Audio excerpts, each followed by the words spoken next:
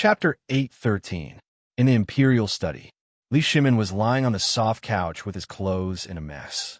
Yu Qigong, Niu Jinda, Cheng Yao Jin, and Qin Xiong were sitting on the benches next to him, smoking and bragging. They were talking about the interesting stories of Zhang Feng in the academy. Li Shimin laughed and said, "So, Fengzi's research institute is open just like that?"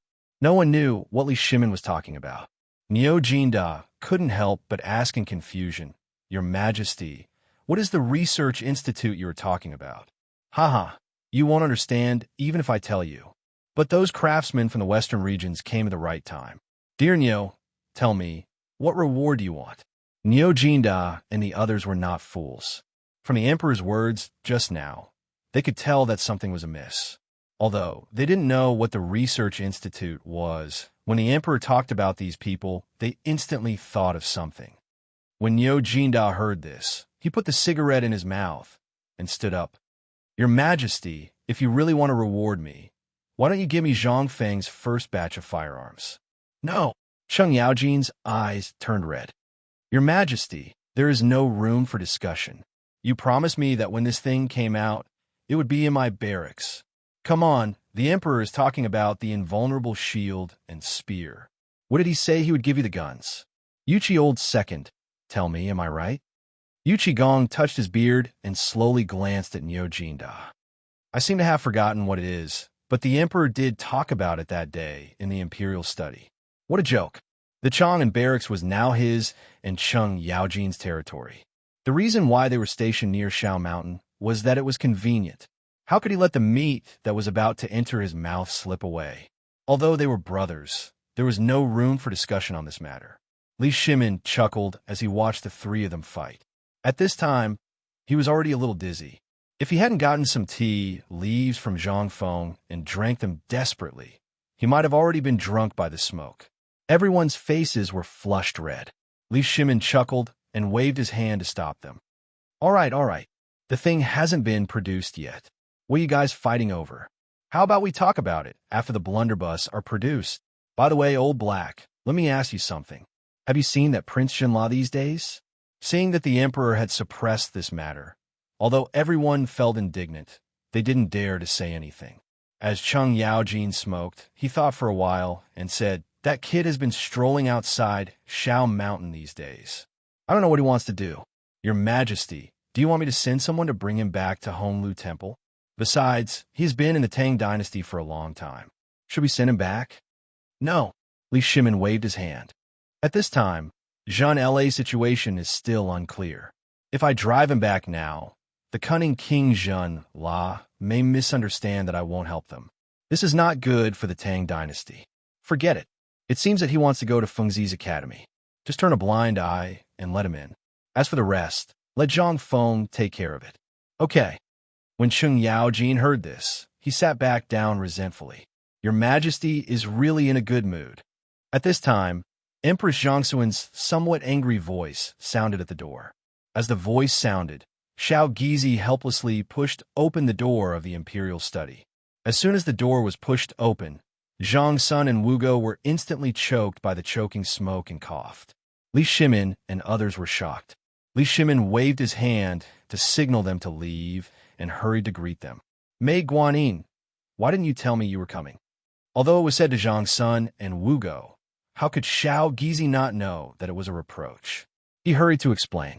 Zhang Sun and Wugo glared at Li Shimin speechlessly and said, "If I didn't come, second brother would probably set the entire Imperial Study on fire." Hearing this, Li Shimin glanced at the smoky Imperial Study and felt a slight headache. "Mei Guanyin, let's talk somewhere else. Xiao Gizi, let's go to the bedroom." While speaking, Li Shimin followed Zhang Sun and Wugo. Along the way, Zhang Sun and Wugo were very annoyed. It was full of the smell of smoke. Even the eunuchs they met along the way smelled like this. It was not that she hated this smell. It was that the smell of this thing was simply too unpleasant. It was uncomfortable. "Your Majesty, this thing smells so bad. Why is it that all I see, smell, and hear along the way is this? What's so good about this thing?" Seeing Empress Zhang Sun grumble, only then did Li Shimin realize something. He smiled faintly and said, This thing was made by that Brad Zhang phone. You don't say, this thing is really magical. Before this, I had to take a nap at noon every day, and I would have a headache every night. But now that I have this thing, I feel 100 times more energetic. Chapter 814. Zhang Sun Wugo rolled her eyes at Li Shimin. I don't think this thing should be made. I don't know what Zhang Feng is doing. In my opinion, this thing is a scourge. Look at you. Do you still look like an emperor? As soon as they entered the bedroom, only then did Zhang Sun Wugo help Li Shimin take off his outer robe as he nagged. Li Shimin laughed and hugged Zhang Sun Wugo. Guanyin, you don't know. It's this little thing. You don't know that everyone on Shao Mountain is smoking it now. There's even a rumor that people who don't smoke aren't men. There's also a ballad that says that a person who doesn't smoke isn't a man.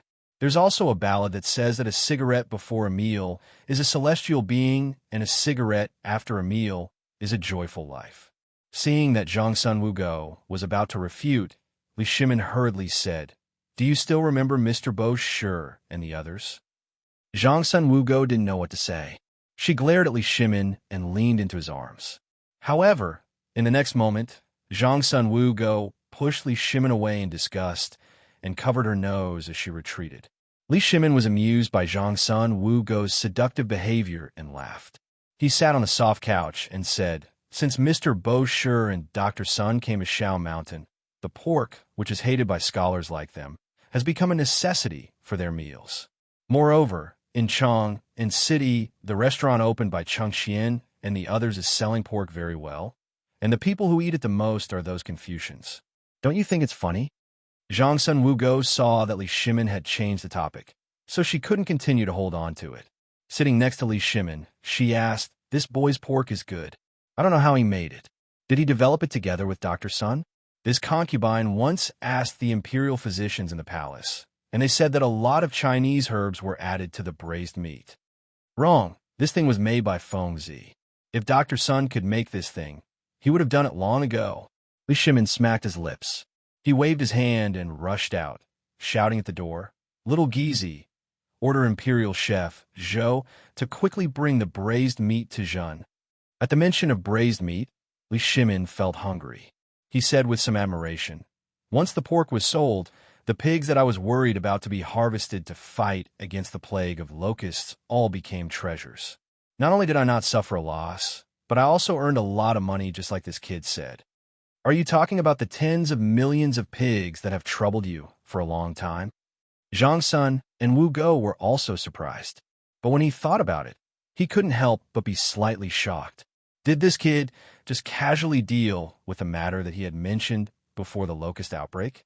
Could it be that this kid knew about the locust plague from the very beginning? Furthermore, he already knew how to make braised meat. Then, second brother, then the beggar's chicken. At the mention of the beggar's chicken, Li Shimin was even more excited. Wasn't Zhen having a headache about those things before? Now, with this kid doing this, the shortage of food in the military camp mainly depends on selling these chickens and ducks that no one wants in exchange. Zhen just talked about this with Yu Qigong and the others. I didn't expect that they would make a lot of money because of this. Li Shimin praised Zhang Feng from head to toe. In fact, to put it bluntly, he was just looking for an excuse for this cigarette. Although this thing was a bad thing in the eyes of many people, especially women, it seemed that they were not fated with this thing. However, this was all secondary. The most important thing was that Li Shimin also found that this thing was very dependent on it, just like wine.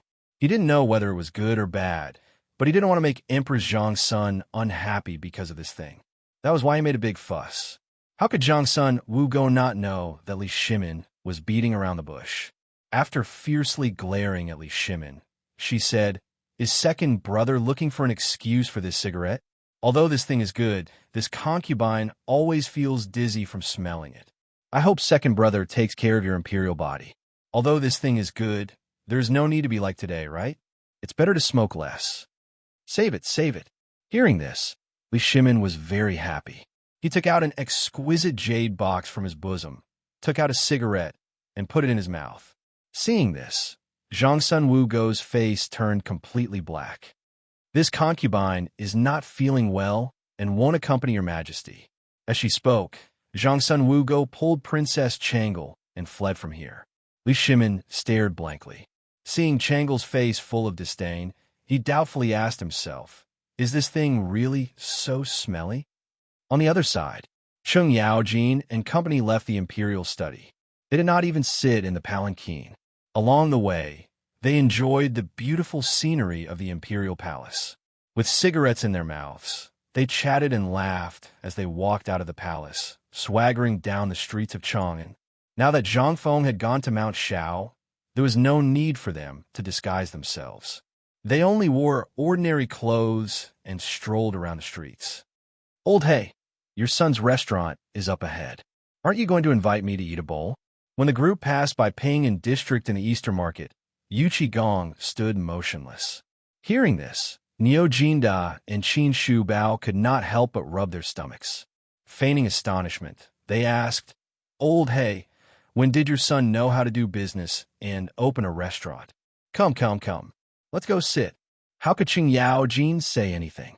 Seeing the restaurant signboard, he could not move. Seeing this, he waved his hand and said, What are you talking about? Could it be that my family's iron bowl is not worthy of opening a restaurant? Come. If I don't get you bastards drunk today, Cheng Yaojin, will write my name backwards. Just like that, the few of them walked into the restaurant while shouting loudly. But as soon as they entered, they couldn't help but step back.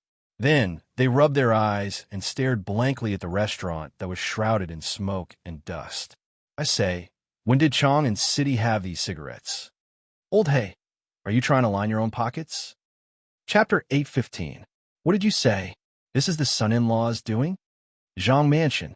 Zhang Shan looked at the box of cigarettes handed to him by the old Xiaocai in surprise. The old Xiaocai stroked his beard and sipped his tea leisurely. He smiled and said, Of course it's him. I don't know what this brat is doing on the mountain. Yu Shernan and the other old guys don't care about him. But this is really good stuff.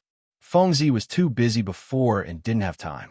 This morning, he just remembered and sent me some a give to you. How could Zhang Feng think of his cheap father-in-law? He really just remembered Chang and university this morning. If Li Chengqian hadn't mentioned it during breakfast, Zhang Feng wouldn't have remembered anything. Now that Li Chengqian mentioned it, he remembered and hurriedly asked the people in Tonghui Fong to make a large batch of cigarettes. He sent a big box of cigarettes to Li Gang and the old Xiaocai. While Qing Chumo was smoking one cigarette after another, Yi Qianqian's eyes lit up. The old Xiaocai was so angry that he picked up the broom and chased Cheng Chumo out. Then, the two old men followed Cheng Chumo's example and squatted in the study. After smoking for 2 hours, they realized that the thing that Bosher loved so much was really good stuff. But this time, the old Xiaocai was not happy. He looked at the braised meat and beer on the table while smoking. He sighed and said, Alas, I don't know what this old village chief is doing. If this goes on, Fengzi's ability will be ruined by these scammers. Li Gang waved the white paper in his hand and looked at it. He exhaled a puff of white smoke and said, Old man, this thing is really good stuff. Although this brat has a tendency to be a prodigal, you also know that pigs and chickens and ducks are a big burden to the Tang dynasty now. This brat solved this problem in an instant. This can be considered a matter that will be passed down in the Zhang family for hundreds of generations. When he heard the Zhang family, only then did the old Xiaocai remember Zhang Feng's father-in-law. He took out a big handful from the basket and then put down half of it with some heartache. Finally, he thought for a while and then took out a large bamboo tube and put 2 bamboo tubes in it. Only then did he slowly walk out of the academy while smoking. At this moment, Zhang Shan interrupted the old scholar's imagination and asked curiously, This thing, you've tried it before? The old scholar didn't say anything. Instead, he took out a wooden box from his bosom and took out 2 cigarettes, one for each of them. He lit the cigarettes and said, Yes, I have. And you know Dr. Sun and Mr. Bosher, don't you? The few people on the mountain had all gotten their hands on it, and they loved it so much that they couldn't bear to part with it. Hey, I've also heard that anyone who doesn't smoke on a mountain is treated as a monster. They even say no cigarettes, no alcohol, no hard work, but as long as there are cigarettes, alcohol, and books are common. What kind of nonsense was that? Was this thing really that good? Zhang Shan could not help but look suspiciously at the smoking device. It was like the incense of his ancestors. It was a little strange. But at this moment, he couldn't say anything. He could only follow the old Xiaocai and smoke. But the old Xiaocai was more careful and told him over and over again how to smoke without choking his lungs.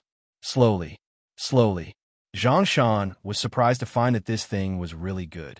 After all, he was a businessman. What happened to paper had already made his heart ache, and that pork and other things. He secretly cursed Zhang Feng for being a wastrel.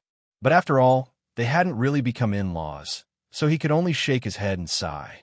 On the one hand, he thought about the benefits of Zhang Feng's actions. Otherwise, he would have vomited blood because of Zhang Feng.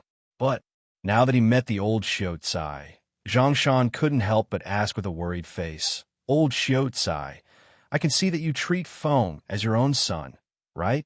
Hearing this, the old Xiaocai's face became serious. Nonsense.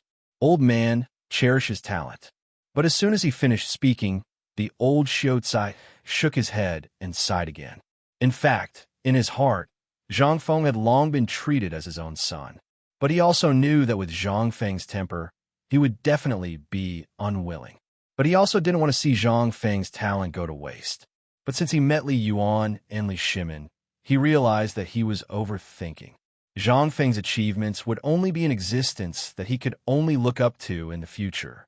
After Zhang Feng opened White Deer College on the mountain, the old Xiaocai buried his thoughts in the bottom of his heart. He believed that with these people around, Zhang Feng would generally be fine. But who would have thought that Feng, this silly boy, would give everything to others? In the future, when he got married and started his own business, what else would he pass on to his descendants? When the old Xiaocai thought about this, the vicissitudes of life in his eyes became more obvious.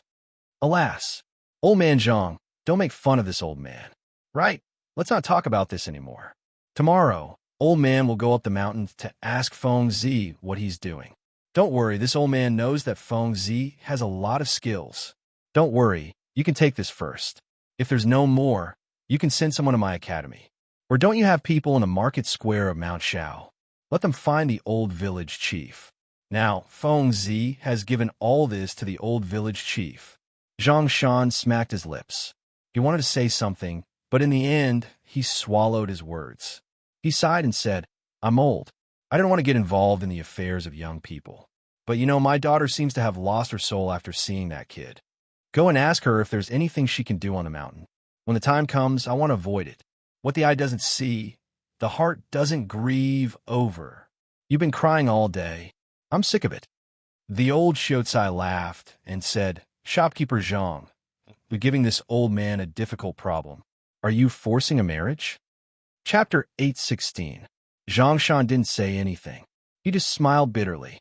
The point is that gossip is a fearful thing. It can be said that the entire Chang and knows about the matter between Feng Zi and my Yu Yao. If others were to gossip about it, then I wouldn't mind. The key is that my wife and my daughter. Fine, fine, fine. You don't have to say anything. I'll go up the mountain tomorrow and ask around for you, okay? The old scholar hurriedly interrupted Zhang Shan. He was also anxious about this matter, but Zhang Feng was not anxious at all. What could he do? He couldn't just kidnap him, could he? But on second thought, the old scholar couldn't help but have an idea. If he didn't mention it, I would have forgotten that Feng Zi was always tricked on a mountain. No one would wash his clothes or comb his hair. If someone could take care of him. Hearing this, Zhang Shan's eyes lit up. He slapped his thigh and said, "Great. In this way, my daughter won't have to sigh at home every day. Besides, if the two of them stay together for too long, won't." While speaking, Zhang Shan put his thumbs together. Then the two of them couldn't help laughing out loud. "Ha ha, I'll come again tomorrow. If Ms. Zhang can go up the mountain, I won't have to worry so much." Good, good, good. Yu Yao can't wait to go up the mountain. Although she's at home, her thoughts have long flown away. Now I'll have a good life. Then I won't disturb you anymore. While speaking, the old scholar left with a smile on his face. Zhang Shan rubbed his hands and wandered around the living room for a long time.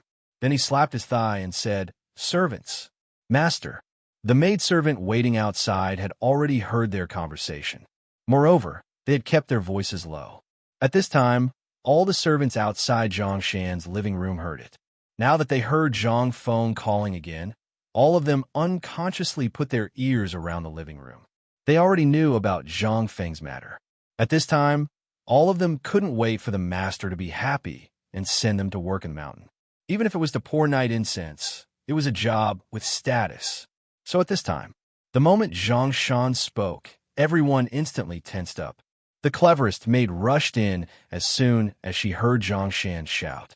Zhang Shan looked at the door and then looked at the figures on the window paper. How could he not know what these fellows were thinking?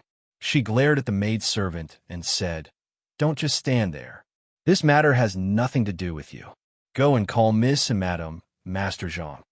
Before Zhang Shan could summon her, Jingshu's clear voice rang out from outside the door. When Zhang Shan heard this, he instantly knew that the news of the old scholar's visit had already reached the ears of the two girls. He could only scold the servant who was eavesdropping on them before allowing them to enter the room. After Mother Zhang entered the living room, Xiao Chui closed the door. Zhang Shan scanned the crowd, and his gaze finally landed on the half-grown, steamed bun who was following Jingshu. He had seen this little girl before. She was as skinny as a match and had a yellowish appearance. However, ever since she started following Jingshu, this little girl really had the makings of a beauty. Zhang Shan could not help but sigh. That brat Zhang Feng had taken advantage of him again. You all know that the old scholar came to our mansion today, right? Then I won't say much. This brat has been fooling around on the mountain during this period. His skills have almost been exposed by those guys. Today, the old scholar gave me another gift. Jingshu heard this and said, "Is it a piece of white paper?" "No, you'll know when you see it." Jingshu glanced at the contents of the bamboo tube and sniffed the air. "Is this the cigarette Prince Zhang made?" "Yes." Zhang Shan sighed. "If no one cares about this brat's ability will be gone after you two marry into the family." "So, father." Zhang Yuyao blushed. Zhang Shan glared at Zhang Yuyao and said, "Don't you like to hear it? You're not married yet. Do you believe that the old man will reject this marriage right now?" When these words came out, Zhang Yuyao's beautiful face turned pale with fright. Mother Zhang saw this and glared at Zhang Shan. "You shameless old man. Is there anyone who scares their daughter like this? You said that your daughter is your flesh and blood, but I think you're just an ingrate. If you have something to say, just say it. Once this is over, I'll deal with you. Where could they find such a good son-in-law?" Even if that brat had lost all his skills, that was still his skills. Just now, this brat had caused enough trouble for them to live freely for the rest of their lives. Moreover, he was now a viscount. Even if he did not do anything for the rest of his life, and only ate the imperial rations, he would not be able to finish it even if he had 8 lifetimes. Where could they find such a good son-in-law? They had never seen such a person who drove such a good son-in-law out. If the Zhang family's relatives knew about this, it would be strange if they did not banish Zhang Shan from the family tree. Zhang Shan was just joking, but when he saw that the tigress was bored, he could not help but turn pale with fright. "Don't, old man is just joking. You two, and Chui pack up your valuables today. Tomorrow morning, follow the old scholar up the mountain." Chapter 817. Zhang Yuyao was stunned. Jingshu felt a little lonely, but she quickly covered it up. After all, she only showed her eyes at this time. No one could tell what she was thinking. She had been alone all her life. Since she became close to Zhang Feng, she naturally tied her hair up and lived in Chang and University, where Zhang Feng lived, and opened a class for girls. At this time, the princesses in the palace, as well as the women of the noble families, were all studying in the female class of Chang University. This was all arranged by Zhang Feng. Although she was busy every day, it made her feel very fulfilled. She didn't have to think about how to deal with those bad guys all day. But since she followed Zhang Feng, she was attracted to Zhang Feng. Everything about Zhang Feng was so fatally attractive to her. This was the reason why she had to come to Zhang Mansion every day. Because there was also a woman like her waiting for Zhang Feng's news. Most importantly, many of the servants in Zhang Mansion went to Shao Mountain to help, and Shao Mountain was next to Tonghui Lane. If there was any news, they would know it first. Now, she didn't have to worry too much about the female class. 3 female officials from the palace came. and she had nothing to do. At this time, after knowing that Zhang Yuyao went up the mountain, Jingshu obviously felt a little lonely. But how could all this escape Zhang Shan's eyes? At this time, the Tang dynasty's custom was polygamy. So when he saw Jingshu, he naturally thought of her as Zhang Feng's woman. If this was in modern times, try it. If I didn't beat you to death, it would be your ancestors' blessings. Zhang Shan smiled and lit a cigarette. He looked at Jingshu and said, Miss Jingshu. Master Zhang. Jingshu bowed and said in a cultured and elegant manner. Zhang Shan smiled and said, Why don't you follow Yu Yao up the mountain? Old man knows that there's nothing for the girls to do now. Besides, that kid is always jumping up and down the mountain like a clay figurine. He doesn't even care about etiquette when there are some important guests on the mountain. My Yu Yao is really not as good as you in this aspect. Old Master Zhang, what are you saying? Prince Zhang is, don't speak for that brat. We're all men. I know. Zhang Shan was speechless. What kind of bewitching potion did this brat feed them? He hadn't even done anything yet, and all of them were already siding with him? Let's not talk about other things. That guy is wild and has a wide network. It's inevitable that he will meet some women. Since both of you are going to be Fengzi's wives, I want you to go to the mountain to accompany him this time, so as to avoid the rumors. When the time is right, you will, father. Aren't you ashamed? Zhang Yuyao couldn't listen anymore and blushed. After all, Zhang Yuyao's mother was experienced. She rolled her eyes and understood what Zhang Shan meant. She pointed her finger at Zhang Yuyao's forehead and said, Good girl, your father is doing this for your own good. That brat is so pretentious. Didn't you hear the servants say that as soon as he went down the mountain, those women would rush to him like flies smelling blood? If you don't keep an eye on him, you too will cry when the time comes. Men should be watched carefully. Do you want to have more than a dozen freeloaders in the family before you get married? Zhang Shan had a headache. He hurriedly interrupted Zhang Yuyao's mother, who was feeding the two girls poisonous chicken soup, and said, In fact, it's not that serious. Now that the brat is on the mountain, there's no one to take care of him. You two go up the mountain. One of you is in charge of external affairs, and give the brat some ideas. Miss Jingshu should work harder, and you are in charge of internal affairs to help him dress up. Don't be like a bumpkin all day long. Yu Yao, remember this. Men should pay attention to their appearances. You should pay attention to the way he dresses every day. If you clean him up, you will be proud, right? But, father, at this moment, Zhang Yuyao's face was as red as a kind of fruit produced in Qinling. But how can you go up the mountain like this? After all, Zhang Yuyao's mother stared at the stammering Zhang Yuyao and said, Wicked girl, if you wait any longer, you want to see other women go up the mountain first, right? Hurry up and keep an eye on that brat. Don't let him attract other women outside. Zhang Shan had no choice but to drive Zhang Yuyao and the others out while Zhang Yuyao's mother was nagging. As soon as the two women went out, they looked at each other and instantly blushed even more. Sister Jingshu, if we go up the mountain like this, then what will the people on the mountain think of us? It's really embarrassing. How would Jingshu know? Now she was excited and looking forward to it, but she was also a little conflicted. She was not like Zhang Yuyao. Zhang Yuyao was the mistress of the house the moment she married into the family. What about her? Zhang Yuyao was officially married, but she was, with a sigh, Jingshu could only hug Zhang Yuyao, who was in a panic, and said, Good sister, don't worry. Let's go up the mountain tomorrow. Don't you look forward to going up the mountain every day? Who said that? Let's go and see what we need to prepare. Didn't you make a set of clothes for Prince Zhang? Don't forget. The two women chattered for a while. Zhang Yuyao was excited again. She counted with her fingers what she needed to bring one by one. But she didn't notice that her personal maid had already taken the steamed buns to Zhang Mansion to show off. Chapter 818. Chang and City, the residence of the 16th prince. In the Yuchi Mansion. At noon, Yuchi Gong was lying on a soft couch. His snoring could be heard from afar. Yuchi Gong's wife and family members turned a blind eye to it. It was as if they were already used to it. However, today, many of the Yuchi Manor's servants, officials, family generals, and others were staring at the entrance of the manor from time to time. They seemed to be waiting for some big shot. She's here. Madam, she's here. At this moment, One of the guards rushed into the mansion with a cheer. Madame Yuchi's eyes lit up when she heard that. Where is she? As she said that, Madame Yuchi glared at the snoring Yuchi-gong. Go and wake that dead man up. She's already here, and he's still in the mood to sleep? The guard was a little scared when he heard that. Who would dare to go forward when Yuchi-gong was sleeping? They would be beaten to death. However, they didn't dare to refuse the woman's order. They could only glare at the new soldier.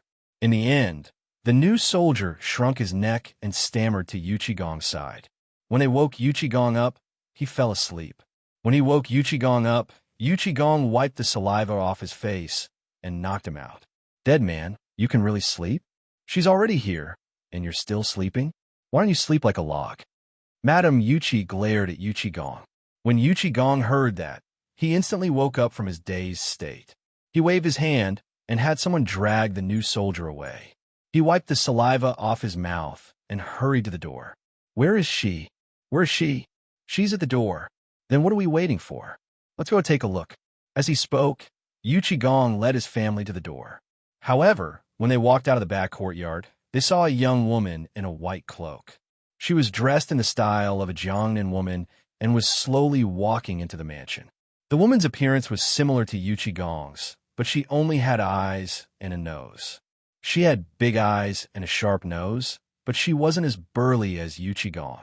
Although she was still taller than the guard at the side, one could tell from the ribbon tied around her waist that this woman was truly a peerless beauty. Her red lips were glistening, just like the delicate woman in Jiangnan after the rain, making people feel pity for her. Good girl, I haven't seen you in so many years. You've become even more beautiful. Madame Yuchi's eyes narrowed into crescents when she saw this. She grabbed the woman's hand that was as white as snow. Honor greets sister-in-law. It's been so many years since we last met, sister-in-law, and you're still so beautiful. Lon, I almost thought I was dreaming of the first time I saw sister-in-law 10 years ago. Madame Yuchi was overjoyed when she heard this. Little sister, what are you talking about? We're all one family, so let's not talk about these things. How have you been in Jiangnan these years? Yuchi-gong had a side relative. After the Tang dynasty was established, Li Yuan dispersed the family power of all the officials in order to disperse the power in the court. As for Yuchi-gong's side branch, they naturally chose the wealthy Jiangnan generation. After not seeing each other for a few years, if Yuchi-gong hadn't joked with Zhang Feng about having a girl, he would have forgotten about this cousin. Afterwards, he returned to discuss Zhang Feng's marriage with his wife. The two hit it off and quickly sent a letter to Yuchi-gong's uncle.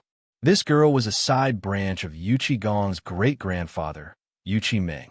She was also the only daughter of Yuchi-gong's paternal uncle, Yuchi-ming. These years, their development in Jiangnan could be considered quite effective, even more so than Yuchi-gong's branch. However, although their lives were good, they were unable to enter the world. Last year, Yuchi-gong had received a letter from his paternal uncle, Yuchi-ming, who wanted to find a marriage for Yuchi-ming's only daughter. Thinking about it this way, Yuchi-gong couldn't help but feel that Zhang Feng was full of merits. Although he had an engagement, as a man, which man didn't have 3 wives and 4 concubines? Moreover, this kid had saved the emperor's favor and called him brother. In the future, when a man achieves the Tao, even his chickens and dogs will ascend to the heavens. This was a small matter. His Yuchi clan would also be able to benefit from this. Hu told him to have many sons, but most of them were disappointing. Although he rarely interacted with Yuchi-ming, he didn't know if this cousin of his was still as thin as a stick of firewood after not seeing her for a few years. But seeing her today, Yuchi-gong almost cried out in surprise.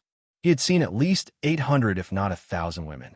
Among them, he had seen blonde-haired and blue-eyed Hu people, as well as those smelly extraterrestrials. But seeing her now, Yuchi-gong's heart instantly blossomed. This was great. When Yuchi-lan arrived, it would be strange if that kid didn't fall under a pomegranate skirt. Yuchi-lan wasn't as cold and aloof as Jing Shu, nor was she like Zhang Yuyao, a pretty girl from a humble family. Instead, she had the fatal charm of a Hu person. She was charming and had a graceful and noble temperament. No one could compare to her in this aspect. While Gong was stroking his beard and smiling foolishly, the group had already entered the drawing room. Only then did Lan bow slightly. Lan greets cousin. It's been many years, but cousin is still so valiant. Chapter 819. Ha, my good sister, you're the one who gave me a big surprise. Come, sit. Lan blinked her eyes, smiled, and nodded her head gently. After everyone had taken their seats, Gong waved his hand and said, "Servants, is the banquet ready?" "Master, it's ready." Hearing that, Gong stood up and said, "Sister Lan you must be tired from the journey. Let's go. I have prepared a welcome banquet for you. Shall we talk while we eat?" In fact, Lan had known that they were coming to Chang'an. Although Lan didn't care about it. She had her own dream. But when she heard that it was Zhang Feng, Lan couldn't sit still. Zhang Feng's general toast had caused a sensation among the scholars and beauties in Jiangnan. All the girls were obsessed with Zhang Feng's poems.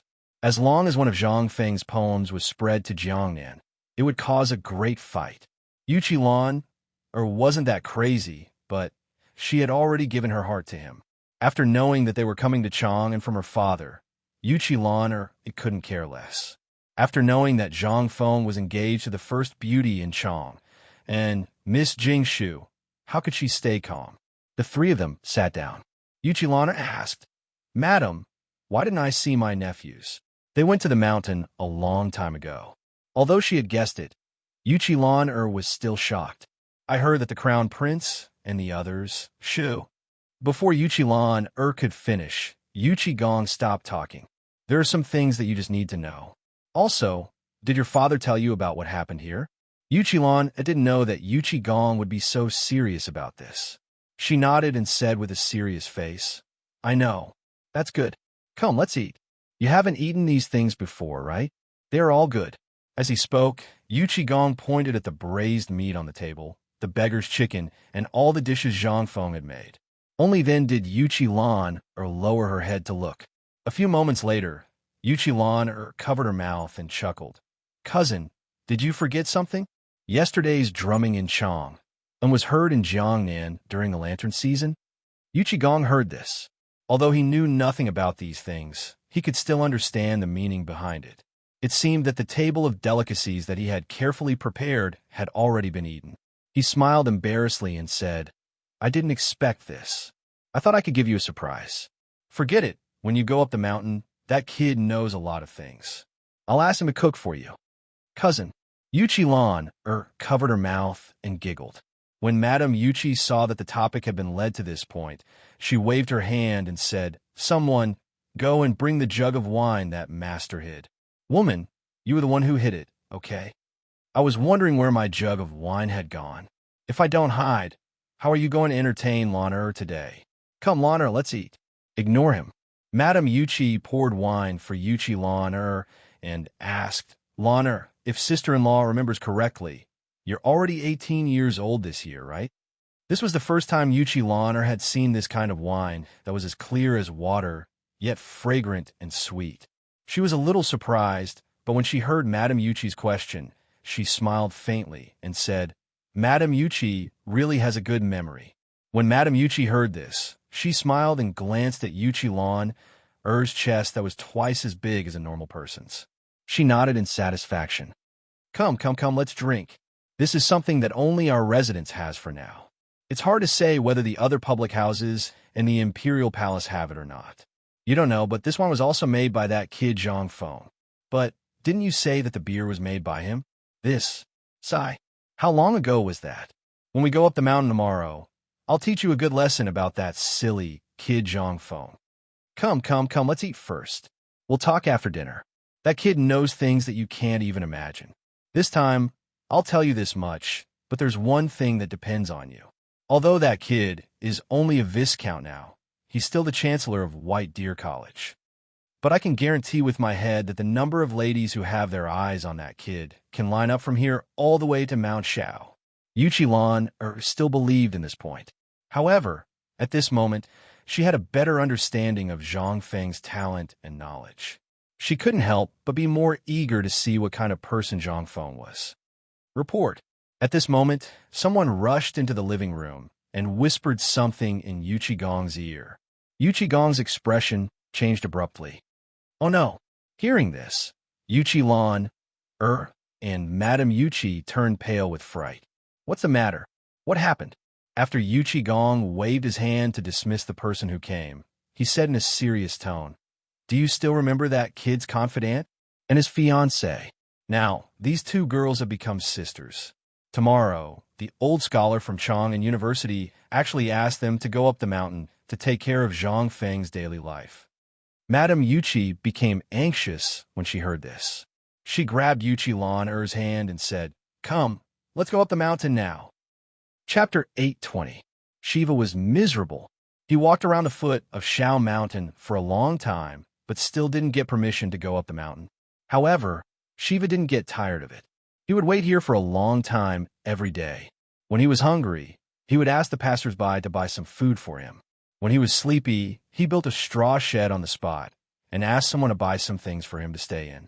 Although it was a little bitter, seeing the endless stream of people going up the mountain every day and listening to them talk about the rumors on the mountain made him very happy. Shiva was even more eager to go up the mountain. The fatal attraction of Zhang Feng made Shiva forget his identity as Prince Zhenla. Before, he thought that Prince Zhenla was a high and mighty existence. However, after meeting Zhang Feng, he suddenly felt that Prince Zhenla was nothing. Even his father, the emperor, couldn't be compared to him.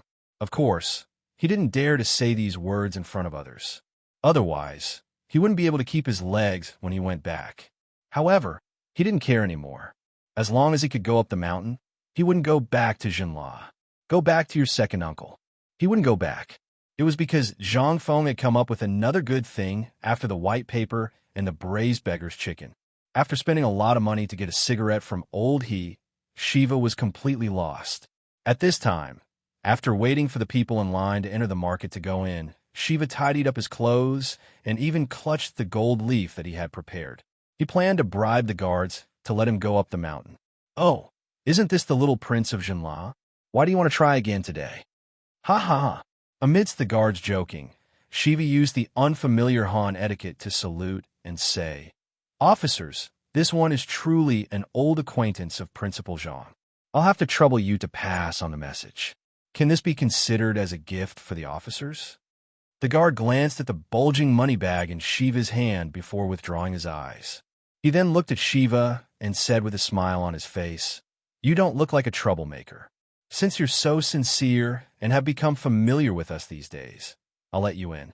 However, if you dare to make trouble on the mountain and make things difficult for us, I'll break your legs even if you're King La, not to mention your Prince La. Shiva looked at the guards as if he was dreaming. It had been 7 days. They all said the same thing. However, these people refused to let him in. They said that this was the secret place of the Tang dynasty and that non-Han people were not allowed to enter. However, a few days ago, he saw a group of people from the western region enter with his own eyes. Although those people were handcuffed and shackled, they all went in except for him. He even brought the clearance documents and even had people from the Ministry of Works and the Ministry of Personnel to verify the clearance. However, he still couldn't go in. But now, he could go in? Shiva couldn't help but be overjoyed. He stuffed the money bag in his hand to the guard. However, the guard glared at him and waved the Modeo in his hand. What are you doing? What do you think we Tangs are? Keep your money bag. If you go up the mountain and the dean really takes you in, you should keep this bag of money. It might not be enough to cover your expenses. Shiva didn't understand what he meant. However, he still thanked him and entered Shao Mountain. He was neither a businessman nor a student, so naturally he couldn't enter. However, he had long been looking forward to the market at the foot of Shao Mountain in Chang, and he had already seen through the pressure of the two big markets. On the other hand, although this was a mountain, there were more people and businessmen at the foot of the mountain than in Chang'an City. How could he not be excited? The guards were stationed at the entrance of Shao Mountain. If one wanted to go up Shao Mountain, they had to walk on this mountain path that was only 3 feet wide. On both sides of the mountain path, there were straight cliffs like door gods. After walking for about a mile, Shiva's eyes suddenly opened up. Waves of noise continuously entered Shiva's ears. Fresh fruits. The beer just arrived. Brother, do you want to try it? This is brewed by our dean himself. It only costs 1 copper coin. 1 copper coin. The fragrant, glutinous rice wine. The dean's favorite glutinous rice wine. Come, come, come, all you come and try it. It's free if it doesn't taste good. Shiva looked around as he walked. It was as strange as a wild child in the mountains entering the city. The market was very big. On both sides of a mountain path with no end in sight, there were houses built with red bricks that Shiva had never seen before. There were also some houses built with wood and bamboo. The ground was made with an unknown material that was as hard as stone. There were also smooth stones of different colors inlaid on the ground. It looked very beautiful. On this road, although there were many peddlers, no one dared to spit or throw away rubbish. Even if there were a few leaves, someone would take the initiative to pick them up. This made Shiva even more curious. Most importantly, everyone here had a cigarette in their hands. They held in their mouths and walked with their heads held high. Those who didn't have cigarettes lowered their heads and hurried past. This made Shiva even more curious.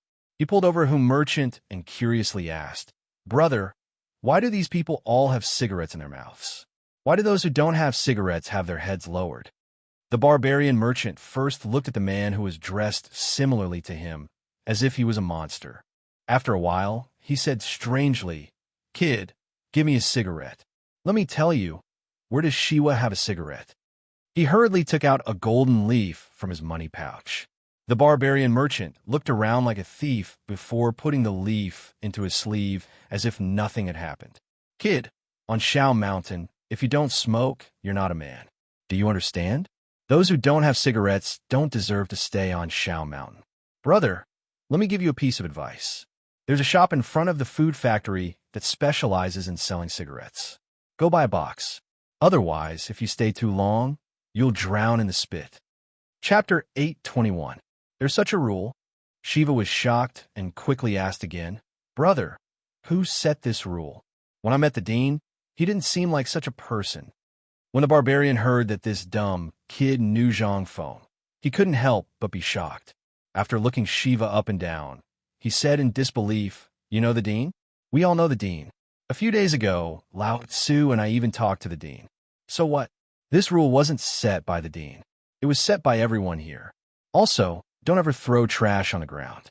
If someone sees it," Shiva hurriedly asked, "what will happen?" "Hee hee." The barbarian laughed evilly. "You'll have to use your tongue to lick the entire floor before you stop." Shiva was shocked. "What kind of rule is this? This isn't a rule." The barbarian pointed at the ground and said, "Do you know what this is? This is the cement that the dean spent a lot of effort to create. It's also called concrete. It's for the convenience of us. They didn't even have it on the mountain, but they made it for us first. What is this? If we don't follow the rules, not to mention the people on the mountain, even the merchants here will beat those who don't follow the rules to death." This, Shiva was completely shocked. He had seen Zhang Feng's charm. But what was this? Zhang Feng didn't say a word. These people were so crazy to follow the rules, and even set their own rules to restrict them. No one of the people here were like this. This was the kind of bearing a man should have. Shiva's eyes shone with a fiery light. After thanking the merchant, he trembled as he walked towards the entrance of the sect. The barbarian smacked his lips and glanced at Shiva. He touched the golden leaf in his embroidered robe and laughed. "Another dumb rich man. Do you think it's so easy to climb this mountain?" The people in the market were very law-abiding. In the past, they still needed people to maintain law and order. However, since Zhang Feng built 2 commercial streets for the people here, the people who used to maintain law and order here had long disappeared. Don't ask why. Where is this place? This is a mountain. Who dared to disobey the rules here? How could this place tolerate him? The only reason he didn't kill him was because of the dean's magnanimity. After bidding farewell to the barbarian merchant, Shiva wandered around the market. He first went to the entrance of the food factory and spent 10 copper coins to buy 10 cigarettes. Only then did he have an idea of what to do. Looking at the winding cement road that led to the top of the mountain, as well as the 30 feet wide mountain gate that was built between the food factory and another mountain valley, he couldn't help but feel even more shocked. The mountain gate was very casual. Two huge rocks that were about 5 zhang tall had been peeled off from the mountain and leaned against each other. They were then reinforced with bricks and cement to make the mountain gate. Above the mountain gate, there were two huge rocks. On one side of the mountain gate, there were the words, frowning coldly, facing thousands of fingers on the other side.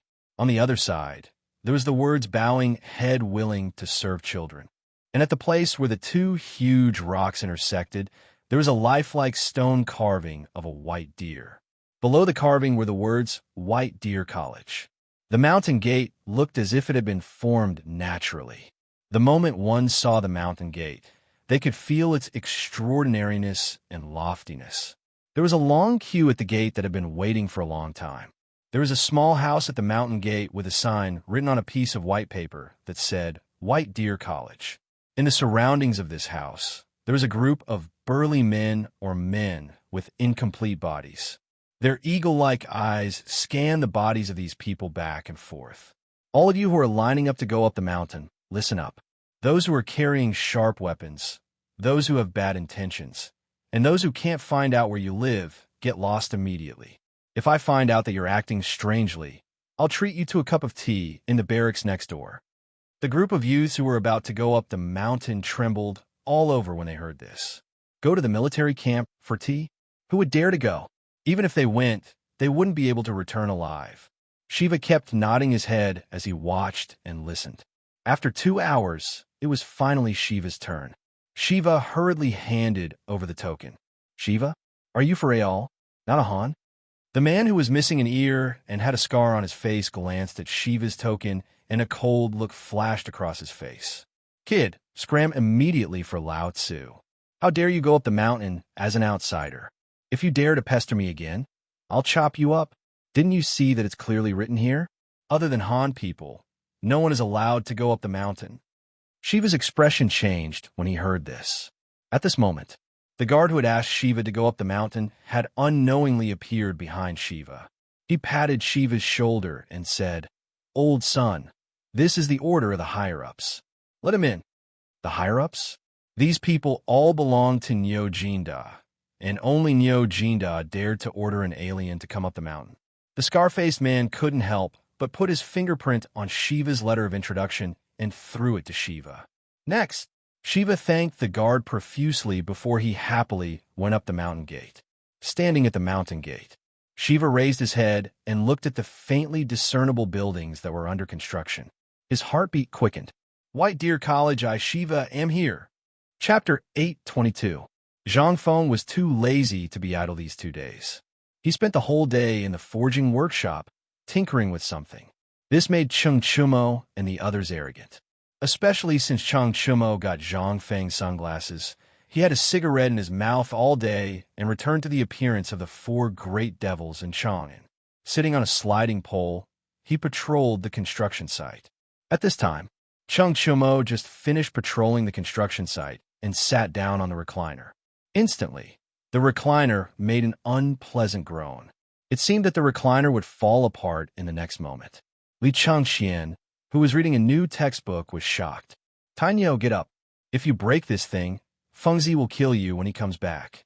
And the thing on your eyes, give it to me. The first sentence. Li Changxian was still talking about business. But after hearing the last sentence, Cheng Chumo couldn't help but put his sunglasses back into his pocket. No matter what you say, I won't give it to you. Seeing this, Li Changxian looked around and glared. I asked you to give it to me. Hearing this, Cheng Chumo reluctantly handed the sunglasses to Li Changxian and muttered, You only know how to use your identity to oppress people. What's wrong with me oppressing you? You don't agree? I agree. Cheng Chumo hurriedly begged for mercy. This pair of sunglasses was made by Zhang Feng when he was at the foot of the mountain. But ever since he went up the mountain, he didn't know if Zhang Feng had forgotten about it or not, but he hadn't used it. Cheng Chumo had a bad idea.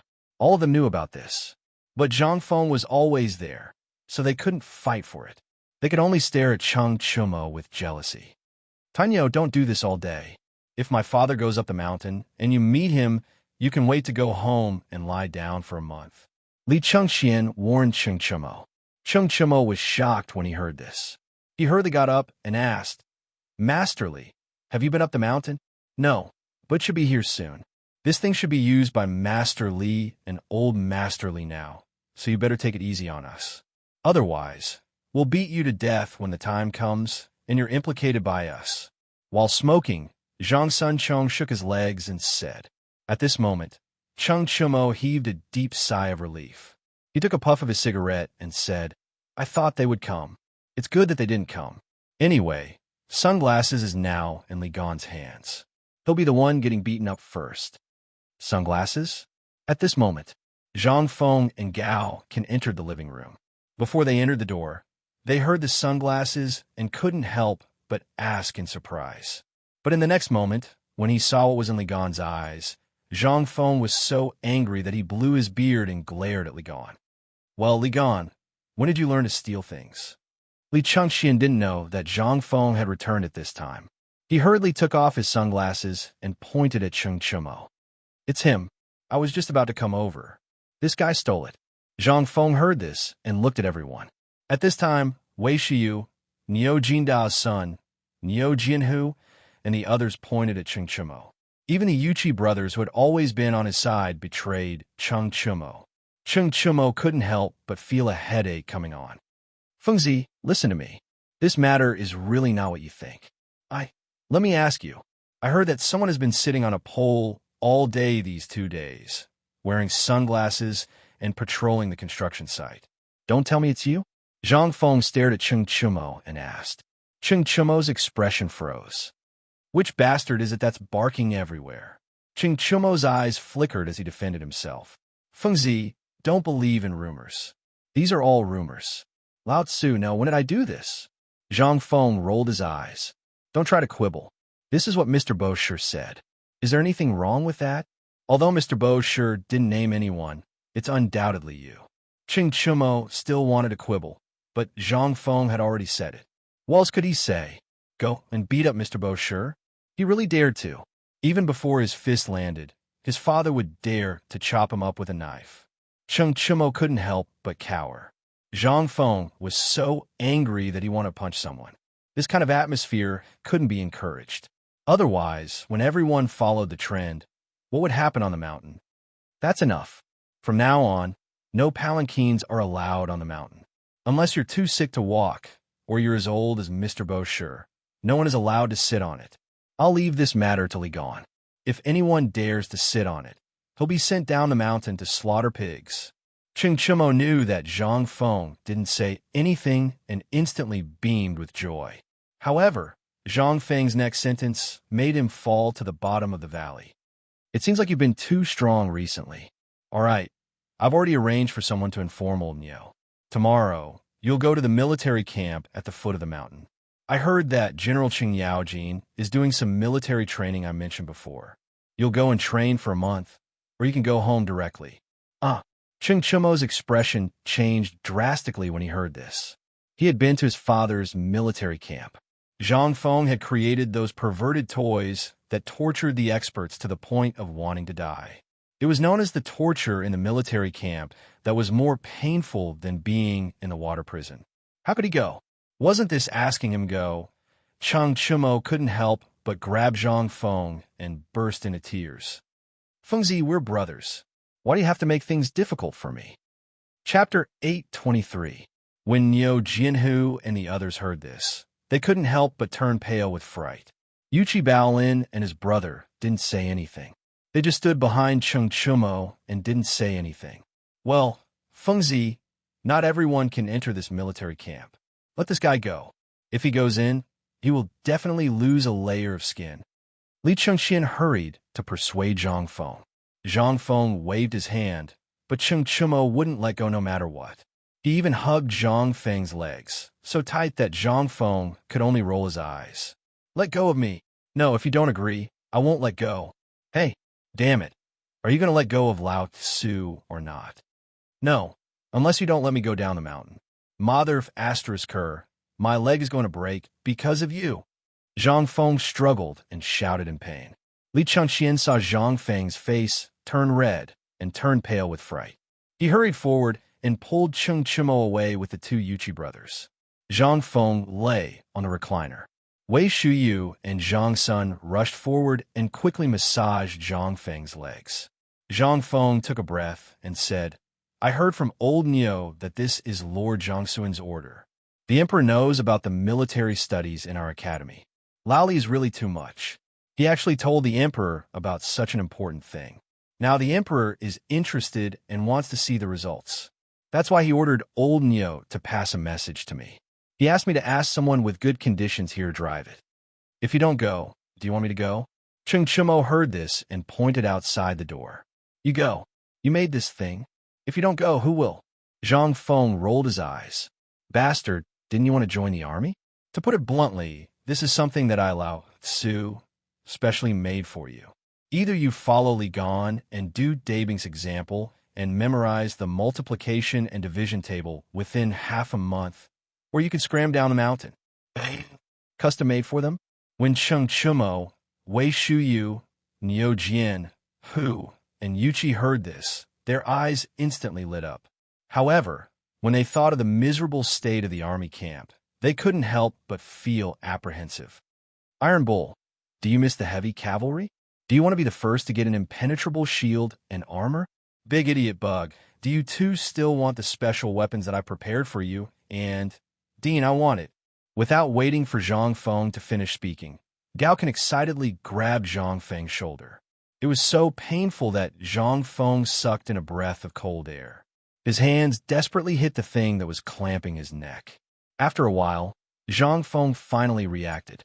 He glared at Gaoken and said, Damn it, Lao Tzu will set another rule. From now on, if anyone dares to touch Lao Tzu will make sure that they won't be able to learn what they want to learn for the rest of their lives. Gaoken was shocked when he heard this and hurriedly knelt down. However, when he thought of Zhang Feng's previous rule, 2 streams of tears flowed out of his eyes. When Zhang Feng saw this, his heart softened. Go. If you want that thing, go with Iron Bull. When you come back every night, Lao Tzu will teach you more advanced things. When everyone heard this, they could not help but widen their eyes. Zhang Feng was actually going to impart private training. Everyone knew that Zhang Feng's book on the art of war and the training method were only half of it. This kid was unwilling to take out anything more precious. Now, he was going to impart them to Cheng Chimo. Yuchi Bao Lin and his brother hurriedly said, Fengzi, I want to go. I'm not afraid of hardships. I'll go. I'll go too. Fengzi, I'll go. Me, I'll go. At this moment, Wei Shuyu and the others' eyes almost popped out. They were all fighting to be the last. Only then did Cheng Chimo realize it. He was about to hug Wei Shuyu's leg again, but Wei Shuyu and Zhang Sun each sent him flying with a kick. Fengzi, I didn't say I'm not going. Cheng Chimo wanted to cry, but no tears came out. Zhang Feng looked at everyone with satisfaction and said, Don't worry. Gaoken, Iron Bull, Niu Xiaohu, and Yu Lin, the 3 of you go first. Otherwise, if everyone else leaves, we can't stay on this mountain. Hearing this, the few people who were named by Zhang Feng cheered, but Wei Shuyu and the others were regretting it. Go, get out of here now. When Zhang Feng saw that these people had gone crazy, he hurriedly threw them out. After they ran away while wailing like ghosts and howling like wolves, Zhang Feng then sneakily took out a wooden box from his bosom and threw one to each of them. Come, I have a lot of this. One for each of you. Here. Everyone opened the box curiously and saw that there were brand new sunglasses lying inside. They could not help but be excited. But why would Wei Shuyu and the others care about this? They hurriedly asked, Fengzi, the custom-made weapons you mentioned. Hearing this, Wei Shuyu and the others almost hugged Zhang Feng and kissed him. Seeing this, Zhang Feng hurriedly begged for mercy.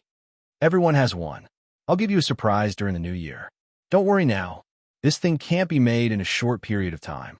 When I have time, I'll tailor it for you, okay? At this moment, Cheng Chimo returned and said, Oh no, Fengzi, the fool you tricked before is here again. He's here to cause trouble. Chapter 824. When Zhang Feng heard this, he was a little confused. What? When did Lao Tzu cheat people? Zhang Feng really couldn't remember this. As he asked curiously, He got up and walked out of the door. Cheng Chumo blocked Zhang Feng and said, "Isn't it that person called Shiwa? Have you forgotten?" When Li Chengxian heard this, he couldn't help but think of Shiwa's appearance. He asked with a strange face, "Why did that kid go up the mountain? How did he go up the mountain?" Cheng Chumo shrugged. He heard that Uncle Nio told him to go up the mountain. Hearing this, Li Chengxian suddenly understood and looked at Zhang Feng with a strange expression. Although Zhang Feng didn't know about this mountain, it had already become a forbidden area in the imperial court. Without the approval of several generals, Li Chengxian's guards and the Jinmu guards or special certificates, no one could enter, let alone outsiders. Outsiders were either merchants with a clear background or slaves. No one else was allowed to enter. After Zhang Feng encountered the immortal bomb, Li Shimin was furious and set up an unwritten rule. Whoever barged in would be killed, no matter who it was. Even Li Chengxian would be beheaded if he dared to barge in without permission. Moreover, this issue was cheated badly by Zhang Feng before. Why did he come up the mountain this time? Didn't he hear that he came to the Tang dynasty to ask for help last time? He had already asked for help, but he still didn't leave? What was he thinking? Could it be that he really came to ask Feng Zi for compensation for his previous losses? This dignified crown prince shouldn't be so poor, right? Li Chengxian also couldn't guess this kid's thoughts. He couldn't help but look at the puzzled Zhang Feng and ask, "Do you want me to go out and drive this kid down the mountain?" Zhang Feng heard this and said, "Drive what away? I also know now. It's that little rich man Jinla. Now that he knows we are short of money, he is here to give us money. Why do you want to drive him away? Go, go, go. Invite him in." Zhang Feng really did remember this kid. But when he thought of the last time, Zhang Feng's heart became hot again. Good timing. Whatever he said would come. He was just short of money, and now it came?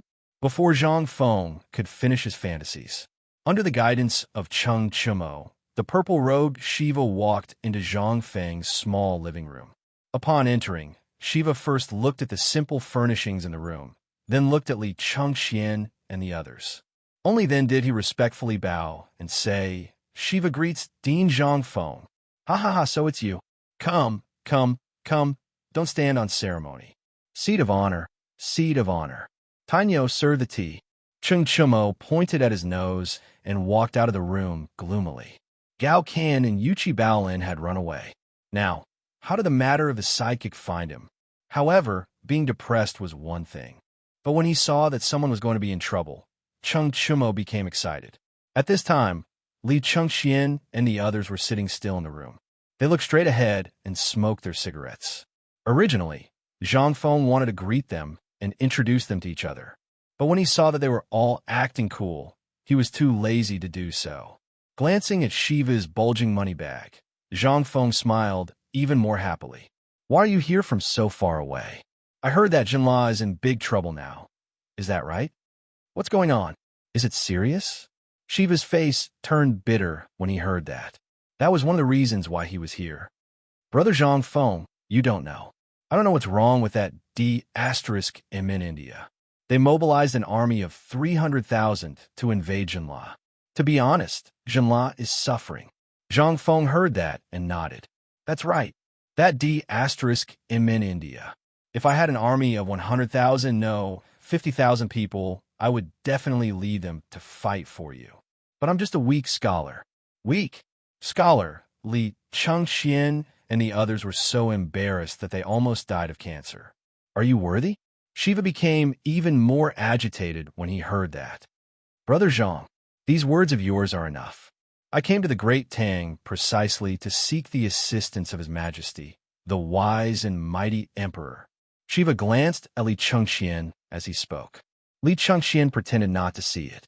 Shiva continued, "But 10 days have passed, and I still haven't seen any response from the Tang dynasty. I'm worried that if this drags on, Jinla will be destroyed. Brother Zhang, you have a lot of ideas. Can you give Jinla a way out?" As he spoke, Shiva hurriedly placed the money pouch with the golden leaves on the tea table beside Zhang Feng. Zhang Feng glanced at it and pretended to be angry. "What are you doing? Take it back. We're brothers. We should help each other." When Shiva heard this, he really thought that Zhang Feng was incorruptible. so he pretended to take back the money bag. However, before he could grab the money bag, Zhang Feng said, "But seeing how sincere you are, I'll kindly accept it." Li Chengxian wanted to beat him up. Niu Jianhu and Yuqi Baoqi had never seen this side of Zhang Feng. In the past, he had always heard about how awesome Zhang Feng was, but now what was this? Wasn't this AF * King Street Thug? Was this still the legendary, awesome Zhang Feng? Chapter 825. Shiva was confused by Zhang Feng's action, but when he saw Zhang Feng accept it, he was relieved. There was a way to solve Zhun La's problem. Sure enough, after Zhang Feng received the money, Shiva hurriedly asked, "Brother Zhang, then tell me, how can I, Zhunla, resist this army of 300,000? There's no need to resist." Zhang Feng waved his hand. "Oh." Shiva was surprised and hurriedly asked, "Brother Zhang, what good plan do you have? If you can solve my problem, I'll definitely give you a big gift." After thinking for a while, Shiva gritted his teeth and said, "We're willing to give you all the profits from our trade with the Tang dynasty for half a year." Hiss! Hearing this, Li Chengxian couldn't help but suck in a breath of cold air. Half a year's profits? Although the price was very low now, Li Chengxian knew that each trade was worth tens of thousands of taels of gold. Wouldn't that be 60,000 taels of gold in half a year? Damn it! Didn't he already give a solution? This was a huge scam. Li Chengxian wanted to slap himself. Du Go, Wei Shuyu, and the others looked as if they had eaten shit. 60,000 taels of gold. F** CK his uncle. They were scammed by this kid, just like that. They already knew that Shiva was blocked outside. If they knew that this kid was so generous, how could they let him go? Zhang Feng glanced at them and didn't even bother to look at them. Instead, it was Shiva who looked at them with surprise. Among these people, he had only seen Li Chengxian before. Although he was surprised that Li Chengxian was here, Shiva wasn't an idiot. Since Li Chengxian didn't say anything, it wouldn't be good if he did. Seeing that Zhang Feng didn't say anything, Shiva said worriedly, "Brother Zhang, this is the most I can do. Can you take pity on me, Zhunla, and help us? If you like the jade and jewelry from last time, I'll give you 10 carts on your wedding day. How about that?" Puff! Li Chengxian and the others rubbed their chests tightly and desperately resisted the urge to vomit blood. 10 carts, oh my god! Scammer, you big scammer. They couldn't help but curse Zhang Feng in their hearts. They were even wondering how much they should take from Zhang Feng when the time came. When Zhang Feng heard that, he sighed and said, "We're all brothers. What are you saying this for?" All right. Since we're brothers, I'll tell you now." Shiva immediately sat up straight. Zhang Feng coughed and lit a cigarette. Then, he gave one to Zhang Feng. However, Zhang Feng's fingers were trembling. "If my guess is correct, 200,000 of these 300,000 soldiers are Turks. You don't know, but I heard from the returning merchants in Shao Mountain Market that the Turks had mobilized 200,000 people. But in the end, the whereabouts of these 200,000 people were unknown. Then, there was internal strife in Tubo, and then there was riots in India. Think about it. Both Tubo, India, and Tubo were affected by the locusts, and they mobilized 300,000 people. If their stomachs weren't full, why would they mobilize so many people? When Shiva heard that, he couldn't help but frown and think for a while. Then he nodded. Zhang Feng took a puff of his cigarette, crossed his legs, and said, "Let's talk about other things. You're Prince Xinla, so you should have countless spies in the country, right? You should know the actual number of soldiers in India, and you should also know about this disaster. Why did he suddenly put pressure on Xinla? But how long has it been? And he's still slowly nibbling away at the border.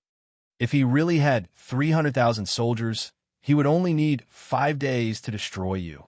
But think about it, why didn't he do that?" When Shiva heard that, his face turned pale. Zhang Feng was right. That was really the case. Shiva couldn't help but ask again, "Brother Zhang, what does India mean? So you're saying that 200,000 of these 300,000 people are Turks?" Zhang Feng nodded. He took out a piece of white paper, then took out a bamboo stick, burned it in the oil lamp, and drew a map on the paper. "Look, this is your Xinla. On the top is the Tang dynasty. Who's on the left?" "On the left is Tubo. Now that there's internal strife in Tubo, and your Jinla encountered this problem, the Turks mobilized their troops again. But the Tang dynasty's Lan Yu Dao is fine now. Why is that? Shiva stared at the map and fell in a deep thought. Li Chengxian and the others finally couldn't pretend anymore. They also came forward. Zhang Feng waved his hand and asked everyone to come closer. Then he poked the bamboo stick in his hand on the two words Tang Dynasty and said, "It's because they don't know who the Tang Dynasty is helping. So, they don't dare to start a full-scale war. That's why I said you don't have to worry. With the Tang Dynasty around, India really doesn't dare to make a move." Now, who doesn't know that Jinla is under the protection of the Tang Dynasty? If they dare to make a move, they have to consider the revenge of the Tang Dynasty. And to be honest, the Tang Dynasty has already mobilized their army. The Tang Dynasty has already mobilized? Why didn't I know? Shiva was completely stunned by Zhang Feng's words. He hurriedly asked, "Brother Zhang, this is a serious matter. Please don't joke about it."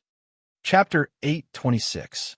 As long as the Tang Dynasty was delayed, Jinla would suffer for another day.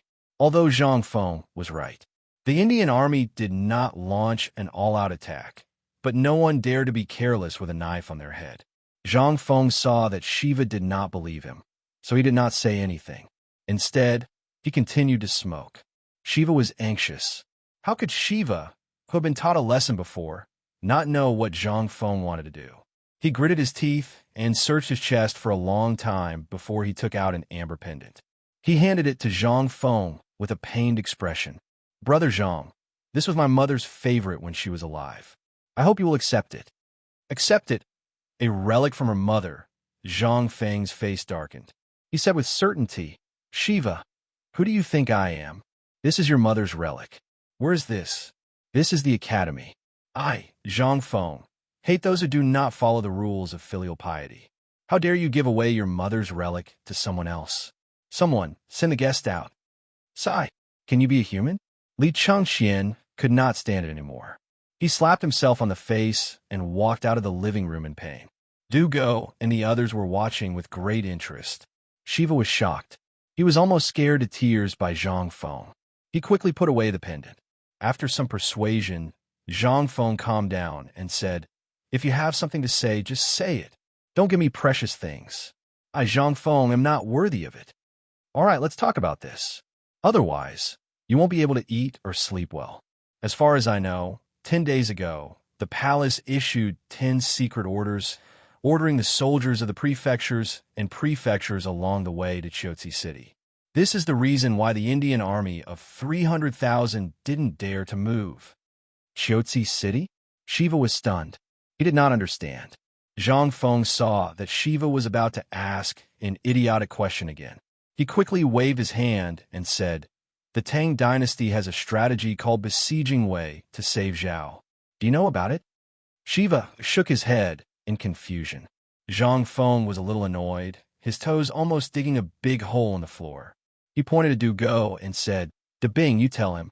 Du Go calmly lit a cigarette and slowly said, "Actually, this matter is very simple. Regardless of whether those 300,000 people are Turkic or not, there is no way to investigate this matter now, and there is no need to investigate it. Tubo also came to the Tang Dynasty for help before, so the emperor pondered and felt that there was something fishy about this matter. If we send reinforcements, what will happen to the Turks? In the end, it was Fengzi who came up with a plan to send troops to Chotzi City. According to the map, Chotzi City can enter the Turks, reach India in 1 day, and reach Tuyahan and Tubo in 1 day. In this way, under the three-pronged attack, no matter what tricks they have, they won't dare to act rashly. Do you think that under the watch of the elites of the Tang Dynasty, India will dare to abandon the capital and force their way into Jinla?" Finally, Shiva's face slowly became agitated. At this time, he finally understood why those Indians, who clearly had such a big advantage, only lingered at the border. They didn't know the movements of the Tang Dynasty's army. But waiting like this was not the way to go. He hurriedly asked, "Then, this is not the way to go either. Why didn't the warriors of the Tang Dynasty attack India directly?" "You think too much. Zhang Feng waved his hand and said, "You just have to remember that at this time, you should do what you should do in Jinla and pretend that nothing happened. Your country must have spies all over. If you act as if nothing happened, then the war at the border will collapse by itself." Is this even possible? Shiva was stunned, but he didn't know whether Zhang Feng was right or not. However, since Zhang Feng said so, Shiva only needed to write a letter to know whether Zhang Feng was right or not. But in these 10 days, if the 100,000 Indian troops at the border of Jinla wanted to attack, they would have attacked long ago. Why would they wait until now? Now, it seemed that what Zhang Feng said was true. And this person just said that this was all Brother Zhang's plan? Could it be that Brother Zhang also studied this military aspect? A touch of excitement flashed in Shiva's eyes. Brother Zhang, if this is true, I, as your brother, will repay you generously.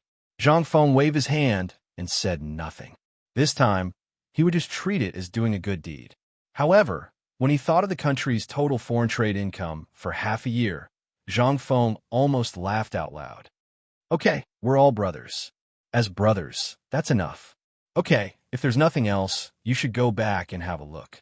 But the green thing you brought last time, I really like it. Shiva heard this and patted his chest. If Brother Zhang likes it, I'll send someone back to Jinla tomorrow and bring you a cart. A cart.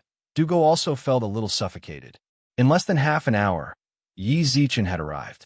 Zhang Feng, this scammer, how many good things had he taken from him? This was too much. This was simply too King rich. Zhang Feng didn't have any expression on his face. After all, he was thick-skinned and was naturally immune to everything. Then I'll thank Brother Shiva first. But, seeing that Zhang Feng was about to slip away, Shiva hurriedly said, Brother Zhang, I still have a request. Chapter 827. Zhang Feng's eyes flashed with vigilance. But he still sat down and warmly invited Shiva to sit down. Then he asked with a smile, Brother, tell me, if there's anything I can help you with, I'll do my best to help you. Really? Do you think that our Zhang Feng is the kind of person who takes money? No. Who doesn't keep his word? Shiva hurriedly asked, I want to study at the academy on the mountain. I wonder, you. What did you say? Say it again. Zhang Feng felt that he didn't hear clearly and asked in surprise. Shiva stupidly said, I want to study under you, brother. Wait a moment. We need to discuss this matter. Li Changxian suddenly rushed in and interrupted Shiva with a serious face. He said, You should know the laws of the Tang dynasty. No academy can accept outsiders under any pretext. I wonder if Prince Shiva knows about this? Shiva was shocked when he heard that. His face instantly turned ugly. He really didn't know about this. Zhang Feng didn't expect this either. But thinking about it carefully, there really wasn't such a rule during the Tang dynasty's Jingguan era. It was only during Wu Zetian's era that this kind of thing seemed to be slowly accepted. Shiva also knew that this matter was a little difficult.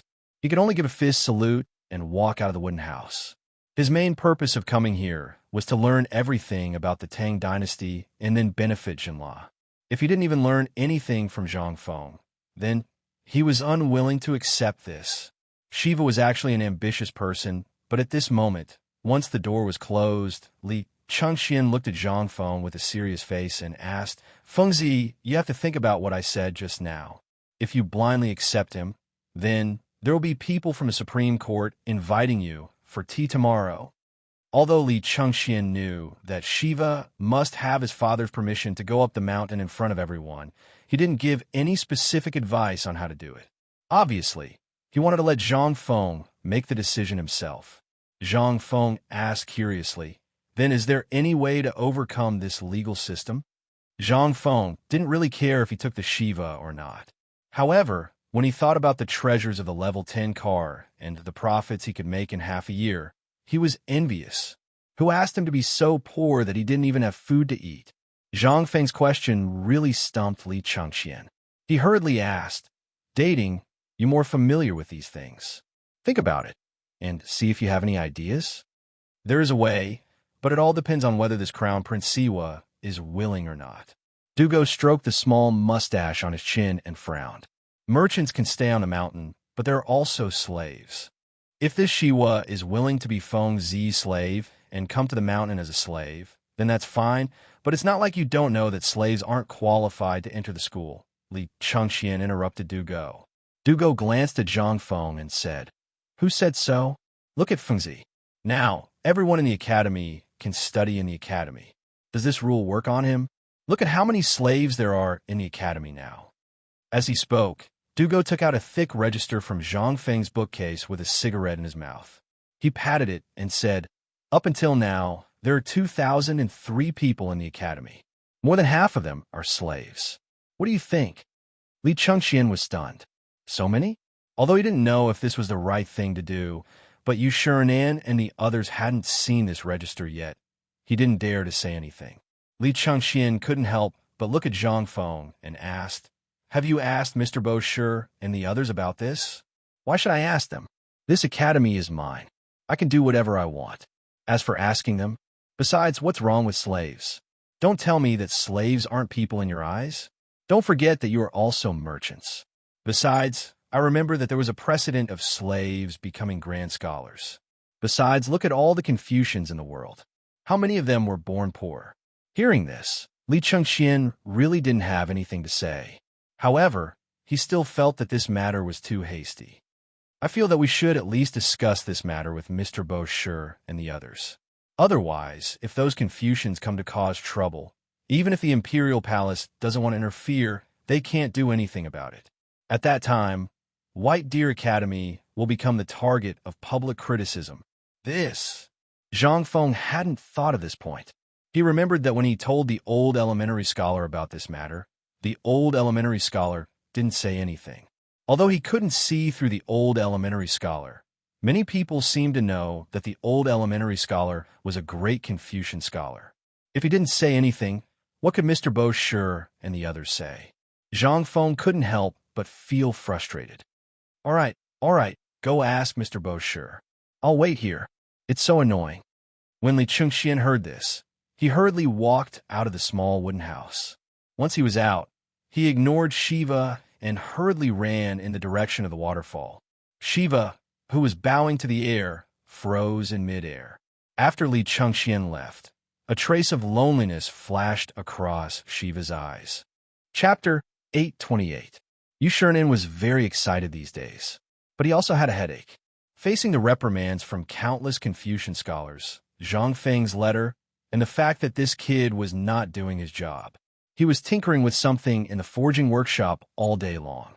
Finally, the matter of the white paper was settled. They didn't see him again. They drank tea, looked at the waterfall in the distance, recited poems, and touched the white paper with a smile. From time to time, they even dipped it in their mouths. Then, they let out a satisfied sigh of admiration. It was as if the white paper was very fragrant. At this moment, in front of the bamboo house, Li Chengxian's voice slowly sounded, and they couldn't help but feel a little surprised. "Student Li Chengxian greets the gentleman." Li Chengxian still paid attention to etiquette. When there was no one around, he had the image of an elegant young master. Yu Shirenan and the others nodded in satisfaction. "Get up, sit." Li Chengxian didn't stand on ceremony. After sitting down, Yu Shirenan asked again, "Looking at your face, did that kid cause some trouble again?" Li Chengxian's face twitched. He wanted to say something, but now he couldn't say anything at all. He hurriedly said, "What are you saying?" "Nothing happened to Feng Zi, but..." Seeing that Li Chengxian was hemming and hawing, Ouyang's son glanced at him. He knocked on the small stove and said, "If you have something to say, just say it. Don't hem and haw." He was just short of saying, "You are the crown prince. You have to pay attention to your royal appearance."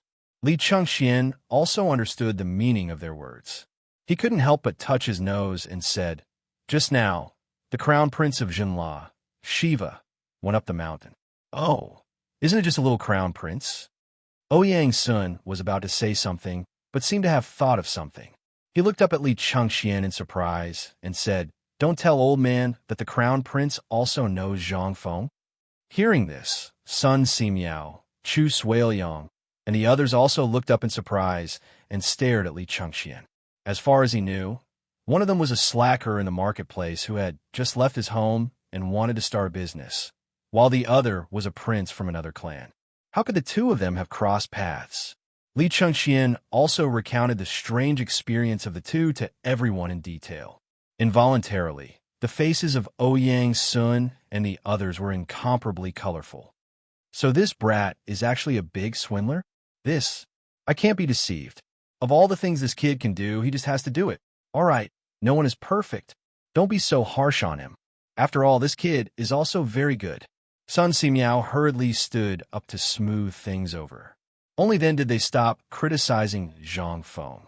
Sun Simiao then asked, then this time, did Shiwa come up the mountain because of Zhen La being surrounded? If it's really just for this, it's fine. Li Chengxian said with a wry smile. This kid has been wandering around Chang'an City for 10 days. During these 10 days, he did nothing but check all the things that Fengzi made. He even squatted at the foot of the mountain for a long time. This time, he could come up the mountain probably because of my father's idea. And as soon as he came up the mountain, he wanted to enter the academy to study. Bam! Hearing this, the small spoon in Ouyang Sun's hand shook and fell on the teapot. In an instant, the delicate handle of the teapot was instantly smashed. You said he wants to enter the academy to study? Finally, Ouyang Sun and the others reacted. The next moment, they could not help but ask in unison in horror, that kid said so? Did he agree? After asking 2 questions in a row, Li Chengxian could not help but say in his heart, as expected, this was not only against the rules, but also against the laws of the Great Tang. Su Rian had said that Zhang Feng had broken the rules, but the concept that those who were not of the same race were bound to have different hearts still did not allow them to do anything that exceeded common sense. In their view, if an outsider wanted to learn the information of the Han people, what was the difference between that and stealing? At this time, what they were most concerned about was whether Zhang Feng had agreed. Once this kid agreed, then, you said it all. Did that bastard Zhang Feng agree? Ouyang Xiao did not have time to care about the teapot that had accompanied him for 10 years and asked hurriedly. This was related to their reputation. If this brat really agreed, then all of their reputations would be ruined here. On the contrary, Li Chengxian was extremely calm. Seeing that they were anxious, he said, Gentlemen, don't be anxious. This matter has been temporarily suppressed by me, and I'm waiting for you to discuss it. Then what are you waiting for? Let's go. Hearing this, Ouyang Sun hurriedly got up and walked out with his hands behind his back. Seeing this, Yu Shiren and the others hurriedly put away the paper in their hands and followed closely behind Ouyang Sun. Seeing this, Li Chengxian heaved a deep sigh of relief. I don't know what father is thinking. What should we do now? Li Chengxian sighed and helped Ouyang Sun turn off the fire in the stove. Then, he hurriedly followed the others. At the same time, at the gate of Eason Pastry Shop in Chang, in Tongwei Lane, the old scholar drove a carriage that belonged to Chang and University, carrying Jingshu, and slowly appeared at the gate of Zhang Mansion. Behind this carriage was a carriage with a shed and 3 hand carts full of goods. At the gate of Zhang Mansion, the maid Xiao Chui, who had been waiting for a long time, hurriedly waved her small hands. Miss, we're here. Let's go. Following Xiao Chui's call. In the next moment, from the side gate of Zhang Mansion, 7 or 8 carriages came out one after another, carrying large and small boxes, bedding, porcelain, calligraphy, and other things. When the old scholar's carriage stopped, they appeared at the gate of Zhang Mansion. Obviously, they had been waiting for a long time. In the carriage, Jingshu lifted the curtain and took a look. She called Zhang Yuyao, and the 2 girls got into the same carriage. The old scholar had retired gloriously. He threw the reins to the servant of Zhang Mansion and got into a carriage himself. Then he waved his hand and said, Let's go to Shao Mountain. Chapter 829. On the mountain. As soon as Yu Shiren and the others entered Zhang Feng's living room, they didn't care about the fatally attractive cigarettes anymore. As soon as they sat down, they asked, Kid, is that person outside the door the crown prince of Jinla? Yes, it's him, but now. Hearing this, Ouyang Sun slammed the table and said lightly, I don't care what business you have, but old man won't allow him to go up the mountain. Zhang Feng's eyes almost popped out. What's wrong with that? Isn't he just a student? He's not a slave or a merchant. He's a proper prince. If we reject him, It'll damage our academy's reputation. Zhang Feng argued. What a joke. With him, Shiva, there wouldn't be anyone on the mountain. It was just an extra pair of chopsticks. The most important thing was that if he could teach him, he would have an inexhaustible little treasury. How could Zhang Feng bear to let this little treasury slip away under his nose? Besides, the other party had already agreed to so many things. If he were to reject them now, wouldn't it mean that everything he said before would be in vain? Wasn't this a joke? Lao Tzu worked for nothing and had to fork out money to play with them? When Lao Tzu ran out of money, wouldn't they just leave? Respected teachers, there's a saying in Confucius and Mencius. There's no distinction between nobility and lowliness, and there's no distinction between learning. Old man Kong even said that there's no discrimination in education. I've already mentioned this before. Moreover, Li Yuan from White Deer College simply followed Old Man Kong's teachings. I don't know what wrong I've done, but I hope that respected teachers can enlighten me. Ouyang Sun was choked by Zhang Feng and was speechless for a long time. His face was flushed red, obviously angered by Zhang Feng. When Yu Shiren saw this, he quickly patted Ouyang Sun's shoulder and said, Kid, what you said is right. However, I think you should know what this distinctionless education means. Then let me ask you, do you understand that those who are not of our race have different intentions? It's your business to pass on the knowledge in your head to the students you teach. After all, it's a benefit to the Tang dynasty. We're happy to help you. But now, it's obviously impossible for you to pass it on to outsiders. If you say this in 10 or 20 years, the old man won't even care about you. I believe that even if you don't say it, the emperor will issue such a decree. But not now. Look at your academy. Yu Shiren pointed at the door and said with a serious face, the academy hasn't even opened yet, and you've already brought in an outsider. What do you think the others in the academy will think? What will happen to the people watching this place? Do you want to bear the crime of betraying the clan? Zhang Feng's eyelids twitched. How could this have anything to do with betraying the clan? Do you really think that I, Zhang Feng, have never seen the world? This time, Prince Jinla is here. I don't know what he's here for. He's just here to be a minister. If all the ministers are so stingy, it's really hard for them to be successful. Zhang Feng also understood their thoughts. However, if they were all so selfish, how could the Tang dynasty flourish? Respected teachers, I feel that you're exaggerating a little. Actually, this matter isn't as serious as you've described it to be. Is this not serious? Ouyang Sun's hot temper rose again. He stood up with a swoosh and stared at Zhang Feng. However, Zhang Feng ignored him and said, Trust me, teacher. Calm down first. Can you let me say 1, 2, 3, and then you can think about it? Trust me. Calm down first. Let's see what this guy has to say. How about it? Yu Shiren and Sun Simiao hurriedly tried to persuade him as well. A moment later, Ouyang Sun angrily said, If you want to say it, then say it quickly. Hearing this, Zhang Feng said, In fact, you should have seen that the Tang dynasty is getting stronger day by day.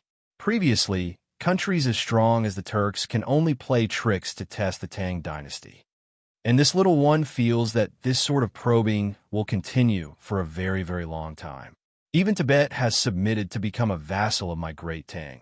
So what are the surrounding small countries? For example, Goguryeo, Shirwei, Hui, and so on. For example, it's like a bandit's nest. Does the bandit leader only care about his own pleasure and not? Forget it. I'll change the metaphor. Zhang Feng shrunk his neck under Ouyang Sun's murderous gaze and hurriedly changed the topic. Take a wolf pack, for example. The strength of a wolf pack does not represent the strength of the entire wolf pack. The strength of a wolf pack depends on how the wolf king distributes the food equally. If the wolf king in the wolf pack only cares about itself, then the wolves around it will become fewer and fewer. In the end, it will be the only one left fighting alone. At that time, even if it sees a bountiful prey, no matter how good the hunting opportunity is, it will only sigh. Although the Tang dynasty is strong now, it is still only temporary. The people who rely on the Tang dynasty all hope to be sheltered and learn something. Then, when they become stronger, the Tang dynasty will get more rewards. In this way, a huge net of interest will be formed. Then, who can defeat the Tang dynasty? Chapter 830. Zhang Feng's mouth flew up and down, and Ouyang's son was really confused. Sometimes he frowned and thought deeply, and sometimes he gasped. Anyway, he felt that something was wrong. Yu Shirenan and the others were the same at this time, but they were slightly better than Ouyang's son. They could feel that Zhang Feng's mouth could even bring the dead back to life. Li Changxian, who was standing at the door, was deeply shocked at this time. He felt that what Zhang Feng said now was reasonable, but in the end, he couldn't help but exclaim, "Fengzi are talking about the way to govern a country?" As soon as Li Changxian's voice sounded, Ouyang's son was instantly shocked and understood. "Fengzi, is what he said true?" Zhang Feng nodded. "You can say that, but these things are all universal. So, Mr. Xian Ben, do you think what I said is right?" Ouyang's son's face couldn't help but become serious. "National policy. This is national policy. How does this kid know so much?" Ouyang's son couldn't help but anxiously walk around in the room, with his hands behind his back. After a while, he asked, "Fengzi, I, old man, ask you this thing other than here. Who else have you told?" Zhang Feng was stunned. "What did you say? The national policy you just mentioned?" "I told you here, and Lao Li and the others also know about it. The matter of the drought in Longyu Road." Li Changxian interrupted Zhang Feng and said, "Mr. Xian Ben, let me say this." This matter was nothing in their eyes, but in the eyes of these pedantic people, it was the crime of deceiving the emperor. Other than the emperor, who dared, who could talk about national policy? The common people were forbidden to talk about court politics. Although Zhang Feng was considered an idle person at this time, if this spread out, it would be terrible. Therefore, Li Changxian felt that it would be best to use their identities to speak to these pedantic old fogies. When Li Changxian saw that they didn't speak, he said, "I'm sure you all know about the matter of Longyu Dao. Although His Majesty has indeed implemented the strategy against the Turks and Tibetans, you may not know that this was calculated by Fengzi long before His Majesty came up with a plan. And at that time, I only knew about it from my father and uncles."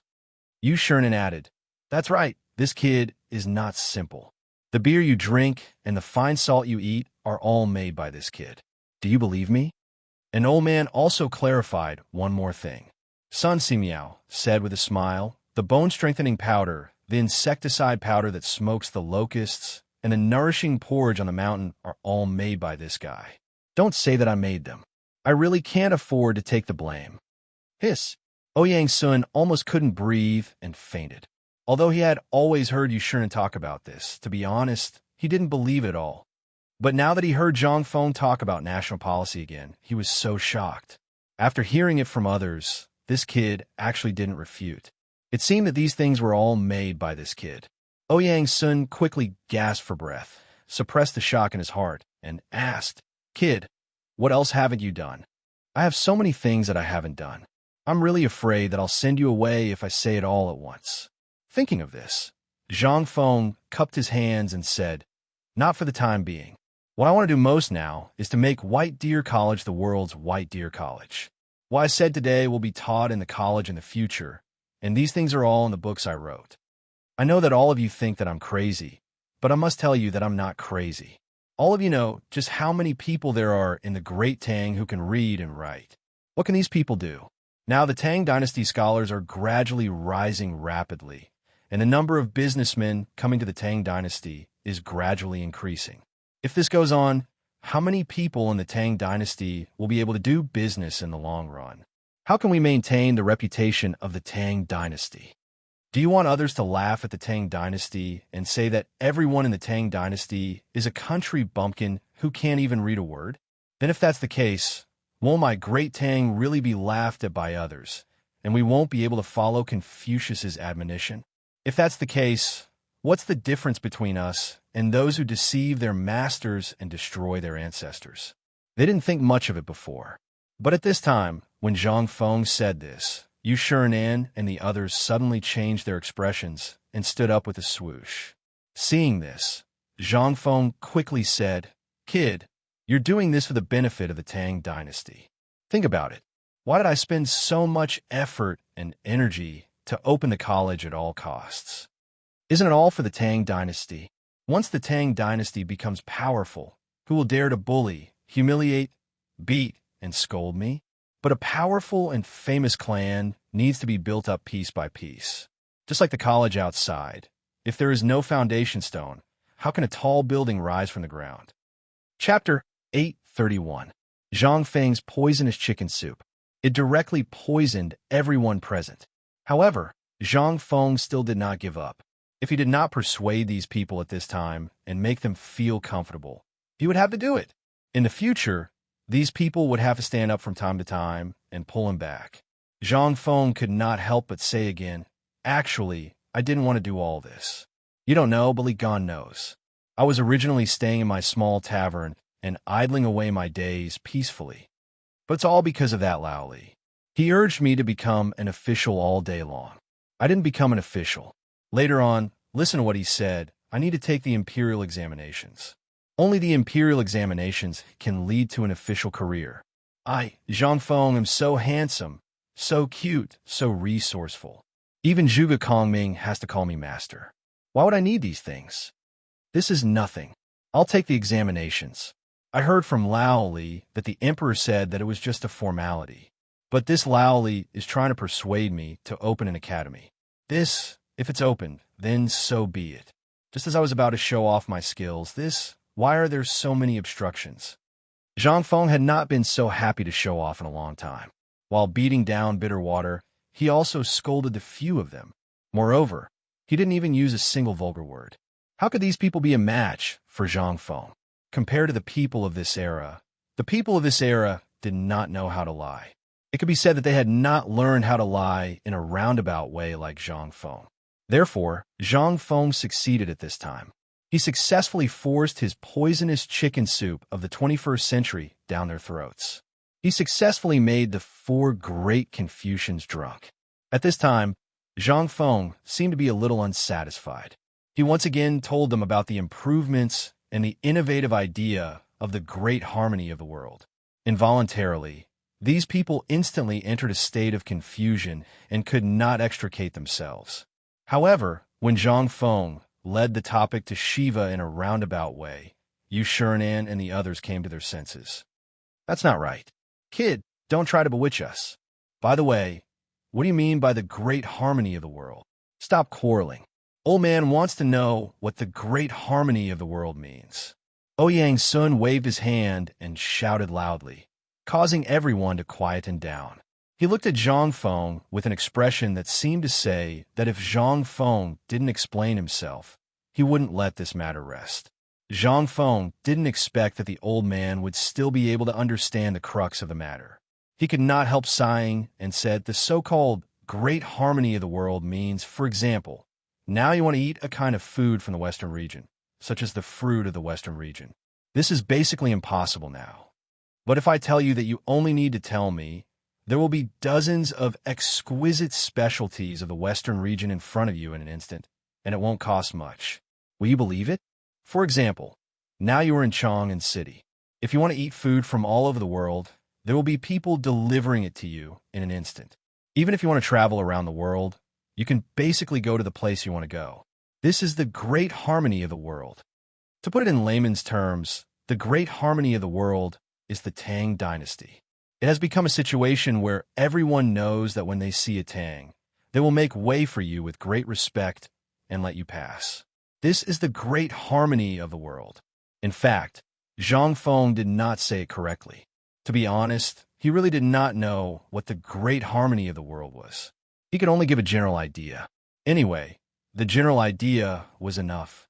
These people could not understand. Sure enough, Zhang Feng's words once again made Ouyang Sun fall into a long contemplation for a long time. Yu Shurinan took a deep breath and said with a strange look, "Boy, in the end, you just want to say that you want to accept Shiwa?" Well, more or less.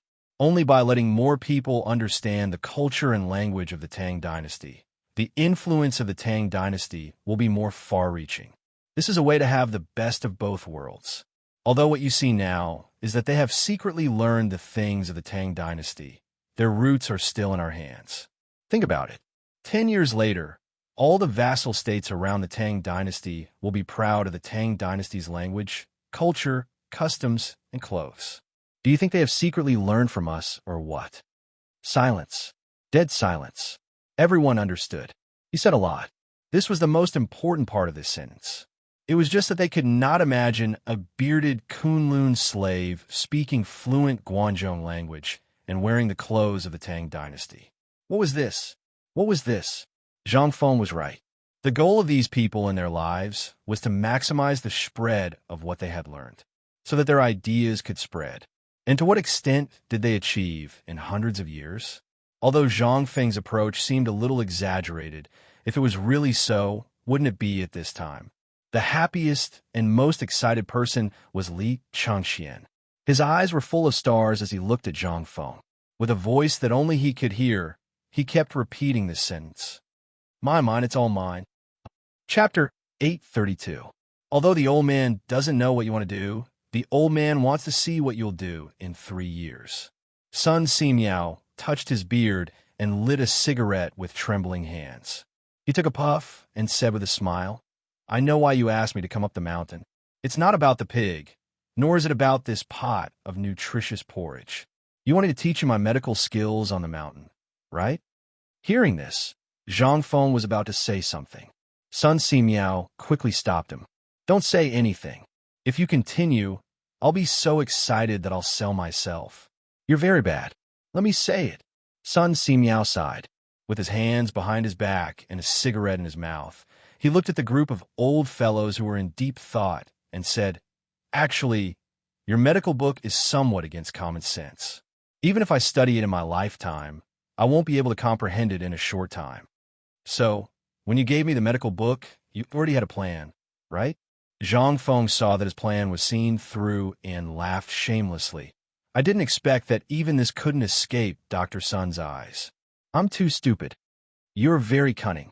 Sun Simiao scolded angrily. The old man has always been upright, but he has been led astray by you. For not having a good appetite to not being able to drink and smoke. If you leave now, the old man won't be able to eat anything else. Forget it. You don't have to ask the old man. I'll stay, but you must remember one thing.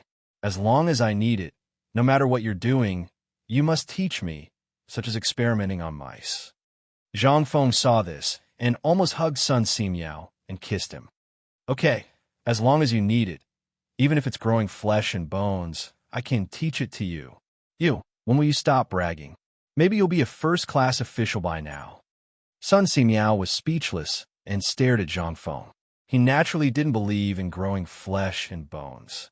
How could there be such a magical thing in this world? All right, let's talk about the kid outside first.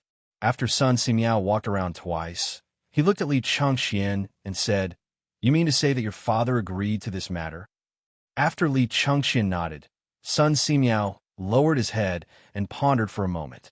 Then he patted Yu Shurinan and the others on the shoulder and said, Old friends, the matter of whether we accept Shiva or not has already been decided. The few of them were stunned upon hearing this. Sun Simiao repeated, Li Gan's father. Sun Simiao emphasized the word father and then continued, If he didn't agree, would the Li family servants at the foot of the mountain let him go up the mountain?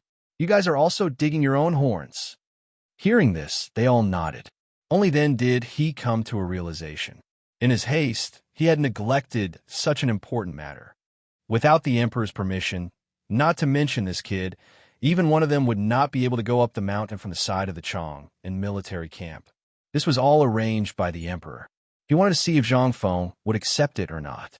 Thinking of this, the few of them sighed deeply. Rubbing their aching foreheads, they gathered together to discuss for a while. Yu Shurinan said, Fengzi, since this matter is decided by you, old man and the others won't say anything. But what you just said, Li Gan, after this matter, wait for me to finish recording it in a book and keep it in the Academy's library. Li Changxian was dumbfounded. Why was it always him? Zhang Feng had said so much. How could he remember? But since Yu Shurinan had spoken, he really did not dare to say anything. He could only say gloomily, This student understands. Yes. Hearing this, Yu Shurinan and the others nodded in satisfaction and said, You can enter the academy, but you can't break the rules. You can't run away from being a slave. Boy, what do you think? In the end, Yu Shurnen looked deeply at Zhang Feng. Zhang Feng also knew that this might be the biggest compromise, but this was not a matter of one's word. He had to ask for the other party's opinion. I understand, but Shiva is the crown prince after all. I think we should let him make the decision. What do you think? What a joke. Shiva was a prince. If news of this spread, the Jinla king would be furious. The Jinla royal family would fight Zhang Feng to the death. Zhang Feng did not care whether they agreed or not. He walked straight out of the door and waved at Shiva, who was squatting at the side with absent-minded eyes. After a long while, Shiva finally reacted. After following Zhang Feng into the room, Yu Shurnen repeated the matter to Shiva and asked, Crown Prince Shiva, this is the law of the Tang dynasty. As the crown prince, you should know this, so your decision is... Shiva was very excited. In fact, he had known about this for a long time. However, ever since he knew that Zhang Feng's son had opened an academy here and created so many good things, his mind was filled with Zhang Feng. He was even willing to be a slave. The main thing was that he could learn something that would allow the people of Jinla to not have a meteoric rise, but at least they would not be bullied by others. At this moment, when he heard Yu Shurnen's words, Shiva knelt on the ground with a thud. Student Shiva greets the masters. Yu Shurnen and the others were naturally not interested in taking in such a slave. They pointed at Zhang Feng, then rubbed their heads and left. Zhang Feng looked at Shiva and said, Don't take it to heart. This is only a name. Only then can you stay on the mountain. So, we will do what we are supposed to do. Come, Li Gone. Give me a cigarette. What are you waiting for? No. Teacher, since you have taken me as your disciple and servant, then I, Shiva, will naturally be your servant for life. Chapter 833. Finally, this matter was settled. Zhang Feng's mood was very good at this moment. He found Zhu Zi and asked him to bring the smoked meat that had just come out of the pot, as well as a table of good dishes to entertain this rich man. Under Li Chengqian's incredulous gaze, he took out a jar of white wine from his bedroom. Feng Zi, tell your brother the truth. How much wine do you have left? Li Chengqian cracked. He stared with a pair of bull eyes and asked. Zhang Feng ignored him and said indifferently, No more, no more. This is the last jar. I left this for Brother Shiva. All right, why are you standing here? If you have nothing to do, go out and play. Li Chengqian was very angry, but with Shiva here, he did not dare to beat up Zhang Feng. He could only angrily slam the door and leave. When there is time, Lao Tzu will definitely tear down your rotten wooden house. This prince wants to see how much wine you have hidden here. Zhang Feng did not care about this. Now that he finally met a rich man in this period of time, how could he not grab onto his thigh? He laughed and poured a cup of wine for Shiva, then said, Since we parted last time, we haven't seen each other for 3 months, right? It has been 3 months. I didn't expect so many things to happen in these 3 months. In the blink of an eye, you, a guy from the marketplace, actually became the dean. And I sighed. Shiva drank 3 cups of wine and could not help but feel a little dizzy. When he thought of the things that happened in these 3 months, he could not help but feel sad. Creak. When the two were drinking cup after cup of wine, Li Chengqian pushed open the door with a strange expression. He looked at Zhang Feng and said, Feng Zi, an important person is here. Shiva, do you want to leave? Leave what? Shiva is now our brother, and also your brother. When have you seen me chasing you away when I have guests? Li Chengqian's mouth twitched. Fine, forget it. You're on your own. I have something to do, so I'll go down the mountain first. While talking, Li Chengqian immediately slipped away like there was oil on the soles of his feet. As he walked, he did not forget to say, Oh right, Iron Bull and the others asked me to tell you that they have also gone to Chong and a look at the white paper business. Who was it that had come? To be able to frighten these masters to this extent? Zhang Feng didn't mind. He continued to eat and drink with Shiva. When Zhang Feng poured a glass of wine for Shiva and gestured for him to drink, he noticed that Shiva was looking at the door in a daze. I say, Shiva, what are you looking at? What's outside the door? Who are you? Before Zhang Feng could finish his sentence, he followed Shiva's gaze and looked at the door. The next moment, Zhang Feng couldn't help but be stunned. He asked an idiotic question. At the door, out of nowhere, a woman wearing a white strapless dress and a fiery red gauze dress had appeared. The woman was very beautiful and charming, the kind that was seductive to the bone. Zhang Feng thought that he had seen many beautiful women. Whether it was the famous female lead of the action movies in the future or something else, he had seen them all. He had even met the #1 beauty in Chang and Jingshu when he came to the Tang dynasty, and that inexplicable fiancé, Zhang Yuyao. Both of them were top beauties, but at this moment, compared to this woman, there was nothing left of them. The woman's eyes were very big, and the corners of her phoenix eyes were slightly upturned. She had a charm that could devour one's soul. Even Zhang Feng, who had seen many beautiful women, couldn't help but feel a little overwhelmed. Damn, is this a demon? Dodgy? After looking at the woman for 10 seconds, Zhang Feng finally came back to his senses with a gasp. The woman at the door looked at Zhang Feng with a little surprise. Then, she bowed and said, "Can I go in and have a drink?" "Yes, yes." Oh my God, this voice. Zhang Feng instantly felt that the blood in his body was boiling. But soon, Zhang Feng knocked into the oil lamp used to light cigarettes. Only then did he come back to his senses. He coughed and stared at Shiva, who was drooling, and said, "Get out.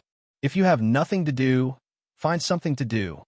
After hurriedly chasing Shiva out, Zhang Feng then welcomed the woman in. When the two of them stood together, Zhang Feng was once again stunned. He was 1.8 meters tall, but there were no high heels in this era. This strange woman was actually the same height as him. Zhang Feng took a deep look at the woman's proud place. Then, he obediently retracted his gaze. He poured a glass of wine for the woman and asked, "May I know why you are here?" The moment the question came out, Zhang Feng wanted to slap himself. One idiotic question. What was wrong with him today? How could he ask such a question? And most importantly, Zhang Feng was shocked to find that his brain short-circuited several times when this woman appeared. Zhang Feng couldn't help but be alarmed. If this woman was sent by someone else to harm him, he would have knelt down by now. Zhang Feng's back was already covered in cold sweat. After taking 2 deep breaths, he returned to normal. As long as he didn't look at her eyes, nothing would happen. What was there to be afraid of? Thinking of this, Zhang Feng then cupped his fist and smiled elegantly. "I haven't asked for your name yet. Sorry for being rude." The woman pursed her lips and smiled. Zhang Feng was so scared that he quickly lowered his head and looked at the wine glass. "My surname is Yu. You can call me Yu-er." Chapter 834. Yu-er. What kind of a mortal would come up with such a name? Well, the name is really appropriate. Just as Zhang Feng was pondering whether this name had appeared in history, a voice suddenly rang out. At the same time, Yu-er was also carefully examining her future husband. At first, when she learned about Zhang Feng's talent, she had fantasized about Zhang Feng's appearance. However, the feeling of being past his prime and seeing through the world of mortals in Zhang Feng's poem made Yu-er think that Zhang Feng should be an old man with white hair and eyebrows. However, when Baolin and his brother brought her here and stood at the door and saw Zhang Feng, Yu-er's heart never stopped beating wildly. Zhang Feng was very handsome, very handsome. He was not like those burly men, nor was he like those pedantic Confucian scholars, whose eyes were full of greed when they saw her. If it weren't for the fact that her uncle was the world-famous Yu Qigong, she would have been defiled by those men. Fortunately, no one dared to challenge the Yu Qi family's authority. Zhang Feng was indeed a little obsessed with her eyes at first. Ever since she became a director, there had never been a man who hadn't been mesmerized by her eyes. However, this Zhang Feng was actually able to recover in the short time it took to drink a cup of tea. Clearly, his heart was very pure. At least in Yu-er's opinion, he was very pure and straightforward at this moment, which was the style of a real man. Once again, a good impression of him arose in her heart. Unconsciously, the corners of Yu-er's mouth curled up slightly into a beautiful smile. "Don't you see the water of the yellow river coming from the sky? Masterton, Danshio, don't stop drinking when you're about to drink." Prince Zhang's poem really makes people yearn for it. I came here from Jiangnan because of this poem, just to see Prince Zhang's real face. Seeing that Yuchi took the initiative to change the topic. Zhang Feng was a little flustered. After all, he was plagiarizing someone else's poem.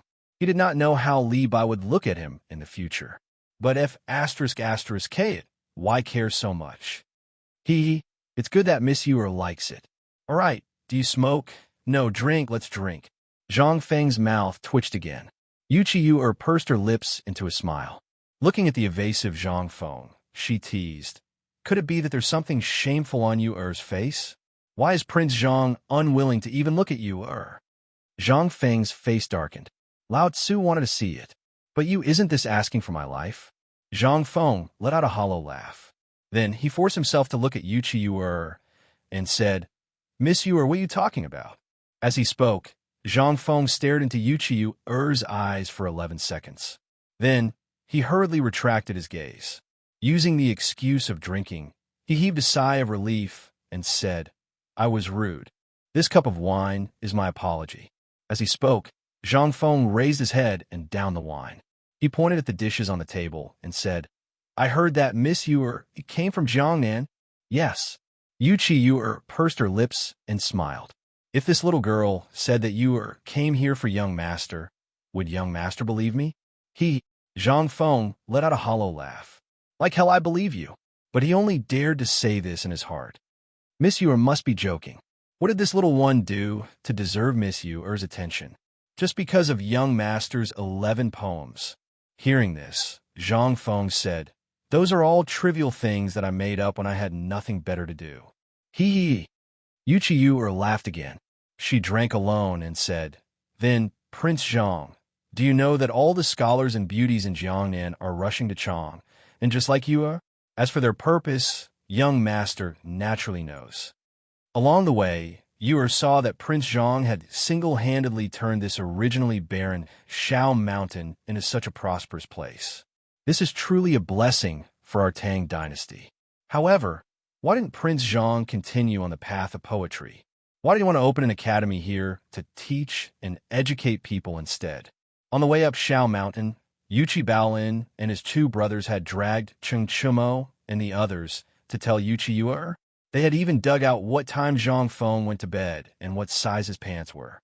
All of this had been pulled out from the mouths of Cheng Chumo and the others, especially after learning about paper and the smelting workshop. Yuchi was even more surprised. When she asked again, she saw that Zhang Feng was somewhat absent-minded and felt that it was a bit rude. She couldn't help but purse her lips and smile. Forgive me for my rudeness. I won't disturb you anymore today. Yu hopes that Prince Zhang will do me the honor of reciting a poem with you another day. When Zhang Feng heard this, he felt as if he had been pardoned. Miss Yu is too serious. It is this one's fortune to have met such a beautiful person like Miss Yu. As long as Miss Yu comes, I, Zhang Feng, will naturally sweep the bed to welcome you. Will you? Yuchi covered her mouth and smiled. Her question stumped Zhang Feng. Yuchi stopped teasing Zhang Feng. She bowed slightly and bid him farewell. However, the moment she turned around, a trace of loneliness flashed through her eyes. In the end, it was because of her seductive eyes. Although Zhang Feng hadn't said anything, she had always felt that there was an unseen abyss between them. However, the loneliness in her eyes only appeared for a moment before disappearing without a trace. When she saw the palanquin appear at the mountain entrance, a smile flashed across her lips. Happiness was to be grasped by oneself, not by charity. A long time after Yuchi left, Zhang Feng was still staring at the slowly disappearing palanquin. He went to the kitchen and asked Old He and the others, who were dumbfounded, Old He, have any of you heard of someone called Yu? But when he thought of this, Zhang Feng thought of another important matter. He asked fiercely, who led her up the mountain? Chapter 835. No one could answer Zhang Feng's question, because Yuchi had just arrived in Chang and yesterday, and then went directly to Yuchi Mansion. Today, she sat in Yuchi Mansion's sedan chair and went up the mountain.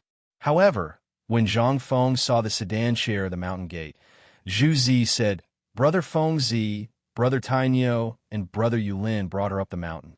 But it seems that they all know each other, especially Brother Tainyo. The way he looked at the girl, just now, was like the way a man looks at a prostitute at the gate of a brothel. Zhang Feng heard this and glared at him. Don't talk nonsense. Zhu Zi shrunk his neck and said with grievance, This is the truth. You can ask them. They all saw it. And these guys definitely have bad intentions. After taking the girl up the mountain, they ran away as if they were fleeing for their lives. Fleeing for their lives? But Zhang Feng thought about it and really believed it. Yu Er's eyes were really not something an ordinary man could bear. He didn't know what kind of reincarnation of a demon she was. He didn't even remember such a person. It was reasonable to say that such a person should be very famous in history. But now, it seemed that there wasn't even a word or two about her. Brother Feng Zi, you'd better go back first. Look, Ms. Zhang and the old scholar are here. When Zhang Feng was breathing and thinking, Zhu Zi's voice surprised Zhang Feng. He looked at the mountain gate again and saw that the sedan chairs had already come up the mountain. He knew the sedan chairs of Chang and University. Although he didn't know the sedan chairs of Zhang Mansion, he really couldn't find a second one in Chang and city like little Chui Er's emerald green clothes. Seeing this, Zhang Feng's lungs were about to explode with anger. What the hell were these guys doing? Zhang Feng didn't care about anything else. Looking at the rows of carriages and handcarts, his eyelids twitched, and then he hurried to the mountain gate. When Zhang Feng arrived, the carriage had already stopped in front of Zhang Feng's door. Sedan chairs were not allowed on the mountain, but Zhang Feng's house was only a few hundred steps away from the mountain gate. Moreover, the sedan chair the old scholar was sitting in was from Chang and University. Everyone on the mountain knew that Chang and University was also the property of the dean. Naturally, no one dared to block the way, not to mention the sedan chair of the Zhang mansion. What a joke. Even little Chui Miss Zhang's personal maid, had come. What did that mean? That meant that the dean's wife was here as well. They dared to stop anyone, but would they dare to stop the dean's wife? Even if they were given 100 guts, no one would dare to do such a thing. Old Xiao Tsai, why didn't you tell anyone that you were going up the mountain? When Zhang Feng saw the old elementary scholar get off the carriage from afar, he hurriedly walked over and cupped his fists. The old scholar glanced at Zhang Feng and didn't say anything. Instead, he asked, What's the matter with that woman who just came down the mountain? How would Zhang Feng know what was going on? Well, she's Cheng Timiu's relative. I don't know what she does either. She just came to sit for a while and then left. The old scholar looked at Zhang Feng suspiciously, but didn't say anything in the end. He pointed at the carriage behind them. Then, he went straight to Zhang Feng's small wooden house. Zhang Feng was stunned. He looked at Zhang Yuyao's carriage, which didn't move for a long time, and felt helpless. You said I was lifting the curtain? It was against the rules. What do you think I should do? Zhang Feng had no choice but to salute the sedan chair. I didn't know that Miss Yuyao and Miss Jingshu would be coming. Zhang Feng didn't go out to meet you. Little Chui Er's small eyes rolled around and looked at the sedan chair with some worry. Then, under her worried eyes, the curtain of the sedan chair was lifted by a slender hand. Needless to say, Zhang Feng knew that this was Jingshu's hand the moment he saw that hand. Zhang Yuyao's hand was fleshy and not so slender. Jingshu greets Prince Zhang. Jingshu lifted the curtain of the sedan chair and bowed. Then, she pulled the red-faced Zhang Yuyao out of the carriage. Miss Yuyao, are you not feeling well? Zhang Feng pretended not to understand and asked, If you're not feeling well, I'll call Dr. Sunday. No, I'm fine. There's no need. Zhang Yuyao hurriedly said, her face turning even redder. The people around them who were watching the show roared with laughter at this time. Zhang Feng was afraid that these people would talk nonsense, so he glared at them. Only then did they disperse in a hubbub. The few of them entered the small wooden house without saying a word. The old scholar sat in front of the table that had not been removed, his face gloomy. Zhang Yuyao could not help but exclaim, tears in her eyes. As for Jingshu, it was only now that she took off her veil. Although her expression was the same, she was staring at the table in a daze. Zhang Feng was a little embarrassed. Well, don't just stand there. Shiwa, Quickly call someone to cancel the banquet and change it to another table. Change to what? The old scholar angrily shouted in a low voice. What kind of principal are you? So wasteful and extravagant. Do you want to spread this kind of atmosphere to everyone on the mountain? Zhang Feng was speechless. Sitting was not right, but standing was not right either. Jingshu was still the one who understood the big picture. Mr. Old Self Huai, these dishes are basically untouched, which means that young Master Zhang and that girl only sat for a while. Also, look at this cup of wine. Jingshu pointed to the wine cup that Yu Qiyu had just drunk from and said, there's only a little wine stain at the bottom of the cup, and the dishes are still warm. Don't worry about it. It just so happens that I haven't drunk Prince Zhang's white wine in a long time. Today, I'll borrow Prince Zhang's wine to toast you. Chapter 836. Zhang Feng was so excited that he wanted to hug Jingshu and kiss her. She was too virtuous. If this was the 21st century, try it. If she didn't cry, make a fuss, and threaten to hang herself, you would be secretly happy. How could you ask her to intercede for you? That was something that he didn't even dare to think about. Zhang Feng couldn't help but love the Tang dynasty. It was a man's heaven. The old scholar and Jingshu had known each other for a long time, so he naturally knew what each of them was thinking. Seeing that Jingshu had taken the initiative to help Zhang Feng out of trouble, the old scholar didn't know what else to say. Forget it, forget it. We've been in a hurry all this time. Yu Yao and Jingshu were in a hurry to pack up early in the morning. It's already noon, and we haven't eaten anything. Let's just put up with it. Hearing this, Zhang Feng hurriedly shouted, Shiva, where the hell have you been? Hurry up and ask the servants to serve the food. Are you trying to starve us to death? Shiva wanted to cry. Earlier, he had chased him out, and now he was yelling at him. Didn't they say that they were brothers? Why did he still treat him like a servant? Nevertheless, Shiva still ran to the kitchen eagerly. Only then did Zhang Feng wipe off the sweat on his forehead. He shouted in his heart, damn it, I won't do this kind of thing in the future. Stealing food? I really can't do it. After turning around, Zhang Feng returned to his original state. After rearranging the cups and chopsticks with the others, he asked, this time we're going up the mountain. Let's stay for a few more days. Chang and university should be fine, right? The old scholar drank lightly. The academy is fine, but there's an autumn hunt with the Imperial College. It's an activity organized by the Ministry of Works and the Ministry of Appointments. It's going to start in 10 days. This is the first thing we're going to do when we're up the mountain. Our Chang and university still can't be compared with the Imperial College in terms of reputation and heritage. This time, the Imperial College took the initiative to have a friendly match with Chang and university. We can't afford to lose. The old man went to look for a Kuju team, but until now, he hasn't found a foreman who is willing to take our place. Kuju. During the Tang dynasty, it had basically formed an industrial chain.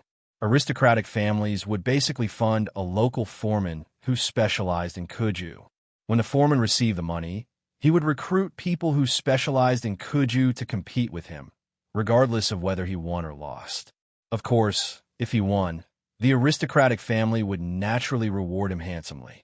However, there weren't many such academy versus academy competitions. Chang'an University was basically filled with those stubborn people from Chang'an. It would be strange if anyone was willing to come. If something went wrong, he would lose his life. If he kicked a certain stubborn person, he might even lose his life at night. Who would dare to come? The old elementary scholar could not help but worry. Zhang Feng frowned when he heard this. There are only 10 days left? Why did you only say so now? Jingshu saw the situation and said, originally, Zhang Sun's mansion agreed, but the foreman disappeared yesterday for some reason in Chang'an. So, until now, we haven't found anyone who is willing to fight for us. I heard that the foreman and his men are all dead. Who is it? They were targeting him. Zhang Feng didn't even need to think about it. Let me think about it. Let's not talk about it for now. Isn't it just 10 days? After 10 days, I'll form a team. You could do whatever you need to do. At that time, I'd like to see who is the blind person who wants to harm me. Could you, this thing? Wasn't it just football? Although Zhang Feng's football level was similar to that of the national football team, it was different in the Tang dynasty. 10 days was a piece of cake for him. The old elementary scholar seemed to have known that Zhang Feng could handle this matter. Hearing this, he didn't say anything and just focused on eating and drinking. After a while, several bowls of fragrant porridge were placed on the table. The old elementary scholar wrapped the porridge with pieces of fat, streaky pork and ate and drank, ignoring Zhang Feng. Zhang Feng smiled and said, "Slow down, old elementary scholar. No one is going to fight with you. I still have things to do." As the old scholar ate and drank, he said, "The second thing is about the cigarettes. It's best to let the people of Zhang Mansion handle it for you. After all, they're family, so don't worry about their safety. As for your brothers, you'd better not mess around with them. That woman just now doesn't look like a good person, so don't mess around with her." What could Zhang Feng say? He could only nod like a chicken pecking rice. Seeing this, the old elementary scholar nodded and wiped his mouth. After drinking the wine in the cup in one gulp, he said, "The third thing this time is also the most important thing. I've talked to your father-in-law. You've seen the dozens of big and small carts outside the door, haven't you?" Zhang Feng was a little confused, but he still nodded. The old elementary scholar continued, "Later, you can ask someone to move them into your house. Just now, I heard that your villa at the foot of the mountain is about to be repaired. Tomorrow, the old village chief will send someone to tidy up and move these things in for you. No, you should at least let me know what's in these boxes, right? These are the soft clothes of Yu Yao and Jing Shu. Shouldn't you put them in someone else's house instead of yours?" Zhang Feng was shocked when he heard this. "Wait, old elementary scholar, wait. What do you mean?" The old elementary scholar seemed to still be immersed in Yu Er's anger and ignored Zhang Feng. He pointed at Zhang Yuyao and Jing Shu and said, "I've brought them here. You don't have any good skills, but your bad habits are increasing day by day. What did you change to when you made a scene in Swallow Descent Tower? There's so many eyes on this mountain watching. Even if you're not embarrassed, I still want to save some face. It just so happens that Jing Shu is a sensible person and will help you settle things outside. Yu Yao is meticulous and will wash your clothes and comb your hair every day. All right, that's all. Old man, I'm leaving. Chapter 837. Zhang Feng was on the verge of breaking down. What kind of show was this? Even if he had made a mistake, shouldn't he at least tell him what he had done wrong? Just because he said no, he threw 2 girls away? Was this appropriate? Was there any justice in this? Zhang Feng hurriedly stopped the old scholar from standing up and asked, "Old scholar, what are you playing at?" "This. You see, I'm so busy that I can't wait to use one day as 2. And you see, we don't have anything to do with each other. Do you think it's appropriate for us to live together? That's not proper. You still know it's improper?"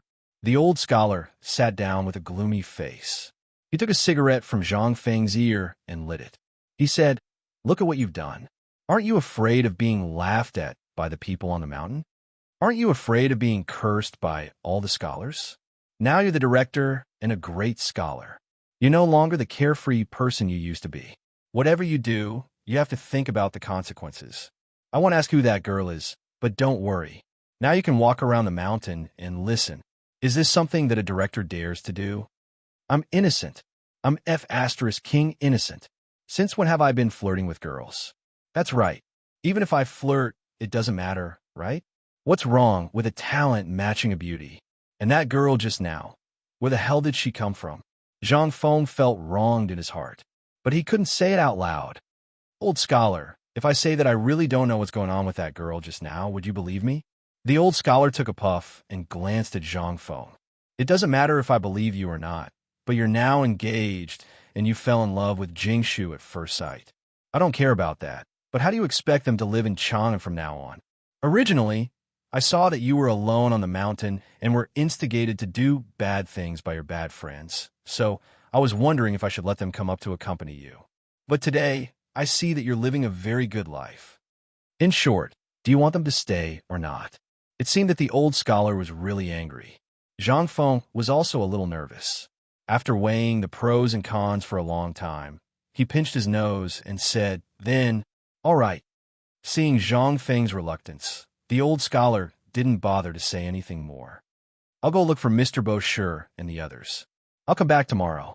As he spoke, the old scholar pretended to leave, but when he reached the door, he turned back and said, "You really don't know what happened to that woman." Zhang Feng shrugged. "Do you think I would have this expression if I knew him?"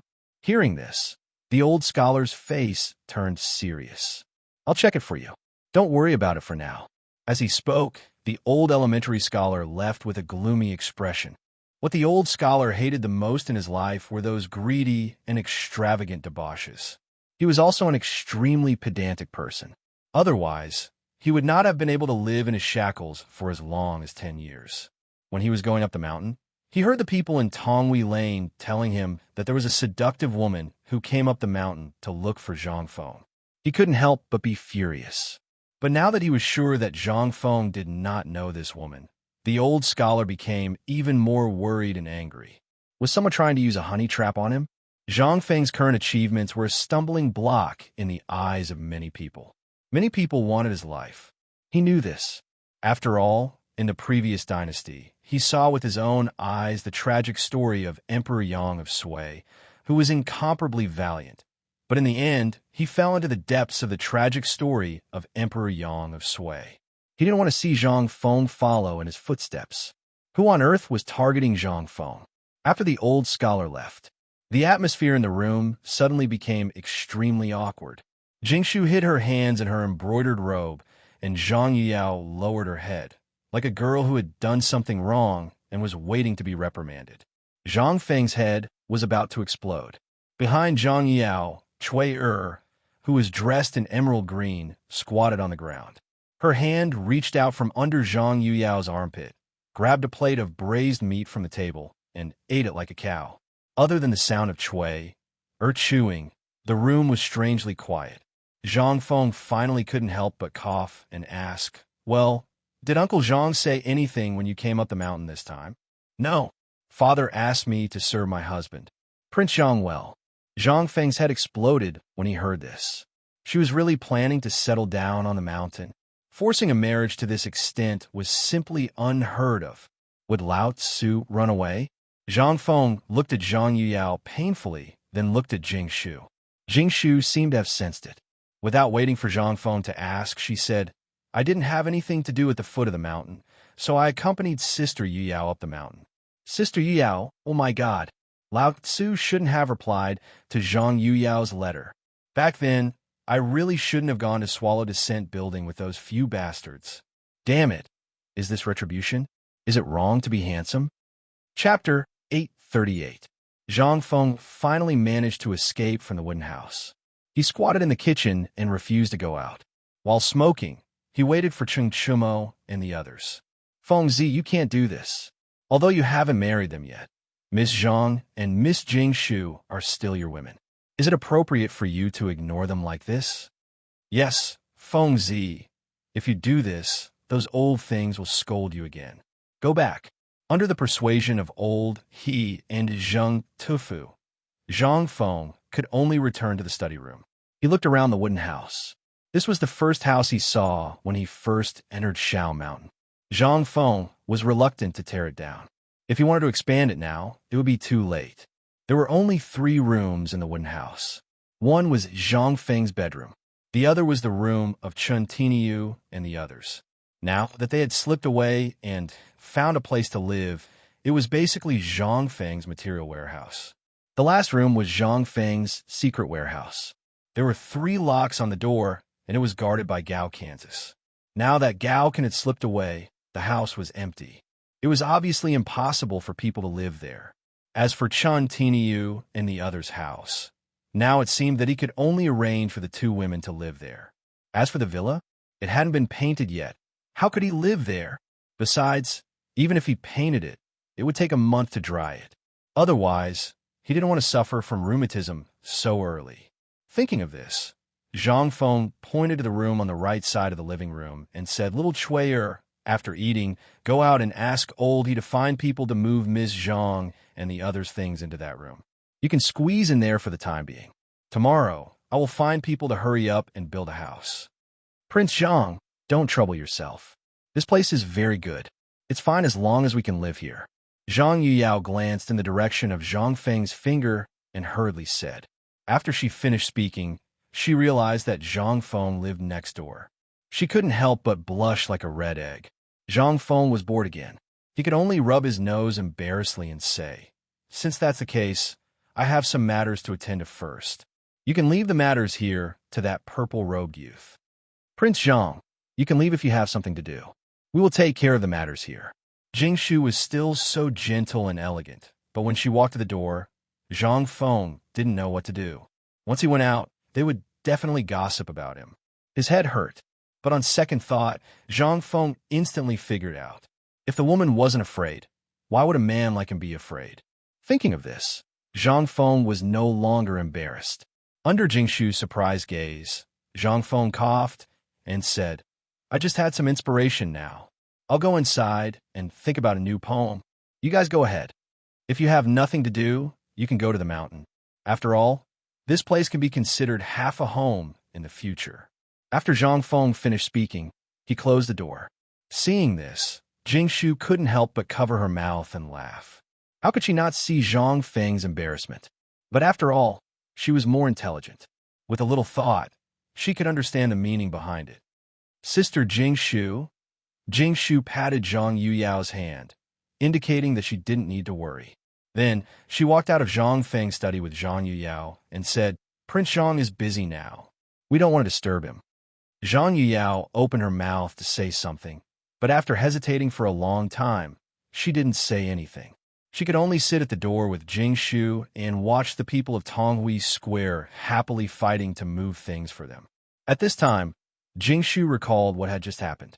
At the beginning, she really didn't want to stay.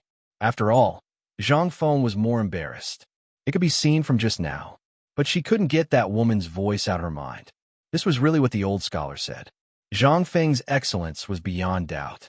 She was very clear that outstanding people would never lack women around them. But when Zhang Feng turned around, she saw a trace of concern in Zhang Feng's eyes. This was the reason why Jingshu chose to stay. After sitting for a while, Steam Bun came over with a lot of snacks. Jingshu touched Steam Bun's head and said, "I heard that Mr. Bo Shi and the others are on the mountain. Let's go and visit them." Hearing this, Zhang Yuyao finally remembered the important matter at hand. She hurriedly rummaged through the chests and cupboards and took out the gifts that she had prepared beforehand. Only then did the four of them slowly walk towards the back of the mountain under the watchful eyes of the crowd. She was already stunned. No matter if it was the fox-like woman he first saw, or the two now, they were all the best in the world. At least in Jinla, he really couldn't find a woman as beautiful as them. Most importantly, these three women were Zhang Feng's women. This was the most shocking thing for Xiahua. After seeing them leave, Xiahua sighed and looked at Zhang Feng's room. He took out a small book and wrote something on it. Then, his eyes became even more passionate. Is this the attractiveness that the imperial tutor talked about? Brother Zhang is indeed Brother Zhang. If I can stay by his side for a long time, then I can also get this attractiveness. Then, thinking of this, Xiahua squatted in a corner and laughed foolishly. Chapter 839. How is Zhang Feng composing a poem at this moment? He hid at the door and watched Jingshu leave with some boxes through the crack of the door. Only then did he heave a deep sigh of relief. What kind of sin did he commit? Zhang Feng sighed again. He lit a cigarette and walked to the door. Looking at Shiva, who was laughing foolishly, Zhang Feng rolled his eyes and went back to his room. Then, he simply fell asleep. And when Zhang Feng fell asleep, Yi Zichen was stunned. At the foot of the mountain, in an inn with the same name as the Yueli Inn in Chang'an City, Cheng Chimo, Li Changxian, and the others were pacing back and forth anxiously, while Yuchi Baochi was squatting at the door and smoking. His face was blue and purple. Obviously, he had been beaten up. Wei Shuyu and Zhang Sun were playing poker without a care in the world. They didn't even think about what happened to Zhang Feng. As for this, there were naturally people who were worried. After all, they weren't the ones who brought him up. Tap, tap, tap. Suddenly, there were hurried footsteps on the wooden stairs. Li Chengxian and Cheng Chimo couldn't help but be startled. They hurriedly looked at the door. Seeing the person, Li Chengxian asked, "How's the situation on the mountain? Did a fight break out? Who won? Is Fengzi okay?" Seeing this, the person hurriedly said, "Young Master Li, nothing happened on the mountain. That woman has already gone down the mountain. She didn't have any entanglement with Jing Shu and the others. Hearing this, Li Chengxian heaved a deep sigh of relief. It was good that nothing happened. If something had happened, it would be a big deal. Thinking of this, Li Chengxian was furious. He kicked Yuchi Baochi hard and said, "It's all your fault. Your father is an old bastard, and you're following him. Who is that? That's your aunt. How dare you trick your aunt like this?" Well, what if it worked? Fengzi isn't married. Besides, which man doesn't have multiple wives? What did I do wrong? Yuchi Baochi muttered. Li Chengxian became even angrier when he heard this. Tell me, one is your aunt, the other is Fengzi. How are we going to teach them in the future? What's his name? Your father, that old bastard, didn't think of this. Are you following in his footsteps? That's right. Why are you following suit? Cheng Chimo also took the opportunity to slap him. Li Chengxian was so angry that he pointed at Cheng Chimo's nose and said, "This is all your rotten idea. Don't think that Lao Tzu doesn't know that Yuchi Baochi wouldn't do something like this. Which of you saw me do it?" Cheng Chimo could not take it anymore. Li Chengxian didn't say anything. He only snorted.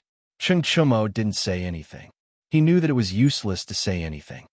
Do you know the consequences if my father finds out about this? Who has old you? Who is Fengzi? If you let someone spread rumors about you, Tainyo, you'll be harming old you's family. Do you know that? Cheng Chimo, Zhang Sun, and the others were shocked when they heard this. It really was like that.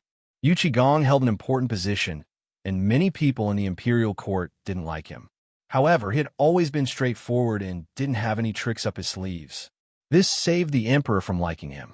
If Yu Qigong married his younger sister to Zhang Feng in the past, it wouldn't be a big deal. Everyone would just chuckle. But now, Fengzi had mastered such important military skills, and he even had amazing methods of training soldiers. At this time, it was hard not to think too much about it. This was what Li Chengxian was most worried about. If someone in the imperial court submitted a memorial, Yu Qigong would be in danger. Even the emperor wouldn't be able to protect him. At this time, Cheng Chimo also became anxious. Then, what's wrong with men and women getting married when they're of age? Can't Fengzi get married? Uncle Yu isn't wrong. Yes, they aren't wrong. But if you were in the past, no one would be wrong. However, the wrong thing is that the borders are in chaos now, and it's inevitable that there will be unrest in the imperial court. If someone wants to use this against you, then Cheng Chimo and Yuchi Baochi turned pale with fright when they heard this. Even Wei Shuyu and Yu Baochi's expressions turned serious. What do we do? Then what do we do now? Li Chengxian pondered for a while, then looked at the gradually darkening sky. He muttered, "Let's go up the mountain. Let's go see how Fengzi is doing with her first." When they heard this, how could they dare to delay? They hurriedly packed up and ran up the mountain. Yu Qiyu had left long ago. After all, her identity was special, and the longer she stayed on the mountain, the more rumors there would be. She wasn't a flower vase, so she naturally knew what was going on. Thus, she left as soon as she went down the mountain. This was also what made Li Chengxian and the others anxious. No one knew what had happened in the end, or what they had talked about. To be honest, Li Chengxian and the others had slept with many women, but Yu Qiyu's eyes still made them lose their minds the moment they saw them. They were very worried about Zhang Feng's self-control. This kid was still a fledgling. His self-control towards this thing was they were very nervous. If Zhang Feng couldn't control himself, then it would be a big problem. Previously, Li Chengxian thought that Yu Qigong was just joking about introducing his sister to Zhang Feng. Who would have thought that Yu Qigong was actually serious about it? This was simply he was playing with fire.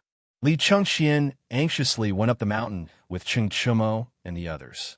At this time, lanterns and bonfires were already lit on the mountain. All the craftsmen and students had entered their own small worlds. Other than the patrolling imperial guards disguised as guards, there was basically no one else to be seen. They searched for a while and came to Zhang Feng's door. Looking at the flickering candlelight and Jingshu playing the zither alone in the candlelight, they were troubled. If they went in directly, that wouldn't do. If they waited like this, how long would they have to wait? Li Chengxian couldn't help but kick Cheng Chimo and say, "Go get Fengzi for me." I'm not going. Are you going or not? Chung Chumo poked his head out to look at Jing Shu in the room, then retracted his head. I'm not going. Who's outside? At this time, Jing Shu, who was playing the zither, seemed to be startled by Chung Chumo's voice. They had no choice but to stand up. Miss Jing Shu, it's me, Li Changxian. Jing Shu was slightly surprised. So it's young Master Li. It's so late. Are you looking for Prince Zhang? He hasn't gone out since this afternoon. He's composing a poem. When he wakes up, I'll send someone to send you a message. Composing a poem? If this kid wasn't drunk, how could he compose a poem? However, when he stood up, everything in the room entered his eyes. Other than Jing Shu, Steam Bun, and Little Chui, were looking at Jing Shu playing the zither with their chins in their hands. Only the young lady of the Zhang mansion, Zhang Yuyao, was missing. They couldn't help but be surprised. Could it be that this kid... Just as Li Chengxian cupped his fists and was about to leave, Zhang Feng coughed. What's the matter? Seeing Zhang Feng speak, Li Chengxian shouted, There's a situation in the paper mill at the foot of the mountain. Quickly come out and investigate. What? Wait, I'm coming now. A moment later, Zhang Feng put on his outer robe and said a few words to Jing Shu before leaving the room. After they walked for a while, they stopped at a construction site. Chung Chimo lay on Zhang Feng's shoulder and sniffed left and right. Zhang Feng was so angry that he wanted to beat him. Chung Tiniu, are you AF Astra's king dog? Chung Chimo smiled and didn't refute. Feng Zi, you're awesome. How's spring night? It would have been better if he didn't say it. Once he said it, Zhang Feng instantly became angry. He grabbed Chung Chimo's collar and punched his fat face. I'll F Astra's king spring night your uncle. Lao Tzu will beat you to death, you bastard. Chapter 840. After Zhang Feng gave Chung Chimo a good beating, his anger gradually subsided a lot. Zhang Feng was speechless.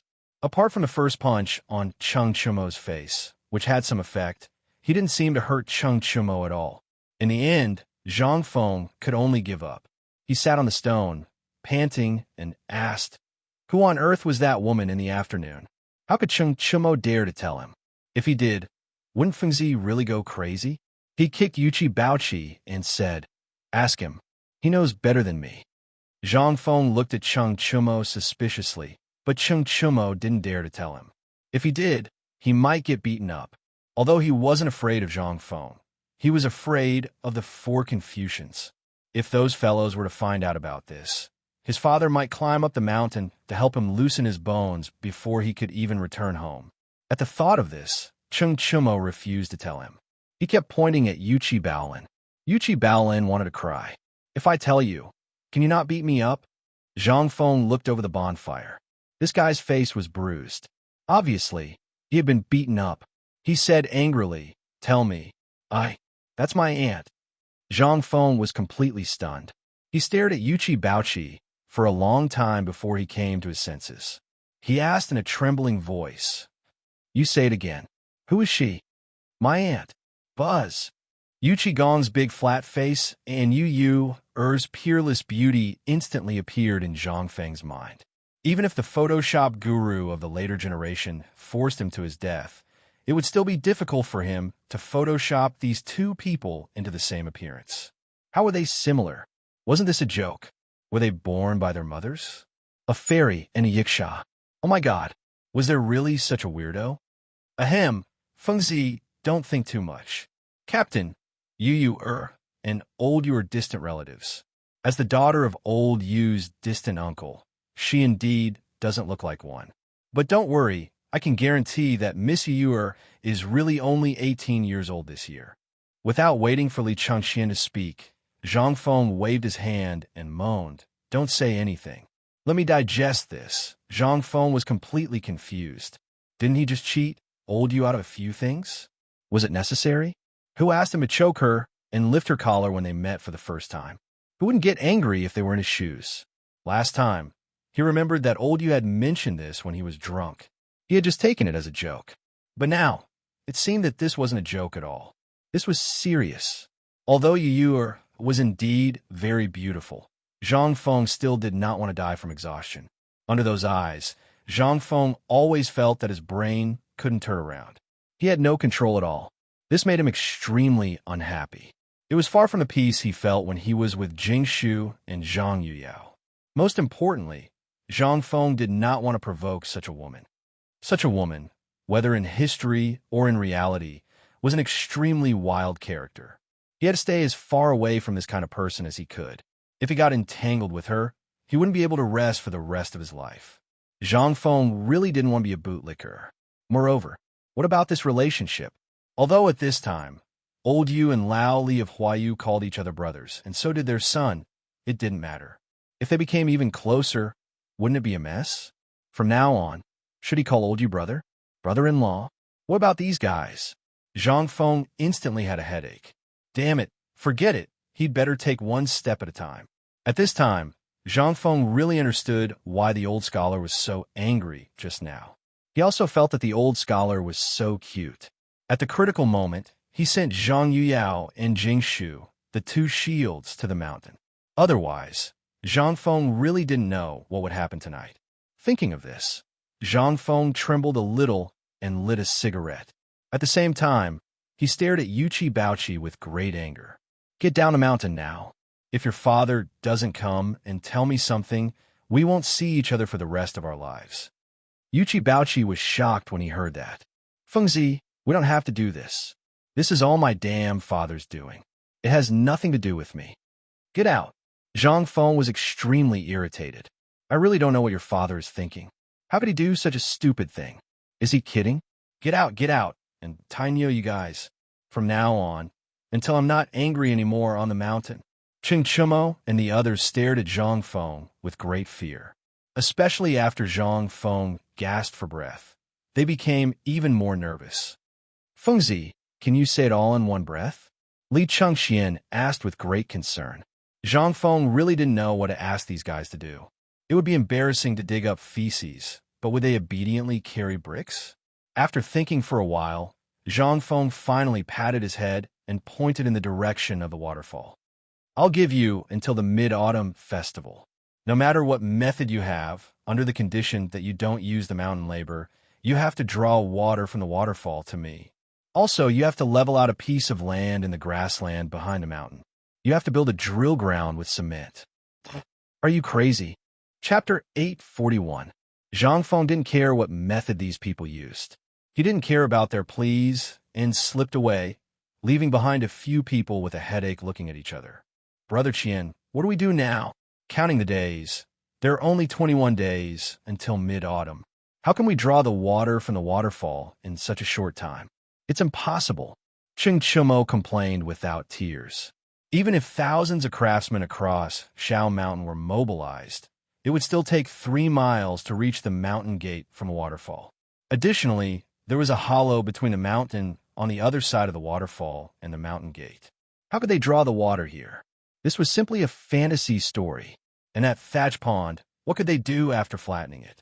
Although the thatch swamp was located between their dormitory area and the teaching building, it was not planned to be their living area. Wasn't it Fengzi who allowed them to keep the thatch swamp? What kind of madness was this? They wanted to flatten it? Although flattening the thatch pond was fine, but the water, it was simply a dream. The most important thing was that this batch wasn't allowed to use the people on the mountain. What should they do? Could it be that they had to go to the barracks to call for reinforcements? I think this is Fengzi's test for us. At this time, Du Go, who was smoking, said, "Do you guys still remember the water flow principle that Zhang Feng told us before?" Hearing this, everyone was shocked. Only then did they start to think carefully. But at this time, only Du Go and Li Chengxian could think of something. Other than them, how could they remember these things? They were originally just idling around, waiting for Zhang Feng's military knowledge. As for the things that Zhang Feng was talking about, they had a headache.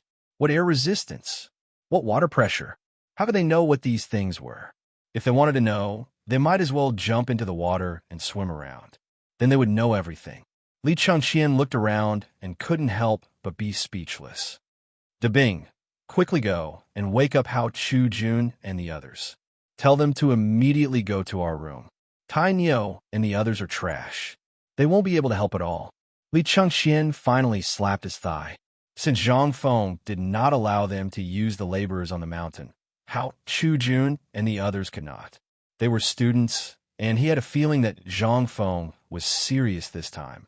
If they didn't handle this matter well, their credits for this year would be gone.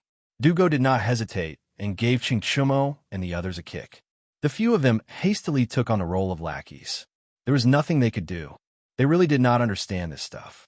If they were asked to beat someone up or use brute force, they would be able to do it. As for using their brains, forget it. Chung Chumo and Dugo walked back while pondering about this matter. From the water wheel to the bridge, they had thought about it, but they couldn't complete it within 20 days, not to mention the removal of the large swath of grass. The two of them couldn't help but hold the lantern and silently return to their small wooden hut, quietly waiting. In fact, Zhang Feng had already predicted that these few people would not be able to do it.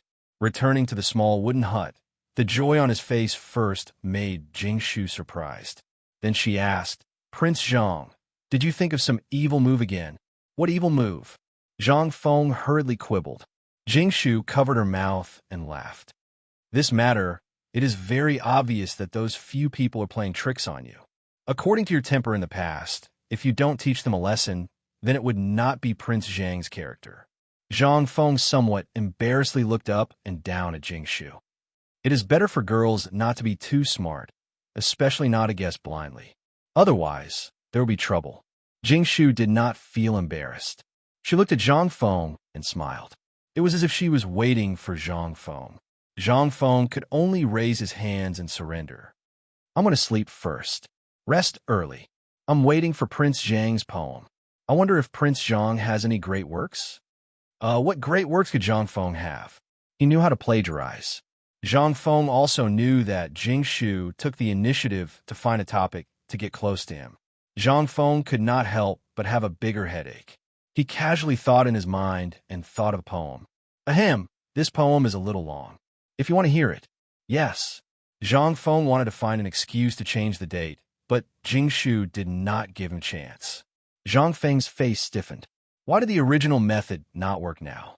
Fine. Then let's have a poem. After thinking for a while, Zhang Feng's mind instantly thought of a poem that suited his mood at this time. He could not help but cough. His face instantly became very solemn, and he recited, 10,000 gold goblets of wine, 10,000 jade bowls of shame, stopping the cup and chopsticks, unable to eat, unsheathing the sword and looking around at a loss, trying to cross the yellow river, blocked by ice, trying to climb the Taiyang mountains covered with snow, fishing in the blue stream, suddenly riding a boat by the sun's edge. The road is difficult. The road is difficult.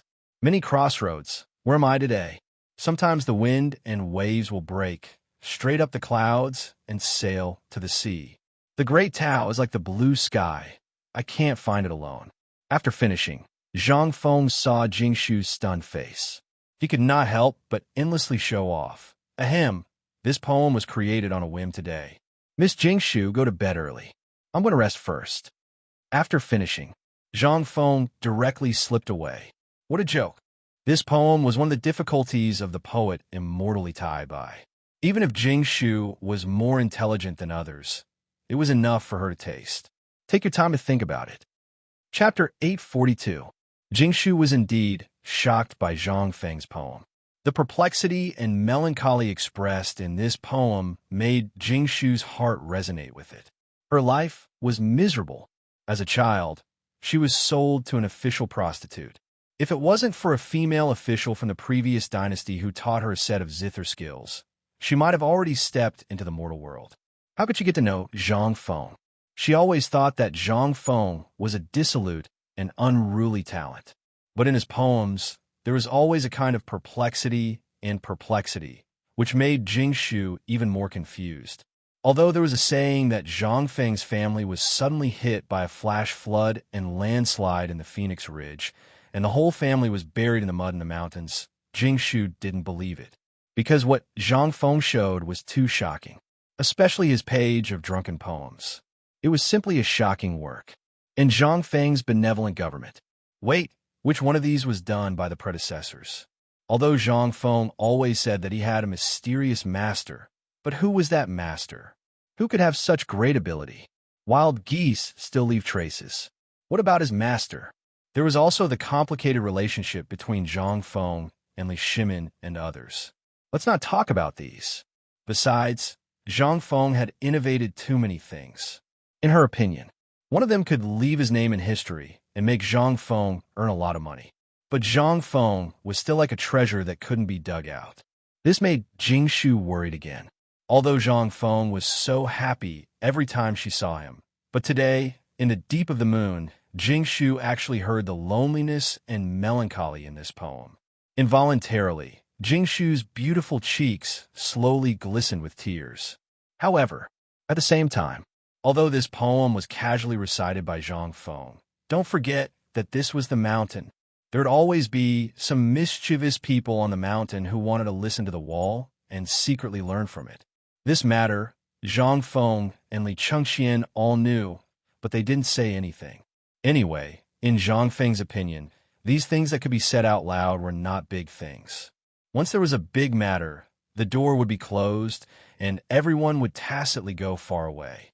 There was no other way. If you didn't go, those imperial guards disguised as guards would have to ask you to sleep in the Supreme Court for half a year. But today, Zhang Feng had caused too much of a ruckus. Everyone knew that Zhang Feng's two wives had come. Although most of the people were well-behaved and didn't secretly learn from them, there were still some people who curiously came over when they saw Zhang Feng return. Once they came, they couldn't be saved. Originally, they wanted to secretly learn some skills. After all, every time Zhang Feng gave private lessons to Li Chengxian, Hao Chujun, and the others, these students would drool.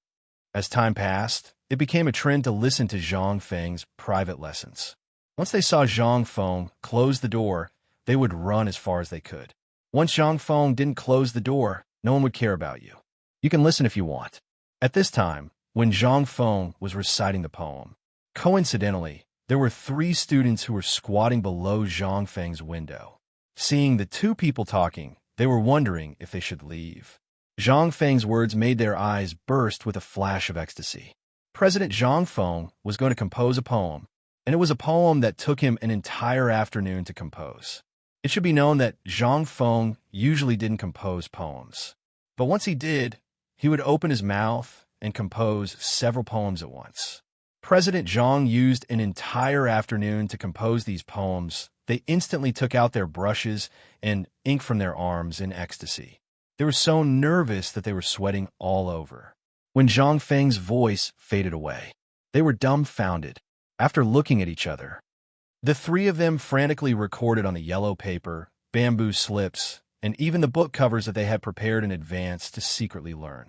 It should be known that Zhang Feng had a lot of famous sayings on a mountain now. Each one of them was worth at least 1,000 strings of coins, and they were priceless. Especially the road that no one walked on before became a road after many people walked on it. Because of this one sentence, some people even called out the value of the first 2 pieces of gold, wanting to buy the right to use this word. But at this time, the eyes of the 3 people couldn't help but turn into copper coins. After they finished recording, they ran away, trembling all over as if they had epilepsy. Early the next morning, at the entrance of Yuchi Manor, a person wearing the special servant uniform of White Deer College anxiously knocked on the door. That person knocked on the door. After confirming that the person who came out was the housekeeper, he handed over a slip of paper and then hurriedly disappeared. To be able to become an official in the Yuchi mansion, how could he not have some skills? When he saw that this thing came down from Shao Mountain, he hurriedly sent it to Yuchi Gong's study. But when he heard the clamorous snoring sound, the housekeeper wanted to knock on the door, but didn't dare to. He anxiously scratched his ears and cheeks. "Housekeeper, what's the matter?" At this time, Yuchi Yu leisurely came over. Seeing this, the old housekeeper's eyelids twitched. He hurriedly bowed. "They're the letter that came down from Shao Mountain." "But Master, Shao Mountain?" Yuchi Yu's eyelids twitched. Then she smiled and said, "Cousin is resting at the moment. Just give it to me. I'll give it to him later." The housekeeper hesitated for a long time, but in the end, he clenched his teeth and handed it to Yuchi Yu. The matter of Yuchi Yu going up the mountain to meet Zhang Feng, as well as Yuchi Gong wanting to introduce his cousin to Zhang Feng, had long been spread in the manor. So at this time, everyone naturally treated Yuchiyu as a member of Shao Mountain. It wasn't excessive to give it to her. After the housekeeper left, Yuchiyu lightly knocked on the door a few times. A moment later, Madame Yuchi yawned and opened the door. When she saw Yuchiyu standing at the door, she couldn't help but ask in astonishment, What are you doing so early in the morning? Madam, this is a letter from Shao Mountain. I saw that the housekeeper didn't dare to knock on the door, so I did it on his behalf. Yuchiyu pursed her lips and smiled. Madame Yuchi waved her hand. I was wondering what it was. That dead man is sleeping so deeply that even 8 horses can't pull him awake. Let's take a look first. If there's something urgent, we'll wake him up. Hearing this, Yuchiyu's eyes flashed. She supported Madame Yuchi into Yuchi Gong's study. Yuchiyu didn't shy away. In front of Madame Yuchi, she opened the letter. There were only a few short lines. But the moment she saw these lines, Yuchiyu's expression changed greatly. Chapter 843. Reporting. Your Majesty, urgent report. Li Shimin, who had just walked out of the court, had not yet entered the imperial study to review the memorials when he heard a hurried report at the door of Taiji Palace. Li Shimin frowned slightly, but when he saw the symbolic clothing of Mount Shao on that person, he waved his hand. Go in and talk. As soon as he entered the imperial study, Li Shimin looked at the person who opened the door and asked with a solemn expression, What's the matter? There's a letter from Mount Shao. It's Prince Zhang who did something big last night. Oh, when Li Shimin heard this, he couldn't help but be interested. After waving his hand to signal Shao Gizi to read it, he slowly sat on the soft couch, smoking and drinking tea in a very comfortable manner. Shao Gizi took the letter and opened it. He, who had always been serious and did not have a trace of change in his expression, could not help but be moved at this time. Taking a deep breath, he said, Golden wine and wine bowl for 10,000. Jade plate for shame straight to 10,000. Stop cup and chopsticks can't eat. Draw sword and look around at heart at a loss. And on the other side, in Wei Zheng's residence, Wei Zheng slowly looked at the note in his hand with a stunned expression, muttering, Trying to cross the Yellow River. The river is blocked by ice. Trying to climb the Taiying Mountains covered with snow. Come fishing on the Blue Stream. Suddenly ride a boat to dream of the sun. The road is difficult. The road is difficult. Many paths. Where are you today? In Li Yuan's bedroom. At this time, Li Yuan's originally hazy sleepiness was instantly read by the female official kneeling in front of the bed. He did not completely wake up. There will be times when the wind and waves will break, directly hang the cloud sail to the vast sea. The great Tao is like the blue sky. I can't get it alone. Is this really that kid's poem? Li Yuan asked in surprise. The female official trembled all over and hurriedly said, This was passed down by the Jinwu guard to Mount Shao. It can't be fake. Go down, investigate again. Li Yuan waved his hand and dismissed the servants. He took the note from the concubine's hand. The more he looked at it, the happier he was. Li Shimin, Wei Zheng, Fang Xianling, Duru Hui, and the others saw the poem almost at the same time. They also knew about this poem. Basically, everyone who knew about it. After all, if their son could go up the mountain, there would definitely be personal guards following him. It wasn't surprising that he was able to obtain such information. Almost at the same time, they frowned and looked in the direction of Shao Mountain, asking, What is that kid doing? Why does this poem make me feel so uncomfortable? How could the servant who delivered the letter know about this? However, when they learned that Yuchi Gong had introduced his cousin to Zhang Feng, they were shocked. At almost the same time, they immediately thought of the Taiji Palace. They all headed towards Li Shimin's imperial study room. Li Shimin also said, Little Gizi, quickly summon the dukes, especially that old man Yuchi. As long as he's not dead, you have to carry him here even if you have to. Seeing this, little Gizi's face twitched. Yes, Zhang Feng, this kid, had always been cheerful and carefree. These two women couldn't arouse his interest. At this time, giving him another one, wouldn't that be asking for his life? However, this kid didn't seem to be someone who couldn't control himself when he saw a woman, right? Otherwise, Wouldn't that Jingshu have been taken in by him long ago? Could it be that there was something different about this Yuchi? Otherwise, why would that kid's mentality collapse? Li Shimin couldn't help but ask curiously. That's right. Let that old man Yuchi bring Yuchi. We want to see who exactly this Yuchi is. Little Gizi was stunned when he heard this. Your Majesty, if Yuchi doesn't have status, she can't enter. Just say that we summon her. Little Gizi shrank his neck when he heard this, then hurriedly retreated. On the other side, Yuchi Gong was woken up in a daze by the woman's needles. He was about to get angry, but Madame Yuchi threw the slip of paper in her hand at Yuchi Gong's face and said, "This is your fault, so do as you see fit." Just now, the servants reported that Wei Zheng and the other old fellows have received it. They're all running around the palace, and you're still trying to wake me up like a corpse? Another 2 hours, and you'll really be a corpse. Yuchi Gong was shocked when he heard this. He hurriedly looked at the paper, but there was no rush. After carefully reading it, he was so shocked that his forehead was covered in sweat. He wanted to curse. However, he couldn't curse in front of Yuchi. If it weren't for this damned woman's incitement, this wouldn't have happened.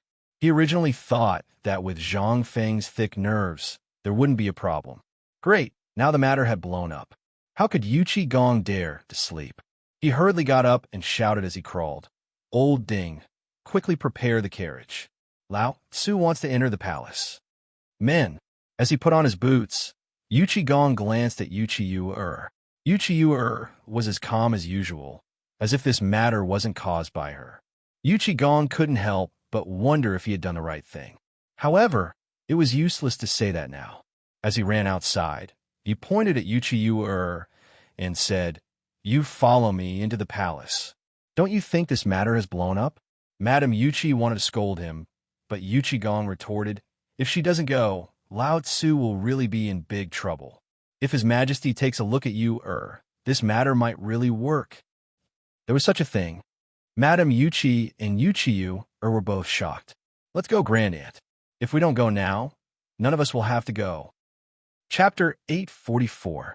2 hours later, in the imperial study, Li Yuan calmly sits on the side of the dragon throne, sitting together with Li Shimin. In the imperial study, Wei Zheng and the others are also whispering something, sometimes excited, sometimes serious. "Your Majesty, the Duke of E requests an audience." "Summon him."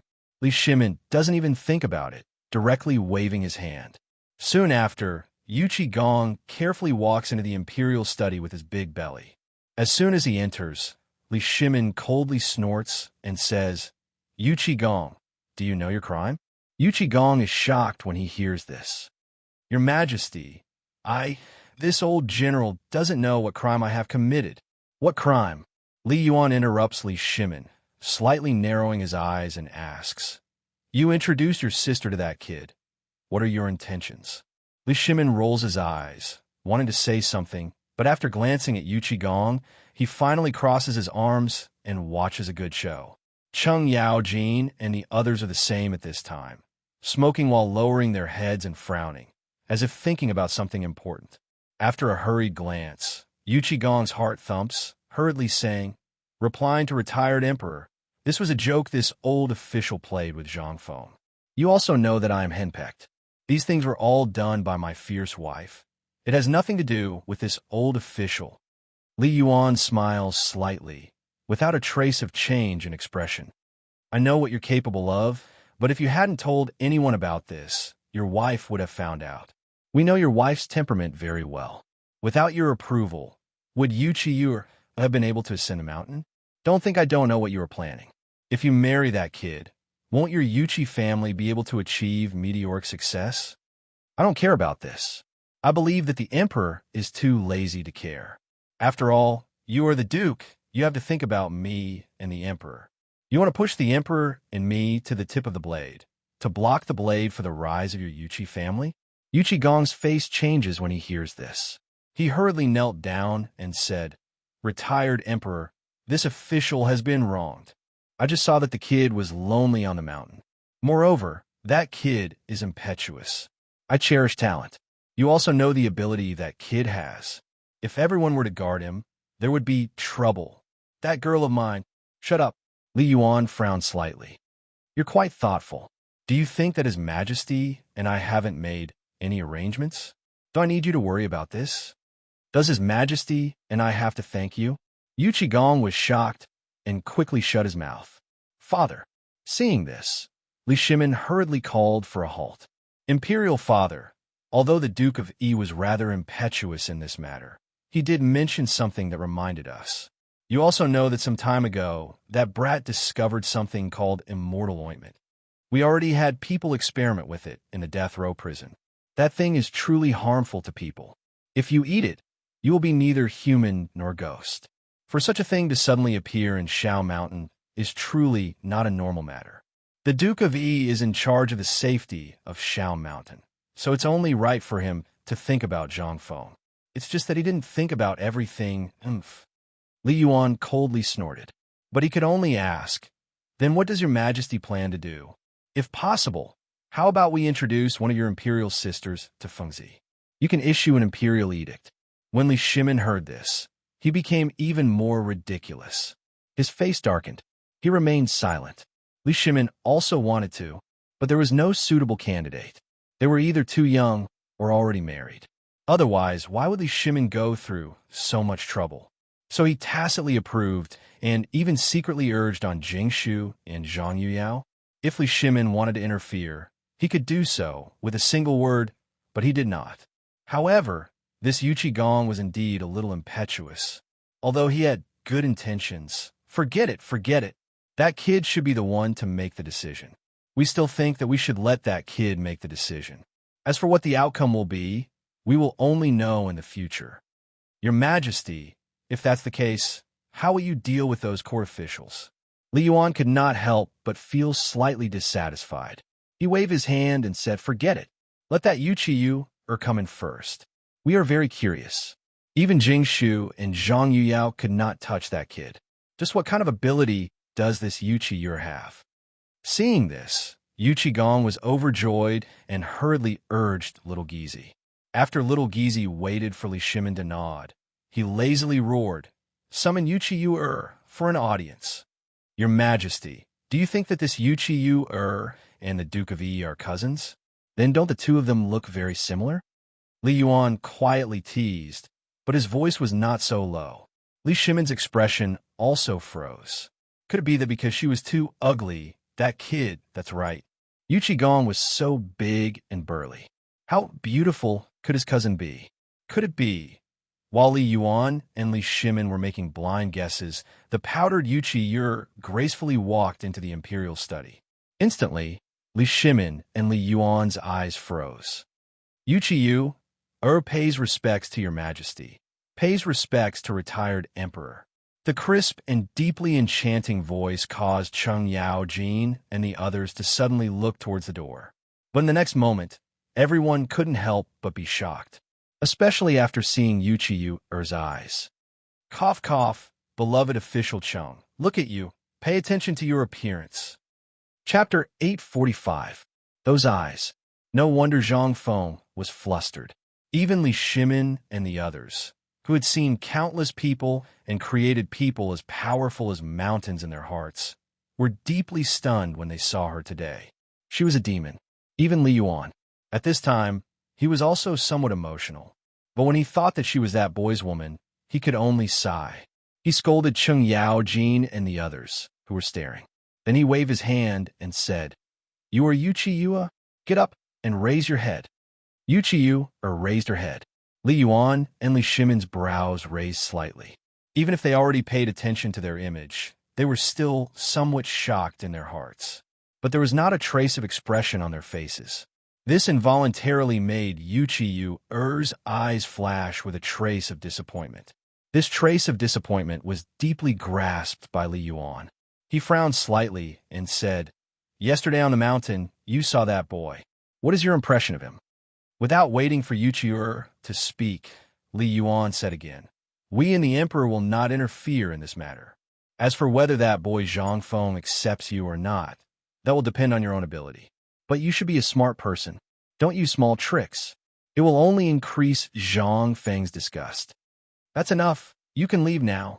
Li Yuan's words involuntarily made Li Shimin, Wei Zheng, and the others shocked in their hearts. At the same time, they also carefully savored Li Yuan's words. At the same time, their backs could not help but exude cold sweat. This woman was not simple. Yu Qiyu withdraws. Yu Qiyu naturally finally panicked at this time. Just now, she clearly hid that trace of disappointment in her heart very well, but it was still seen by Li Yuan, this old fox. What did this mean? Could it be? Yu Qiyu walked out of the imperial study in confusion, but did not plan to leave. However, who was little Gizi? Early on, he sent 2 little eunuchs and 2 palace maids to follow behind her and keep an eye on her. This woman was not simple. Otherwise, the retired emperor would not be angry. Who was Li Yuan? The women around him were as many as the hairs on an ox. What kind of woman had he not seen? What kind of woman had he not tried to figure out? With just one sentence from Li Yuan, sometimes these eunuchs and palace maids could instantly understand a lot of things. After all, they were making a living in the palace. If they did not try to figure out their master's temperament, that would simply be courting death. Yu Qiyu aside for now. The atmosphere in the imperial study was heavy and strange. Li Yuan and Li Shimin whispered to each other for a while. Li Shimin's face also sank slightly. Then, he gave Yu Qigong a meaningful look and said indifferently, "This emperor and the retired emperor will not care about this. Like I said before, Duke of E, you should take care of yourself. This emperor advises you that you should let this matter develop. All right, all of you are dismissed for now. As for this matter, if anyone asks, just say that Yu Qiyu admired Zhang Feng's literary talent and the reputation of Daoshan Academy, and that's why she went up the mountain to pay a visit to the 4 great Confucians. After that, don't mention this matter again." When they heard this, they knew what Li Shimin meant. They stood up and bowed. "We understand. All right, all of you are dismissed." After everyone left, Li Shimin asked, "Father, do you mean that this Yu Qiyu thoughts are not pure?" Li Yuan nodded. "Send someone to Jiangnan to investigate, and you will know that this woman's thoughts are very heavy. Perhaps she is greedy. However, this woman's eyes are not a kind person. Moreover, we should take one step at a time. That boy should not be a kind person either. For the time being, let's not worry about it. However, it is enough to send someone to secretly keep an eye on this woman." When Li Shimin heard this, his heart sank slightly. Then, if by any chance, "Father," Li Yuan narrowed his eyes and drew a line under his neck with his right hand. "For the sake of that boy, if it really comes to that step, then so be it. However, this emperor really wants these 2 to succeed. If they succeed, then it will be wonderful. You know that boy Zhang Feng's temper. And this woman, these 2 are like needles. This emperor really wants to see what kind of tricks they will play when they combine like this." "Ha ha ha!" Li Yuan laughed loudly and walked away. After Li Shimin pondered for a moment, he smiled and lit a cigarette. He no longer cared about this matter. Instead, he carefully admired Zhang Feng's new poem again. Little Gizi, brush and ink. Although the thing was good, it was written on a small piece of paper. Li Shimin could not help but feel pity for it. Then, his poetic interest was greatly aroused. After dipping the brush in ink, he brewed this poem on the white paper like a dragon and snake. Then he suddenly opened his eyes and copied this poem. Good poem. Before this, I really didn't see anything wrong with this poem. However, now that your majesty wrote it like this, a feeling of overlooking the common people suddenly appeared on the paper. When little Gizi saw this, he exclaimed. Li Shimin touched his chin and had people raise it up. After looking at it from afar, he could not help but laugh loudly. It's not that this emperor wrote it well, but Zhang Feng's poem is originally very good. Little Gizi, tell me, what's so good about this poem? Li Shimin put down the brush and ink, then lit a cigarette and asked. Little Gizi bent over and looked at it carefully, then said, "It's good in the momentum of this poem. Tell me about it." When little Gizi heard this, he quickly knelt on the ground. "Your Majesty, please forgive this servant's sin first." Okay, I forgive your sin." Hearing this, little Gizi said, "This poem is like the current Tang dynasty. Although everything seems to be developing well, there are wolves around the Tang dynasty. In fact, the Tang dynasty is like a trapped beast, so this servant thinks that the meaning of this poem is like the current Tang dynasty. Chapter 846. The smile on Li Shimon's face disappeared. It was just as little Gizi had said. The Tang dynasty was not peaceful now. Although everything seemed fine on the inside, only a few people knew that the three great powers were still three mountains weighing down on the Great Tang. Although one of them was in imminent danger, it had yet to topple. As for the Shandong aristocrats, they would have to wait for the imperial examination held in Zhang Feng's academy 3 years later to decide.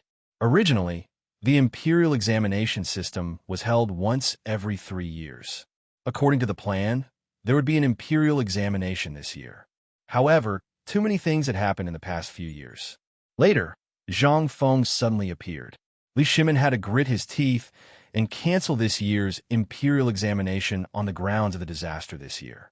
Wasn't this why Li Shimon was confused? The more he read the poem, the more shocked Li Shimon became. "Little Gizi, come and look. This poem," Li Shimon called him and then shook his head. "Forget it. You can leave now. I need to be alone." On the other side, in a tea house in Chang'an City. At this moment, Blind Sun appeared in front of everyone's expectant eyes again. "Ha!" He slammed the gavel. All the people in the tea house instantly focused their eyes on him. Even the people on the second floor, because of the paper by incident, did not dare to treat Blind Sun as an ordinary person anymore. After Blind Sun heard the silence in the hall, he slowly took a sip of tea and slowly said, "Today, we will still talk about the matter of Mount E." Hearing Mount Shao, everyone was instantly interested. "Blind Sun, isn't Mount Shao the White Deer College? Did the college produce something good again?" A young man in a green robe on the second floor cupped his hands and asked. Hearing this, Blind Sun cupped his hands and said to the second floor, "Child Joe, you must have heard of the name Zhang Feng, right?" The young man in the green robe nodded. "Yes, I have heard of him. This person, good." Blind Sun interrupted him, but young Master Zhou didn't even dare to fart. "That Zhang Feng is the disciple of an extraordinary person. But today, let's not talk about his legend and how he managed to turn those stubborn disciples into obedient grandsons. Let's talk about his talent. Talent. Although this person heard that the 4 great Confucians jointly recommended him to be the great Confucian, it has never been confirmed. Now, the 4 great Confucians have all run to the mountain and don't show their faces. Even a medicine godson Simiao has stayed on a mountain and doesn't come down. Everyone was still curious. This Blind Sun actually wanted to talk about it. Everyone couldn't help but become even more curious. This Prince Zhang Feng. Let's not talk about anything else. Just based on his talent, I'm sure everyone can recognize a few of his poems. For example, I'm sure everyone has heard of that poem, right? Hearing this, everyone could not help but nod. That's right, this poem is indeed shocking. However, this has nothing to do with talent, right? Ha ha ha. Blind Sun stroked his beard and laughed loudly. Then he suddenly shouted, "Who said that?" In an instant, the entire tea house suddenly became quiet. Whether a person is talented or not, let's not talk about other aspects first. A poem is enough to represent everything about this person. As he spoke, Blind Sun picked up the wine pot on the table and poured a cup of wine. He raised the cup and stood up. Then he shouted loudly, "Don't you see? The water of the Yellow River comes from the sky and flows to the sea, never to return. Don't you see? The bright mirror grieves white hair, like black silk in the morning, like snow in the evening." After this poem, the entire tea house became silent. Even the scholars, and dignitaries on the second floor instantly became quiet. Everyone was trying to figure out the artistic conception of this poem. After Blind Sun's shout, everyone's hearts instantly surged. After a long while, Blind Sun still minded his own business and continued to drink his wine. On the third floor, a faint female voice sounded again. "Well said. Men, reward Prince Zhang's white wine." Hearing this, everyone's eyes lit up. White wine? What kind of wine is this? Under everyone's expectant gazes, A maidservant carried a white porcelain wine pot to a platform between the first and second floor. This was also the place where Blind Sun always told stories. Blind Sun cupped his fists towards the third floor. "Thank you, shopkeeper." Then, under everyone's gaze, he slowly poured a cup of wine. In an instant, the fragrance of the white wine filled everyone's hearts. Blind Sun sniffed and then praised, "Good wine." After drinking it in one gulp, Blind Sun's face instantly turned as red as blood. This scene shocked everyone. However, under everyone's gazes, Blind Sun placed his hand on his chest for a moment before taking a deep breath. "Good wine, good wine." No wonder young Master Zhang was able to compose such a beautiful poem. I'm afraid that the wine is the most important thing. As expected of Prince Zhang, who was given the title of Wine Immortal by the four great scholars. Wine Immortal? Zhang Feng's title was Wine Immortal?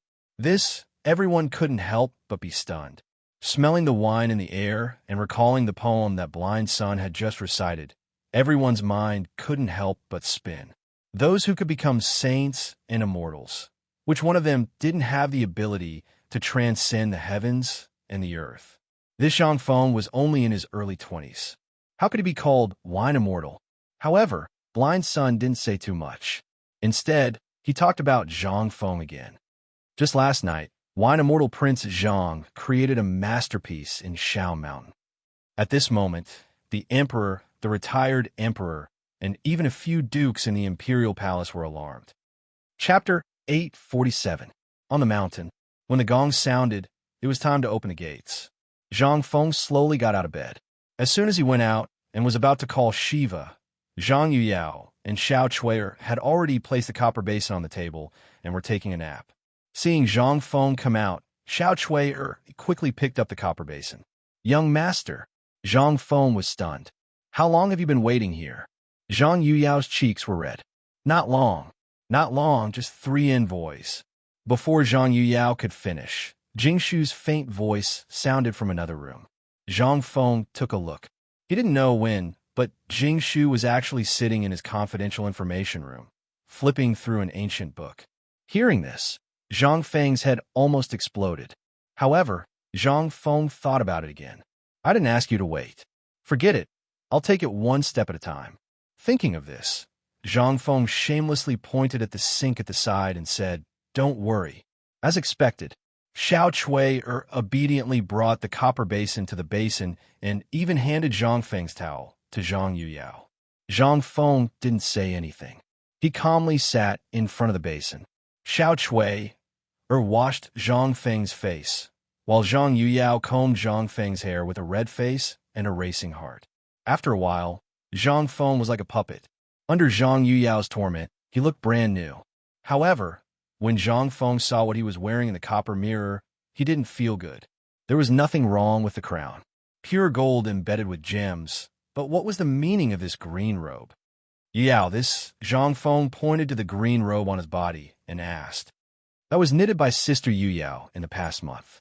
The thread is also from the mulberry silkworms that Sister Yuyao raised personally. Sister Jingshu, that's enough. Zhang Yao hurriedly interrupted Jingshu, but Zhang Feng understood everything. He wanted to take it off, but how could he do it now? How would he dare to take it off? Rubbing his nose, Zhang Feng calmly patted Zhang Yuyao's shoulder. Revealing a smile that he thought was charming, he said, "Thank you for your hard work. I like this robe very much." When Zhang Yuyao heard this, she lowered her head and blushed like an egg. Zhang Feng couldn't help but crack. He hurriedly found an excuse and said, "Oh right, it's time to eat. Clean up and let's eat. Miss Jingshu, it's time to eat. Shiva, where's my food? Where the hell did you go?" He's here." In an instant, Shiva, who had been standing outside the door for a long time, walked into the room awkwardly. He didn't even dare to raise his head as he hurriedly placed the food box on the table and slipped away. Seeing this, Zhang Feng was stunned. Jingshu placed the ancient book in her hand on the bookshelf and looked at Zhang Feng with a smile. "Prince Zhang doesn't have to be like this." "Why? But you're really Frank." "Frank my ass." Zhang Feng was embarrassed. He was angry and embarrassed. He didn't explain, and sat down. He stared at Chuyer as she placed the exquisite dishes on the table. He waved his hand and said, "Let's eat." After hurriedly eating a few mouthfuls of food, Zhang Feng finally found an excuse and said, "I still have something to do at the foot of the mountain. I'll go first. You guys eat slowly." After saying this, he ran away as if he was fleeing from a disaster. When Zhang Feng left the room, he sighed in relief. However, when he looked at his toad-like green robe, Zhang Feng had the urge to beat someone up. Before this, he was still laughing at Chuyer's green robe. Now, in the blink of an eye, could it be that Zhang Yuyao likes green that much? No, I have to educate her. While thinking, Zhang Feng wandered around the mountain gate. At this moment, Uncle He came to Zhang Feng with a strange expression and said, "Feng Zi, come here. What's wrong?" However, Uncle He didn't say anything. He pointed to the back of the kitchen. Zhang Feng saw Li Chengxian and the others waving at him. Since he wasn't full just now, Zhang Feng didn't care about it. However, when Zhang Feng entered the kitchen, Uncle He immediately drove everyone out. However, Zhang Feng didn't notice. He picked up the bowl of porridge that was prepared for him and gulped it down in one gulp. "Feng Zi, you're really famous now. Do you know?" Zhang Feng was a little confused. However, when he thought of Yu, he seemed to understand something. He lazily agreed and then asked while eating, "Oh, and then you ask." Li Chengxian smiled and said, "What did you do last night?" "Last night? Wasn't it yesterday afternoon?" "Nothing. What else can I do except sleep? Except sleep." Hearing that, Zhang Feng put down his bowl and chopsticks.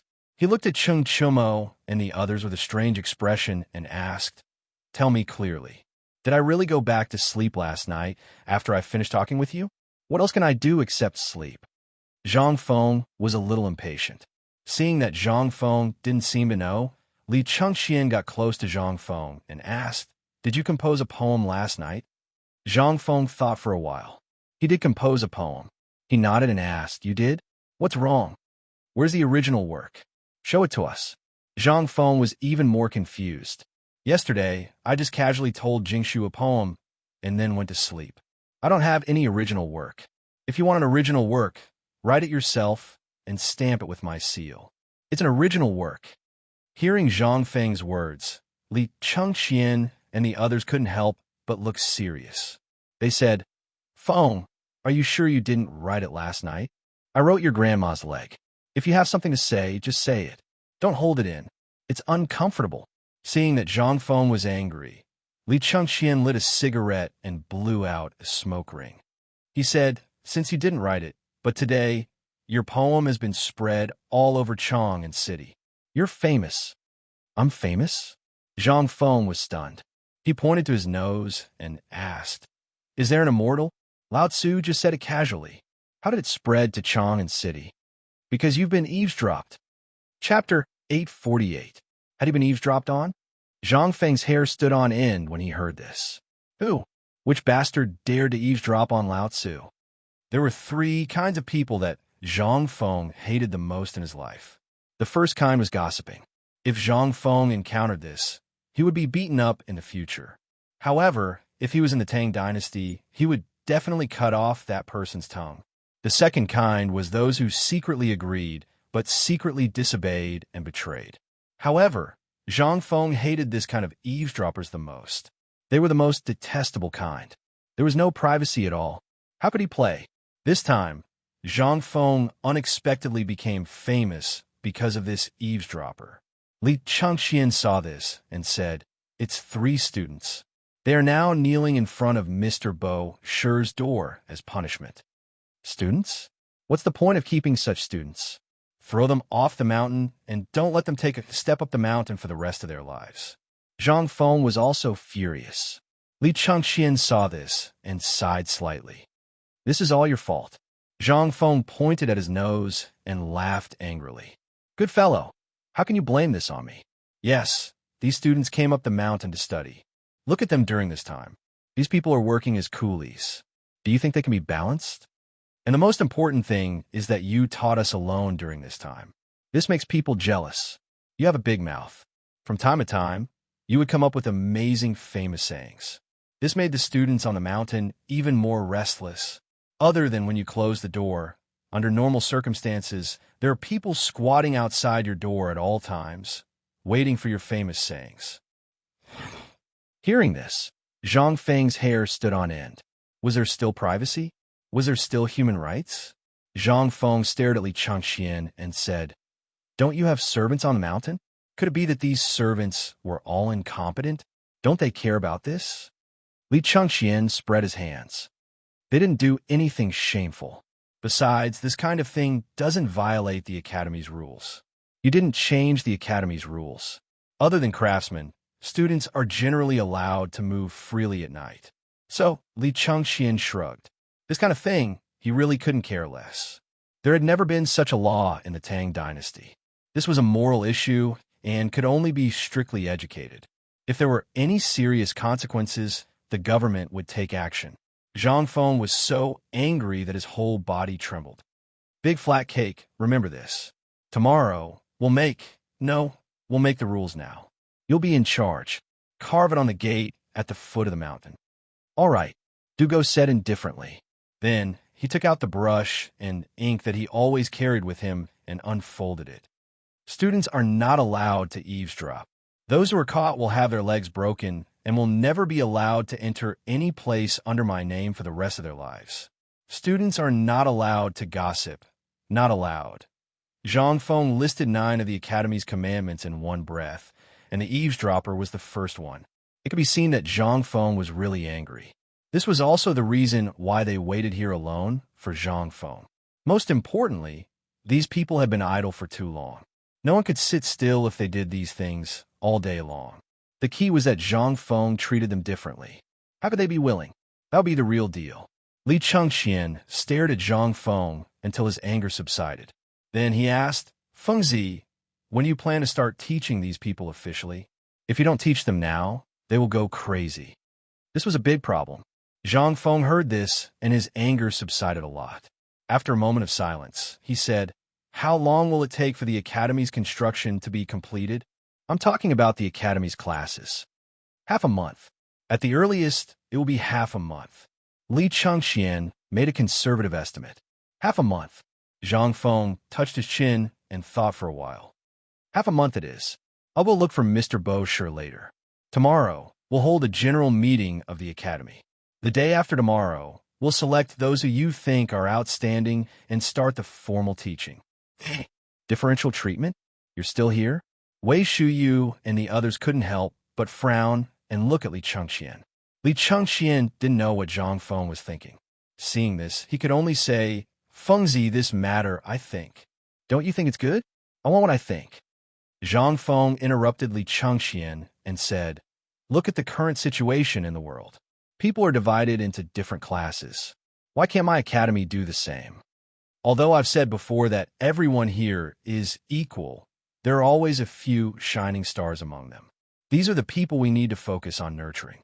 This way, everyone in the academy will have a sense of crisis and a spirit of improvement. If thousands of people were to be educated fairly, would you be the one to teach them? Or me? Or let Mr. Bosher and the others do it? It'll be a wonder if they don't die of exhaustion." Li Changxian was speechless.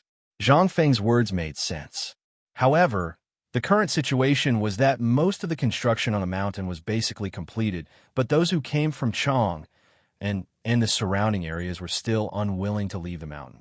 On the one hand, it was because they could fill their stomachs here. On the other hand, Zhang Feng's charm made these people reluctant to leave. That was why the current situation was created. There were more people and less work. Once this person was free, it would be a big deal. Zhang Feng also thought of this point.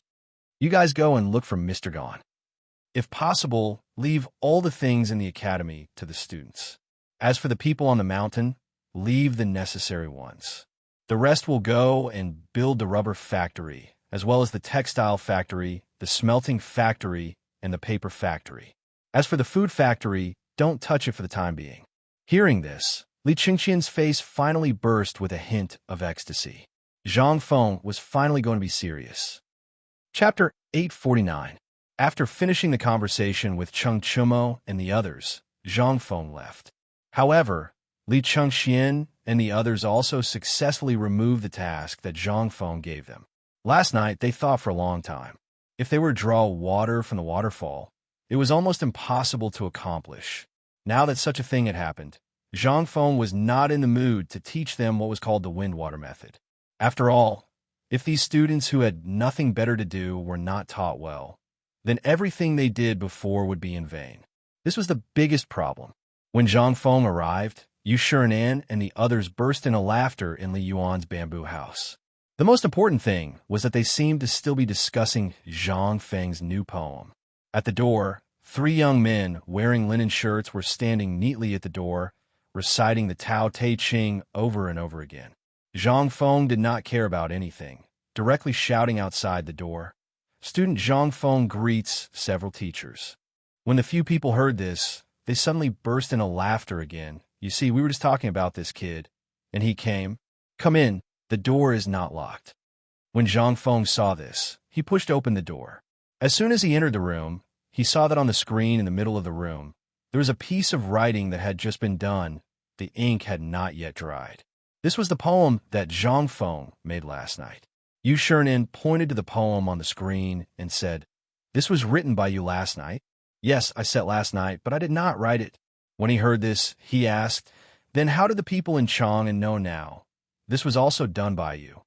Hearing this, Zhang Feng poured out his grievances. "Wrong, this student is wronged. This is all because of those damn people spreading false information. Yes, it was the 3 bastards outside the door who eavesdropped and spread it out." When Yu Shiren heard this, he pointed to a futon below, motioning Zhang Feng to sit down. Then he said, "Now, your poem is completely popular. Last night, these 3 boys relied on your poem to earn 3 beggars' chicken and 10 pounds of braised meat. Do you know? My poem is so worthless?" Zhang Feng's eyes instantly became round. When Yu Shiren saw this, he laughed and scolded. "So, you think the poem was sold cheap? This was spread from their hands. Do you know how much the second hand earned? How much? 300,000 strings. H dash." Even if Zhang Feng had a hunch, he was still shocked by this number. Which nouveau riche wanted to buy this? "Come to me. I don't want more. Even if you give me 100,000, I can make 180 poems for you in one night. Don't be so greedy. Do you think this is a good thing?" When Ouyang Sun saw this, he glared at Zhang Feng and scolded him. In an instant, Zhang Feng immediately put away the greed on his face. "This student understands." Ouyang Sun nodded. "But your poem is excellent. As for the matter of we don't care. You just need to pay attention to the influence. But old man and others give you a piece of advice. Stay away from this person, or you won't even know how you died." This woman was so awesome. Zhang Feng didn't know how to ask, so he just nodded. "That's enough. There must be a reason for him to come here. Boy, the old scholar just went to the waterfall. You call him and we'll discuss the friendly match between Chang and University and the Imperial College." Oh, Zhang Feng behaved like an obedient child. As soon as he went out, he saw the 3 people at the door and waved his hand. "Go and call the old scholar for me." Then Zhang Feng directly went back to the small bamboo house, regardless of whether they were willing or not. A few of them acted as if they didn't see him. They sipped their tea as they surrounded the piece of calligraphy and commented on it. After a while, the old scholar hurried into the bamboo house. At this time, they sat down reluctantly. After sitting down, Yu Shiren looked at the old scholar and said, "Brother Zihuai, you should tell us about the situation at the foot of the mountain." The old scholar looked at Zhang Feng and said, "I have told Fengzi about the situation at the foot of the mountain yesterday. The current situation is that we can either form our own Kuja team or change the method. Brother Boji and I have discussed it in Chang and University. If it doesn't work, we can use Fengzi's military knowledge. Aren't old you and the others training now? When the time comes, we can call people from their place and win for sure." Yu Shiren and the others stopped smiling and stroked their beards. After a while, Ouyang Sun said, "Although it seems like there is no problem, military knowledge still belongs to generals and is biased towards our academy. Therefore, the old man thinks that it is better to have a Kuju team. What do you think? Didn't you just compose a poem last night?" We are all Confucian scholars. Why don't we compete in poetry? I think so. His talent in poetry is unparalleled. Moreover, if we can win the Imperial College, Chang'an University, and our White Deer College's reputation will soar again. The few of them discussed heatedly. On the contrary, Zhang Feng felt that he had come to the wrong place. Once you've discussed this matter, just let me know and it'll be fine. Do you want me to sit here and listen to you argue? Do you have to? Chapter 850. The discussion was lively and lively. He had even made proper arrangements for the aftermath of the victory. Zhang Feng finally couldn't listen to it anymore. He asked weakly, "May I ask, respected teachers, do you only need me for this friendly competition?" This question was out of the question. Everyone's fantasies were instantly shattered. After exchanging glances with each other, they coughed and returned to their seats. By the way, Fengzi, why didn't you mention this earlier? Why don't you tell me your thoughts? Yu Shernan pretended as if nothing had happened and asked while sipping his tea. Zhang Feng rolled his eyes and said, "I will listen to the arrangements of my respected teachers." The old scholar frowned slightly when he heard this. "Tell me, if poetry is not good enough, you can only participate in the mid-autumn hunt by playing Kuju. However, this mid-autumn hunt is significant. If we lose, Chang'an University will forever be inferior to Imperial College in Chang'an." Zhang Feng heard this and couldn't help but ask, "What if we don't participate in the mid-autumn hunt?" Don't participate? This is organized by the Imperial College. It is held twice a year. If we don't participate, we won't have the chance to participate in the Imperial examination after graduation. Do you think we can refuse? The old scholar explained to Zhang Feng in detail. Finally, Zhang Feng recalled the origin of the mid-autumn hunt in his mind. He couldn't help but feel a headache coming on. The students made it clear that the Imperial College wanted to intimidate Chang'an University. What were they doing? This was a slap in the face. Once Chang'an University lost, White Deer College's reputation would also be damaged. Now, Zhang Feng could only participate in the competition. However, he couldn't even find a Kuju team. What would he do? "Are you sure you can't find a Kuju team now?" Zhang Feng asked again. "If I can find one, why would I come to you?" Zhang Feng couldn't help but rub his chin. This time, the Imperial College was obviously targeting Zhang Feng. After all, Zhang Feng had been in the limelight recently. Why couldn't the Kuju team find him? Not necessarily. "Why don't we form our own Kuju team?" Zhang Feng said indifferently. But the moment he said that, Yu Shernan instantly extinguished his thoughts. "No, Kuju is just a form of entertainment. Moreover, it costs a lot of money and time. White Deer College is going to open in less than a month. Where will we find the time? Besides, the mid-autumn hunt is only 10 days away. Once the mid-autumn hunt ends, it will be the mid-autumn hunt poetry meet. Others may have the time, but where would you find the time?" Zhang Feng shrugged. "Then there's nothing I can do. It was really impossible to form a team in 10 days. Not to mention other things. He had seen Kuju in the Tang Dynasty. It was simply a group fight. How is it football?" They couldn't help but fall into deep thought again. But they were also annoyed. They just looked at Zhang Feng without saying a word. Zhang Feng couldn't sit still anymore. "Why are you looking at me? Why are we looking at you?" Yu Shernan glanced at Zhang Feng. "Chang'an University is yours. This White Deer College is also yours. Now that we're helping you think of a solution, you're just sitting there pretending to be a master? No, I'm innocent. I'm really innocent. You and the other teachers can help me. Why do I need to say anything?" Zhang Feng complained. "But would you Shernan let him go?" In the end, the old scholar coughed. "All right, we're already so old. Fengzi, tell us your opinion. After all, you have a lot of practical ideas." Zhang Feng lowered his head. He lit a cigarette and said, "Actually, I do have a solution.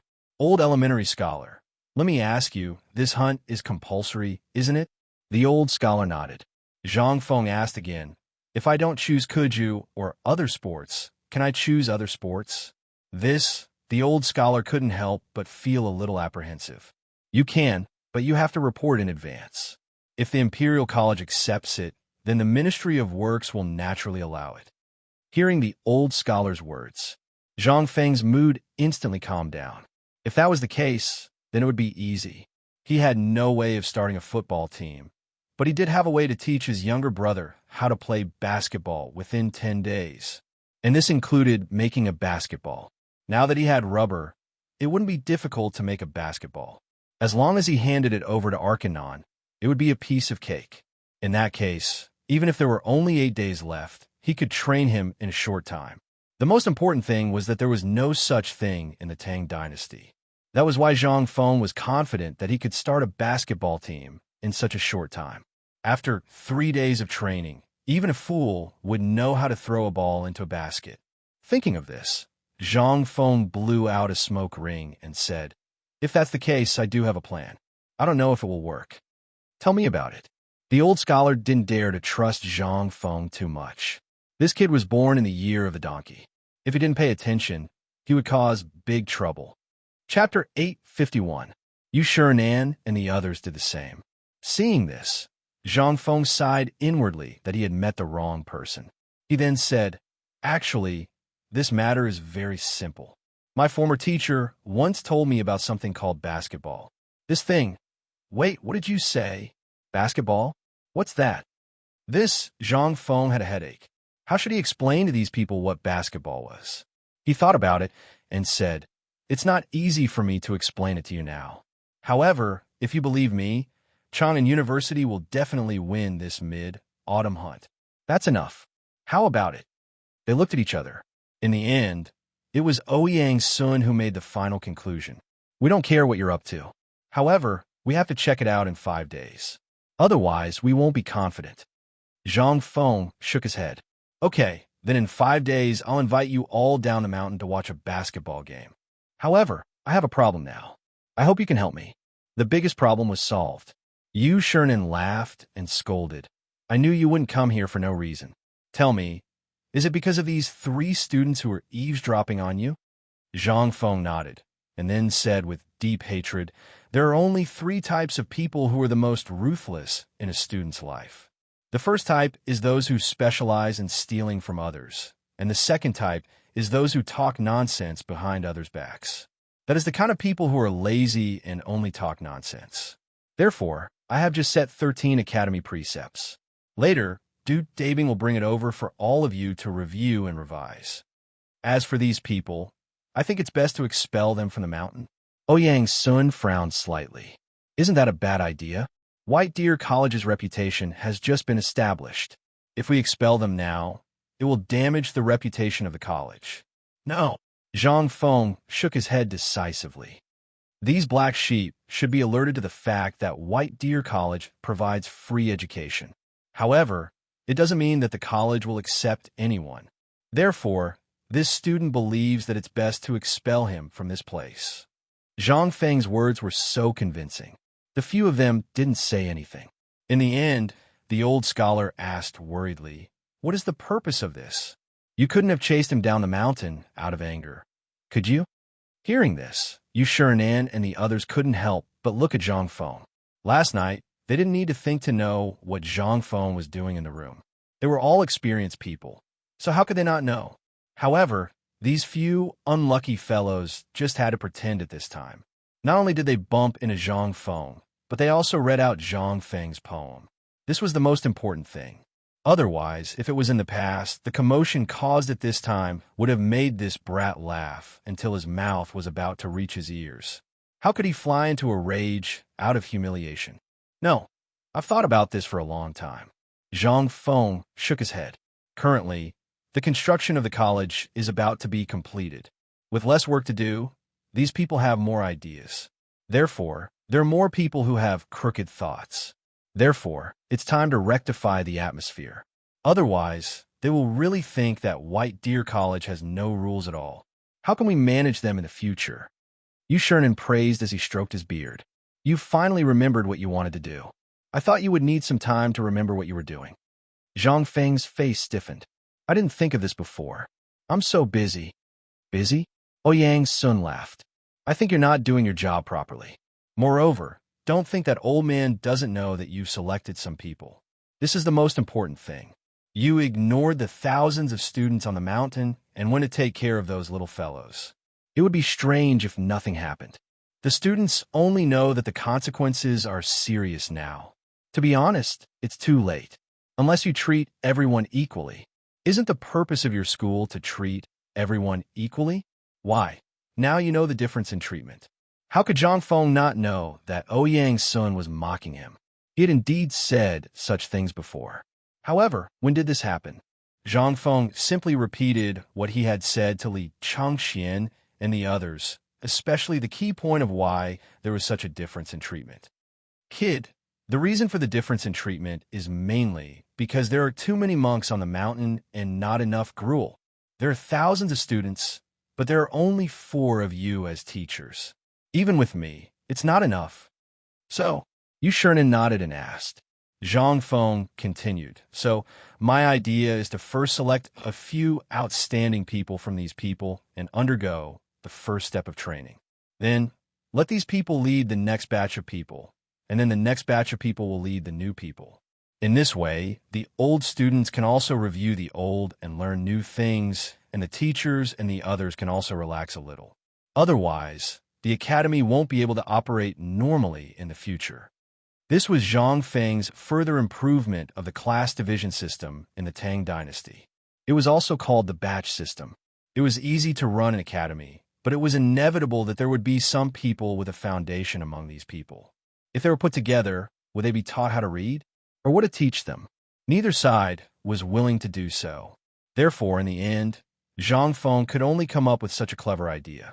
After the establishment of Chang and University, Zhang Feng once talked about the 6 principles. However, because of the establishment of the Science and Technology Department, he put this matter aside. Now that he mentioned it, the old scholar suddenly understood and said, "That's right. Fengzi once said this set of principles when he first opened Chang and University. Brother Bashi, think about it carefully. I once said it." Yu Shernan and the others couldn't help but frown slightly. Are you talking about that? Chapter 852. The old scholar nodded and said, "Yes, it's the class system I told you about before." But later, this kid basically didn't care about Chang and University anymore. Besides, Brother Boji also resigned from the position of Crown Prince's master and came to Chang and University, so I didn't mention it. If Fengzi didn't mention it, I would have forgotten about it.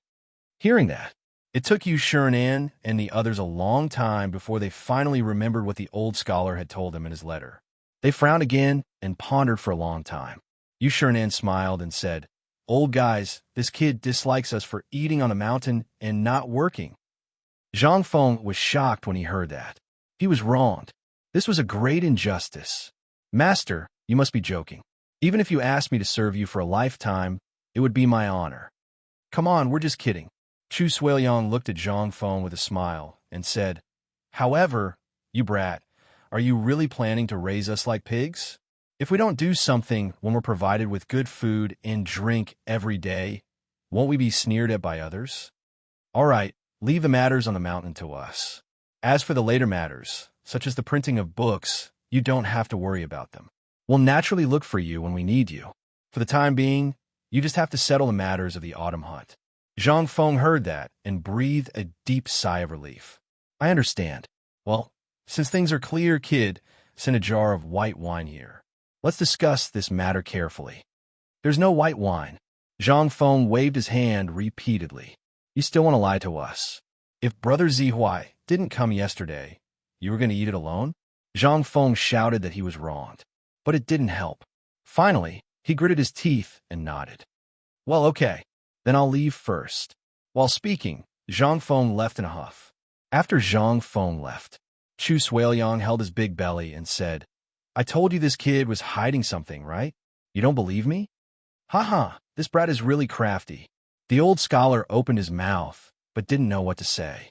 After the few of them joked around for a while, Yu Shernan said with a serious expression, "Everyone, now that you know the situation on the mountain and at the foot of the mountain, it is not reliable. However, there are some good people in charge of external affairs, so the rest will have to depend on the few of us for the time being. I think that we should get those few brats to come over first and start teaching from tomorrow onwards. It's okay to teach, but the key is how to teach. The new building of the academy is not ready yet. We can't teach in the open air, right?" Seeing this, They couldn't help but put away the smiles on their faces, and their expressions became serious. If it doesn't work, we really need to teach in the wild. Otherwise, there won't be anything to do on the mountain. Once people are free, they will stir up trouble. Once they stir up trouble, the mountain will be in chaos. Once chaos happens, things will happen. Ouyang Sun frowned and continued. However, it's also okay to teach in the wild. After all, Confucius used to teach outside often. If you don't have any objections, old man will send someone to pass on the message now. Tomorrow morning, will it officially start?